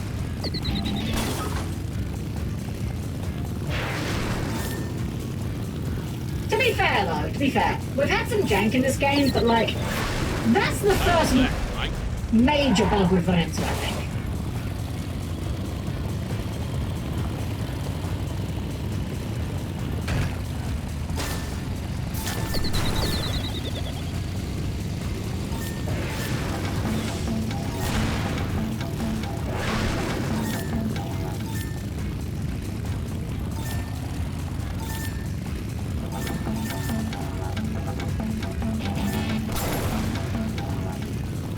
Shield music is certainly no Aku Aku, I'll give it that. But then again, that's not fair, really. Saying something is not as good as Aku Aku is like... It's like saying that no Yu-Gi-Oh card is as good as Frog the Jam. It's just kind of expected, to be honest. Okay, well, as long as we don't, like, randomly explode into the sky again, we should be fine now. Imagine if we happen to get at the exact same spot. I wouldn't even be mad, actually. Okay, never mind, we're fine. We do it. Oh, yes, please, yeah, go ahead, Straps, go ahead. No problem with that, There we go. Jono. Why does Jono... Jono looks kind of creepy. I don't like Jono's face. I'm sorry, Jono. I'm sure you're a lovely guy, but I don't like your face. Look how many people cheat on this one. Why? Why would you even do that? Shout out to Microsoft Word, by the way. Thank you, Shadows. I appreciate that. Alright, whoops. I didn't mean to go back in. See you, bud. I meant to look for the exit. Bye. Alright, well, we're past the red one first, so I guess we'll tackle that first. What's that one? That is bushfire. Oh, we've got the thermoband yet. Okay. Well, good thing we picked up all that stuff.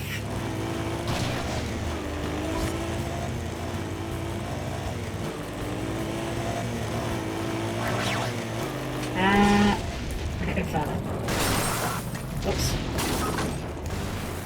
Wait, we're going the wrong way, aren't we? We are going the wrong way. We keep going here.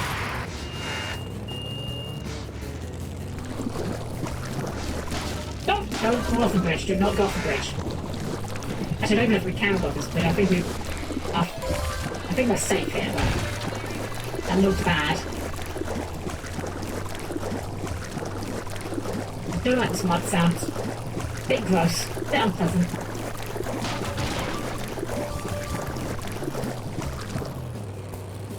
There's has to be the red one here, I guess. Wait, so what's on the road? Oh, there's a bridge there. Okay, never mind. In catch it all, just you flying through the stratosphere and no good thing. I thought it'd be funny and make people want to watch more of us. Oh, thank you, Josh. Yeah, no. That's obviously better, actually, I think. Yeah. What a great game. Nah, I'm being unfair now. Again, this game is fine. It's not... We've not encountered major bugs with this game. That's literally the first, like, quote-unquote game-breaking bug we've found.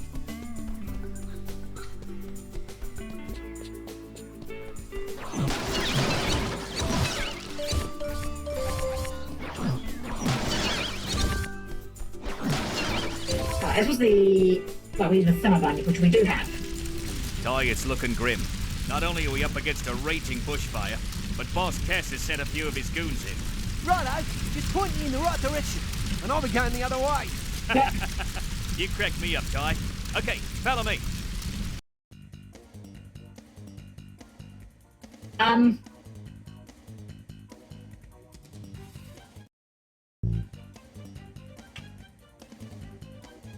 was just praising you, game. And now this happens. I guess we'll just exit the minigame and try again. Please don't do that again. It's looking...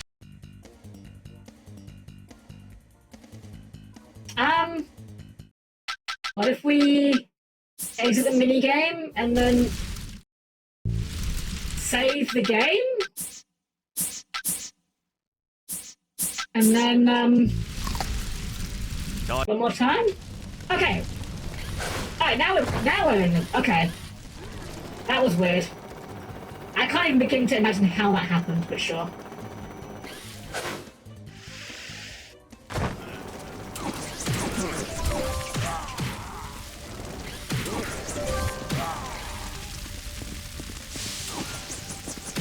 There's not many games that make firefighting a major feature of them, but you know what, I'm gonna be honest, like, I think more of them could stand to do it.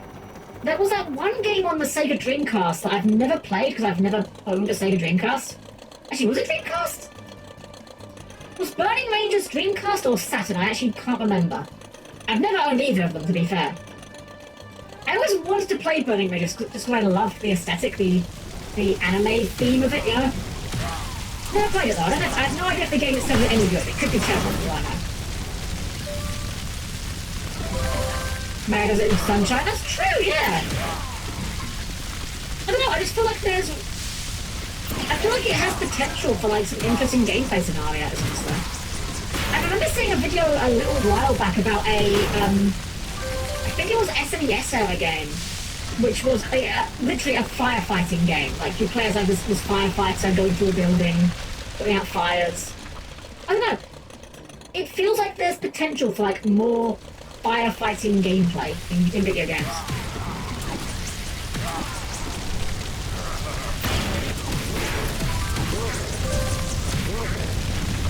I mean, when you think about it, really, this is not much different to, like, shooting.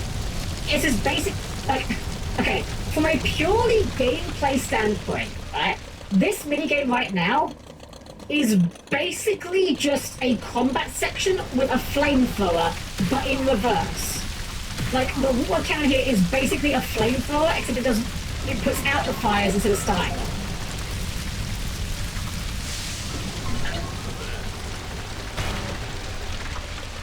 But if I make a game about it, maybe like the Sunshine game, fires will go down by 30%. Don't cry, but litter. Inspire the change in real life. Be the change you want to see.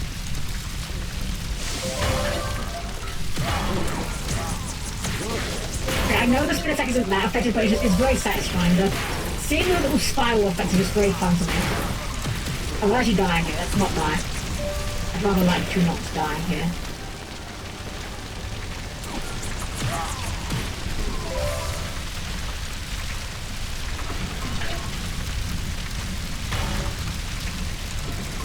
Hold on, I see you there. I see you there.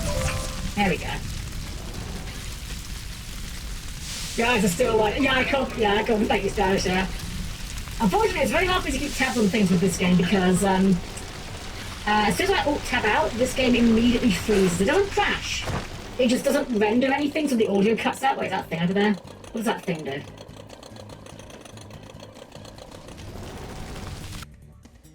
Oh, platform. Neat. I'm assuming we're going to need that somewhere. I'm not gonna lie, when I was young, I remember seeing this vehicle specifically and thinking, wow, what a lame idea for a vehicle, but oh no, it was actually a really neat idea. This is a very, like, creative vehicle segment.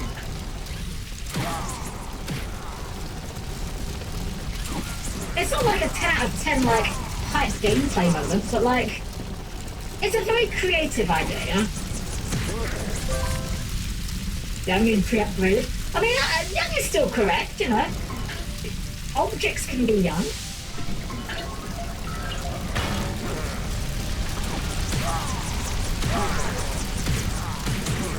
I mean, you might argue that... okay, you could argue that maybe new would be a more appropriate word, but it feels weird to say that. To call myself new.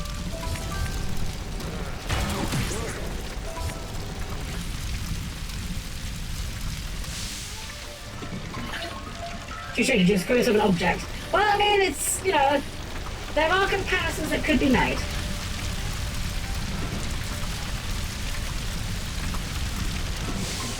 There we go. Good on you, mate. You saved Gunna. I bet there's gonna be a party to celebrate. Got him. If I had $1 for every time I've heard that joke, I'd have about $17. Elle needs a hand, mate. Rex was exploring a sunken wreck when a school of sharks moved in. He's stuck down there and we have to save him before his air runs out. Oh no.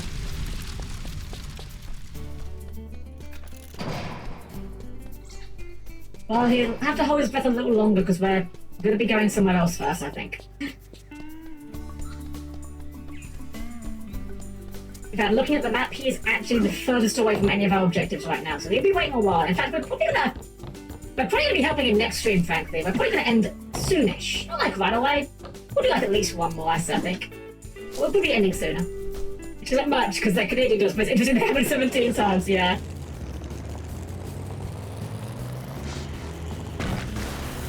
I like how he says about $17 as well, like.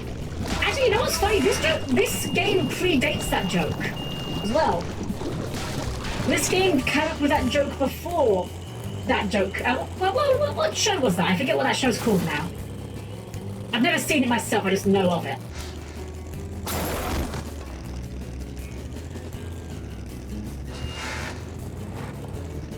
Finish and Ferb! Thank you, yes.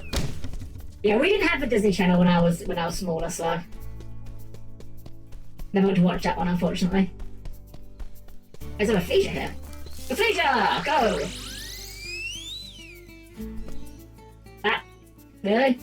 Why? Why? Okay, but why?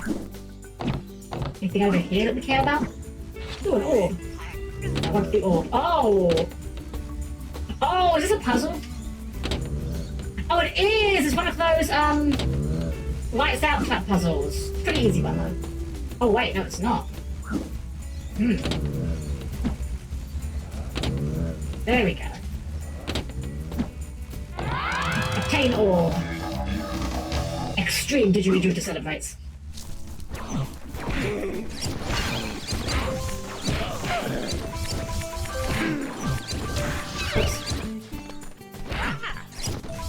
So see whether it's an adult, some pretty good comedy moments in there. I can respect that. I like cartoons that have, I like cartoons that are clearly designed for children, but are not afraid to put a few jokes in there that the adults will still enjoy too. Bonus points if they're the kind of jokes that children won't get. Like Cow and Chicken had a load of those. Oh, budget time. That's what you guys leave us intact for me. Appreciate it. Jesus. Very powerful.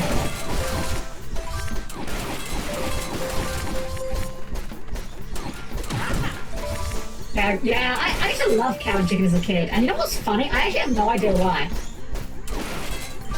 Like, as a child, I remember thinking it was funny, but I couldn't tell you a single joke from Cow and Chicken that I found funny as a kid. Like, I don't remember any of the jokes from that show from when I was a kid. I only remember the jokes that I found out after the fact were secret dirty jokes hidden there for the adults.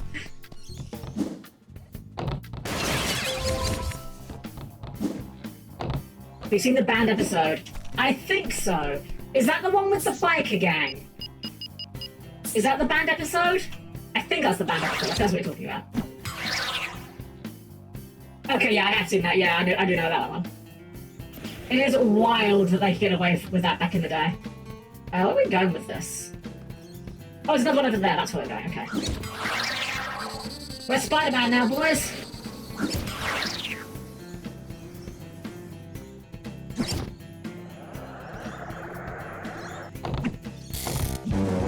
Nice. More cogs. I can't remember what we do with the cogs. I think they're for the cosmetics.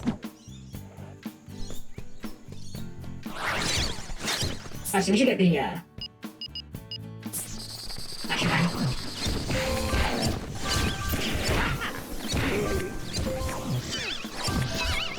Those heads are actually, like, bulky. They can get like a champ. The all-female bug king of... Yeah, that one. Yeah, no, I remember that. Wild again. They were allowed to do that back in the day. I can only assume that the writing staff had, like, zero supervision. And they just signed off on absolutely anything. Also, it's very good that these explosions don't hurt us, so that might have been bad. Behind the bar job, only innocent things happen, as they say. Very true. Very true.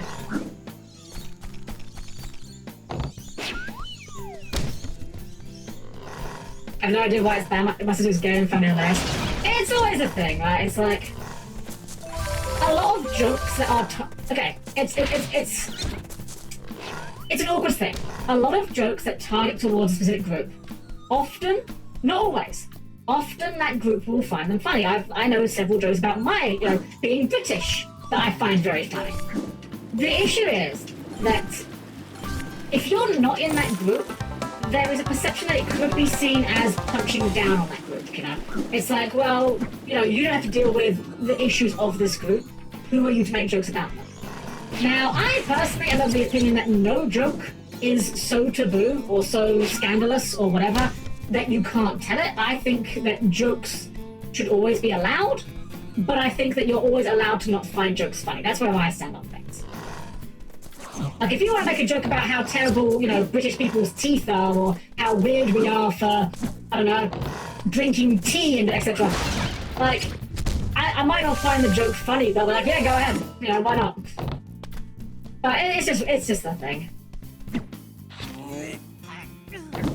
At the end of the day, when you're putting something on public media, it's better to just avoid risking offending anyone. Even if what you're saying isn't inherently offensive, I understand the intent. Do I agree with it? Not necessarily, but it is what it is. He says a comedy, you killed everything. Yeah, I think comedy is hugely important. Like, again, I think there's no subject that's not too serious you can't joke about it. I think it's important, though, that you know your audience. You know, there are jokes I would make to Yoli about certain things, but I would never dream about making to other people. Because I've known Yoli for years, and I know that she wouldn't be offended by them. But when you're putting something out there into the ether, just in the public, you know, you have to assume that literally anyone could be consuming your media, and that includes someone that could find it really offensive.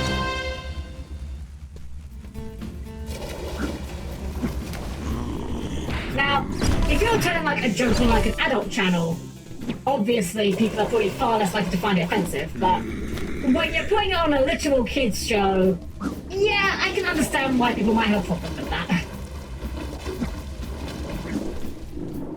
It's also important to know that, how to set up a joke and make sure it lands correctly, otherwise we end up with loss all over again. Well, the funny thing with loss is loss wasn't a joke. That's part of why loss is like so unintentionally hilarious. It wasn't a joke. Loss was meant to be taken completely seriously, and it's like, wow, here's this wacky, fun Gamer Bro webcomic, and we're just gonna have a random miscarriage subplot. Got 'em. That'll really go down well. Tim Buckley genuinely thought that, like, he was talented enough to make this sort of joke. Or not joke, sorry, this commentary, or... Not commentary, that's not the word I'm looking for here. What's the word I'm looking for here? Plot, I guess. Like the stepping rakes. See, I don't hate the stepping rakes joke. I know it's not a very popular one. I don't hate it. It's not my favourite, but, like, it's fine. Guy, are you feeling up to a challenge? Depends what it is. Inside this temple is the deadly stone beetle of Rhino Karnook. If you face the beast and live, I will give you a reward. Wow, you're kind of a sadist, aren't you? I want to do that. 3 words. Lots of opals. I can't argue with that. Okay, I'll give it a go. Enter the temple when you are ready to go. Oh, wait, okay, wait, what? I'm sorry, what is going on? I was not... What just happened? Just... Okay, you have to hold forward to go faster. Okay, I didn't catch that part. Okay, we're just playing Subway Surfer now.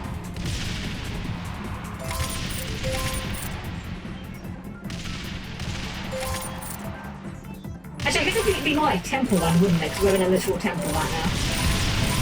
Damn, Ty predicted Temple Run as well. What a profit. Why a giant beetle? I'm not complaining, it's just... What a random thing to choose as your, like, thing to chase Ty through an old temple. Anti-Sonic Heroes, oh gosh, don't. I have so much memories of that game, of, oh gosh, it's fast, we have to keep on for it, we cannot slow down. I have so many memories of that game, of the Rail Canyon level, of the jumps just flat out not working. I read it. Wait, do we get the thing? Is that it? Wait. Oh wait, this wasn't even the objective. Whoa! You made it! It was easy as. Well, I'm impressed. I said I would give you a reward, so here it is. Yay, lots of money. Loads of money. I was wondering why we're here. We're meant to be going towards the north for the objective. I remember Sonic Heroes when they put GameCubes in McDonald's. There's GameCubes in McDonald's where you live? Wow! They would never trust us with that around where I live. Like, the local monsters, the local children would vandalize those in a femtosecond. And the teenagers would probably steal them as well.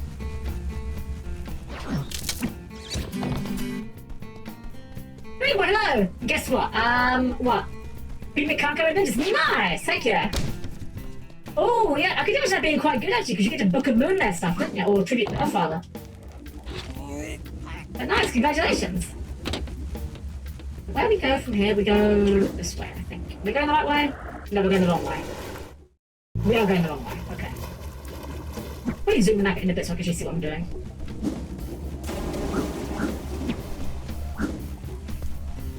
Yeah, I think we'll tackle this next objective, and then we'll probably call it there. I enjoy this game. I don't want to like go too hard into it tonight. I don't want to burn it out, you know. But I'm having a lot of fun with this game, and this game is actually okay. Taiwan was a little bit worse than I remember it being. Not like too much worse, but like a little bit worse. This game, by comparison, is actually a little bit better than I remember it being. Just goes to show how your tastes change over time. Hey! Hey! What the fuck is that? What the? Is that another insect guy? Okay, I'm assuming that book is hot, right? Okay, yeah, that book was definitely hot. What are you even doing here? Like, who just sees a volcano and thinks, oh, this is a fine place for fine place for adventuring? Oh, that's also hot. Okay.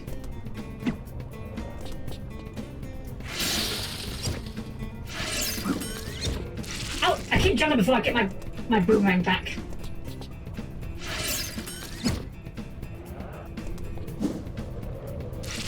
Oh, come on. You could have caught that one time. Yep. I mean, that was the plan, Julius. Yeah, we were going to try again. Wait, wrong way. But I assume that for Mikanko decks, people are using 3 Huli. So, stole one by popping it, then they send one to the graveyard, and then they get a third one where I can't touch it while you put spell, and then they die. Wait, how do they die? How does the Huli die?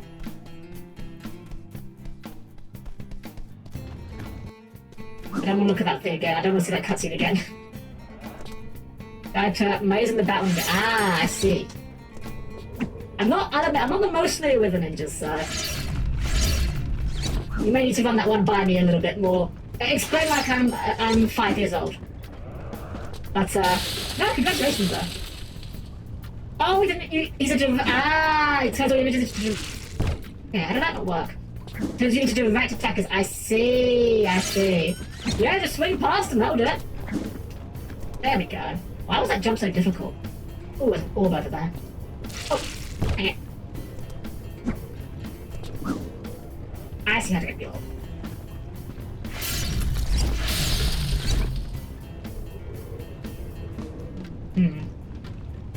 I see how to get the orb, I'm just not sure how we get back. We can still all this all right. Aha!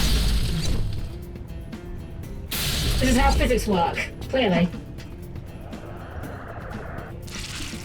Okay, well that didn't work, but I think I know what I did wrong. I think the trick here is we ice this. Wait. The ice stuck to this last one, I'm certain of it.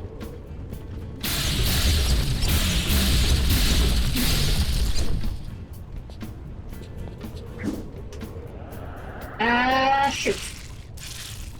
Huh. Might be a trick here. Going the wrong way again. Helm-Chan and they didn't read Plasma or Dargle before scooping.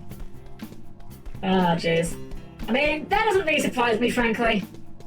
I feel like the kind of person that's playing Mikanko as a blind second deck in Master Duel is probably not someone that's too keen on reading what cards do.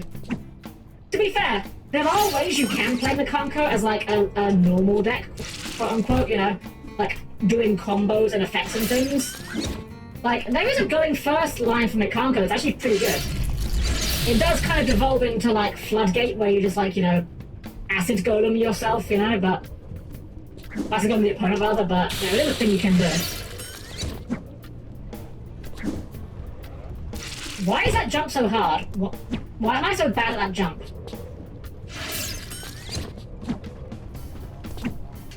There we go. Okay, so I think what I need to do is we do need to ice this platform, but I think the ice doesn't stick to the top of the platform. It doesn't, I see.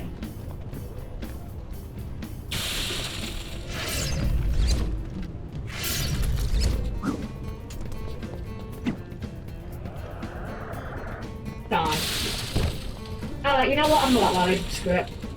I'll leave it. I'm not that worried. We're not going. I already said we're not doing 100% in this game. I will live without the orb.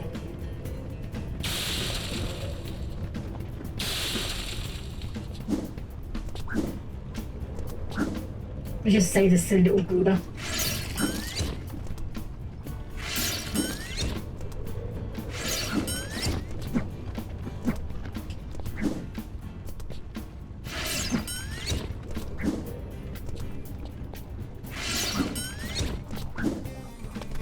Help! There was this rock, and then this lava, and What then... are Calm you? down, mate. Just tell me what happened. From the beginning. Oh, okay. Well, I woke up at 5 this morning. I had a nice hot shower. Then I cooked some breakfast. I had a nice hot cup of coffee before... Skip to the end. Well, I was just exploring this area when one of the pillars sunk into the lava, stranding me here. I thought I was a goner. Don't worry. Bush rescue to the, rescue. Okay, now follow me. Thanks for saving me, Ty. You're a real hero. Rex is still trapped by those sharks off Wobbegong Bay, mate. Go see Elle and work out some way to save him before his air runs out. I mean, we could do that, Maury, but like, he's way over there, and we'd have to work our way out of this entire, like, area first. Wait, there's a mission here. Hold on. Where's the mission here? Hold on. I have a secret. Okay, I was gonna end, but that star on my minimap. Wow, that star on the minimap has me curious. I want to see what it is. You probably can't see it on the stream because it's very small. I almost didn't notice it myself.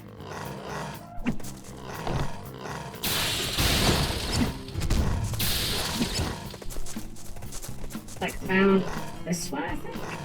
I'm guessing we need a platform here.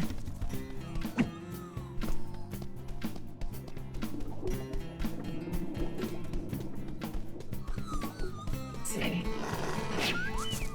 Is there a bunyip around here that we missed? There's all these guys from an area that where we don't have a bunyip access right now.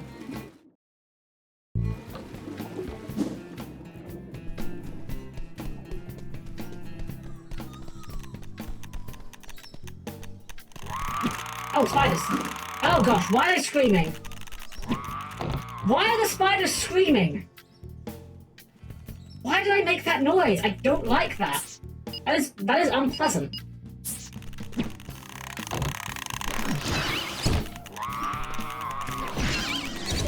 I'm doing you a favor, I'm just taking you out. Trust me, you're better off for it.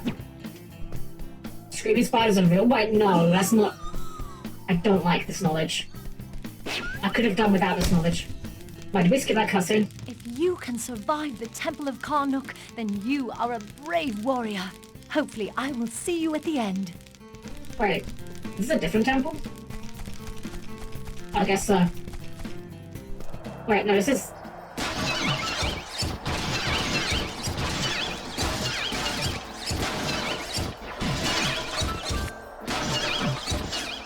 Okay, this is a different... Oh, no!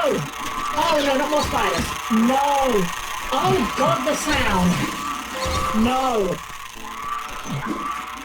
No! Oh, no, no, I hate this. I hate this. Why do they sound like they're just, like, in pain? They don't even sound like they're being aggressive. It just sounds like being a spider is agony for them. Is that it? Did we do the thing? I don't know what these switches do. They even switches?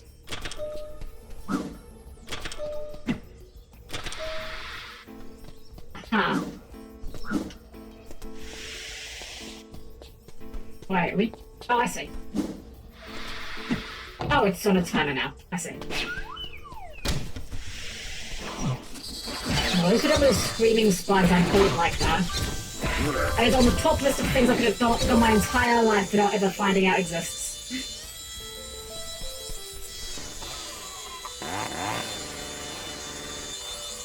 See, chainsaws, by comparison, much more reasonable prospect, frankly. Okay, well that was just kind of like... That was my own bad. I wonder if they're weak to, like, the Frosty Bang or something, because they're, like, fire guys. Zappy Bang, maybe? No, this is doing all sorts of them.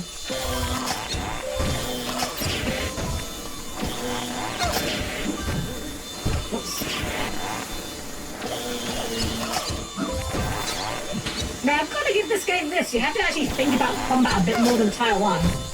Tier 1 was just get the multi-rang, spam it, and you're good. Screaming spiders don't sound like that. They usually produce a hiss that almost sounds like smokers whistling. I see. I still like my spiders to be silent. The best spider is the one I am not aware of.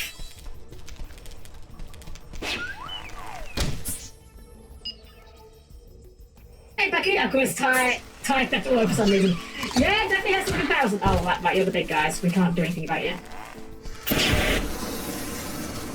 It feels like we should have a means of dealing with you, but we just don't.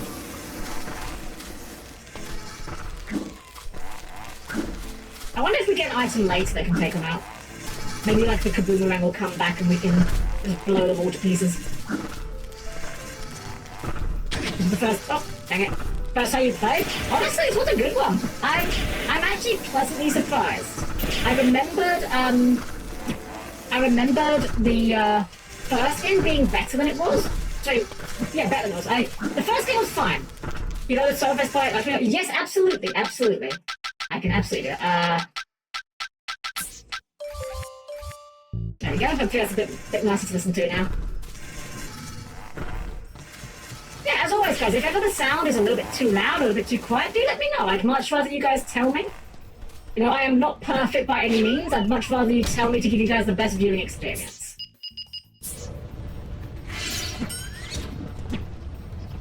Okay, we kind of lucked into that one, but we'll take it.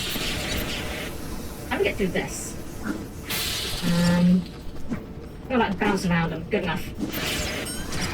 Oh, dang, we walked into it. Oh, there's a puff. Ah, thank you, Goku. Talk my own part of my ears anymore. Perfect, yeah. Yeah, the audio bouncing in this game is not perfect for certain. There's definitely some jank to be had with it. I don't know how much you get past these guys without fighting them, because we can't kill the big guys.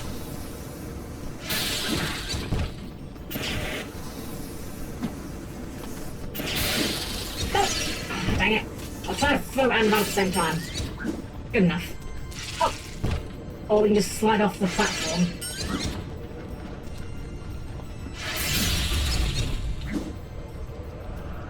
Dang it.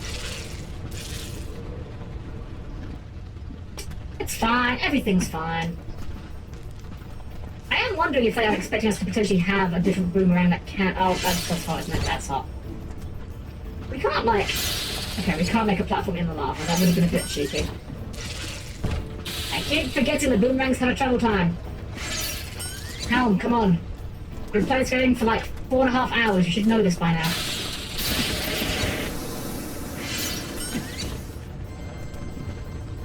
Oh, it's already rotated. That's handy. Hey, Bampanoi, hello. Welcome, welcome. Good evening.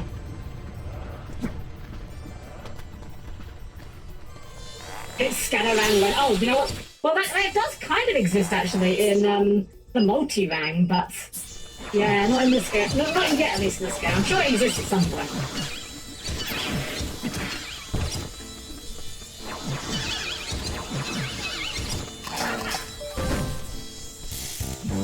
Oh, cogs. I don't know what the cogs do.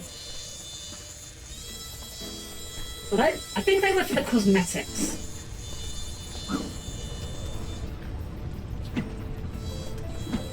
Or was that the chromium orbs? I actually don't remember now.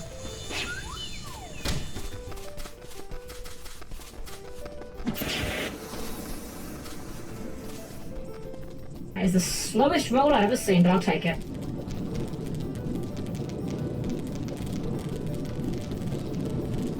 Good old-fashioned platforming. Sometimes you just want to hit A and just jump real far. Take a leisurely stroll behind this deadly spike roller, no big deal. What is this? Oh, it's a platform? Oh, these platforms spin, don't they, when you land on them? There we go. Hey, we reached the end. Congratulations, How did you get here in that dress? You survived the Temple of Karnak. There is no way you're making these jumps in that dress. I declare you an honorary. Why is her cleavage so well defined? Here is your reward. You did not need to texture her cleavage. No one would have complained. You could have not done that. No one would have complained. I'm just saying. Just saying, Chrome. I'm on to you. When you get the heat hawk rang.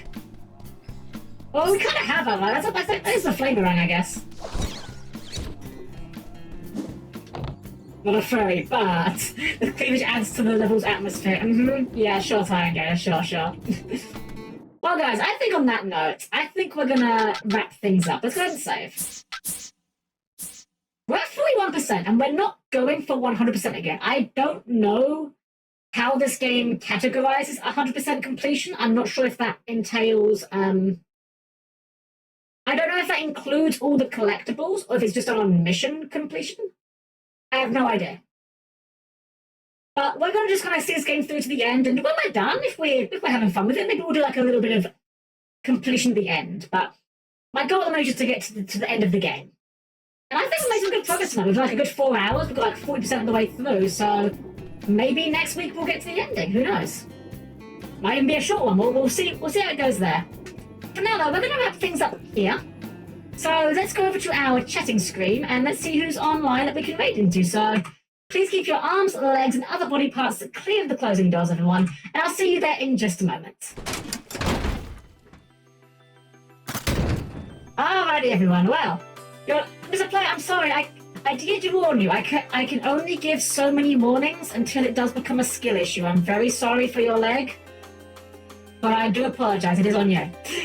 So guys, I've had fun tonight. I've had a blast with this game, actually. This game is like, again, this game is genuinely more fun than I remember it being. I remember this game being alright. Like, not bad, not great, not awful. I remembered it was like a solid B tier, but I don't know, this game's actually better than I remember it being, I will be entirely honest. So I'm really happy that we're going to be able to keep going with this, frankly. If this game hadn't been good, if I'd not been enjoying it, like, I was very much prepared for us to make this a one and done. But I don't think that's going to be the case. I think we are definitely going to be powering through this and seeing this all the way to the end, for sure. For now, though, guys, we're going to go ahead and see who's online that we can raid into. It does seem like, I was looking at people while I was talking here, and it seems like the two people I was looking at raiding are actually finishing up by looks of thing, which is unfortunate. Let's see who else we can raid into.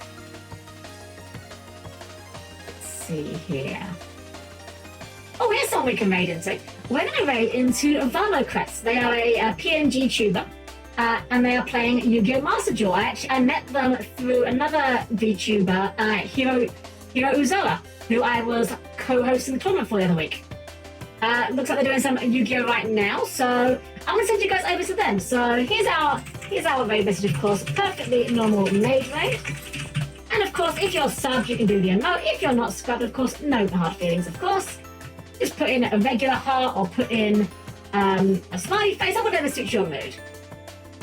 Hero's cool. Hero's a cool guy. I like him. He's a nice fella. He actually inspired me to a degree. Before I started doing VTubing myself, I was looking at other VTubers that were playing Yu-Gi-Oh! To see what they were doing. And he was like the first one I saw that was doing like viewer duels. I was like, oh wow, that's like a really good idea. So that's what we're gonna be doing, guys. We'll be back next week. I don't know who is and isn't, but no pressure, of course. But we do have a Discord. If you've enjoyed what I do here and you're not already, we'd love to have you there. It's the best way to know about when I'm going live and what I'm doing. Otherwise, everyone, give some love to Valor when we get there. Have a wonderful rest of your evening. And as always, everyone, it's been a pleasure to serve you and have a wonderful rest of your night. Oh, wait. Hey, Zen, real quick. I will abort the ending sequence. Zen, are you starting FF7 next week? No. So our RPG slot, I may actually make something a little bit different and for the next 2 weeks. The reason being is because I will be going to Japan in 2 weeks. And I think FF7 is a long enough game that it's going to definitely take us more than 2 streams. And I wouldn't want to come back to that game after a 2-week break, because I think it would lose momentum. I would forget where I am in the game. So we will be doing FF7 though. FF7 is in the cards, but it will be after I return from Japan. Yes, so please look forward to that, because that is another one I have never finished. So guys, let's try it again, shall we? So have a wonderful rest of your evening, everyone. Thank you for being here. I hope you had a wonderful time. Give some love to Valor when you get there. And as always, everyone, it's been a pleasure to serve you all. Have a wonderful night.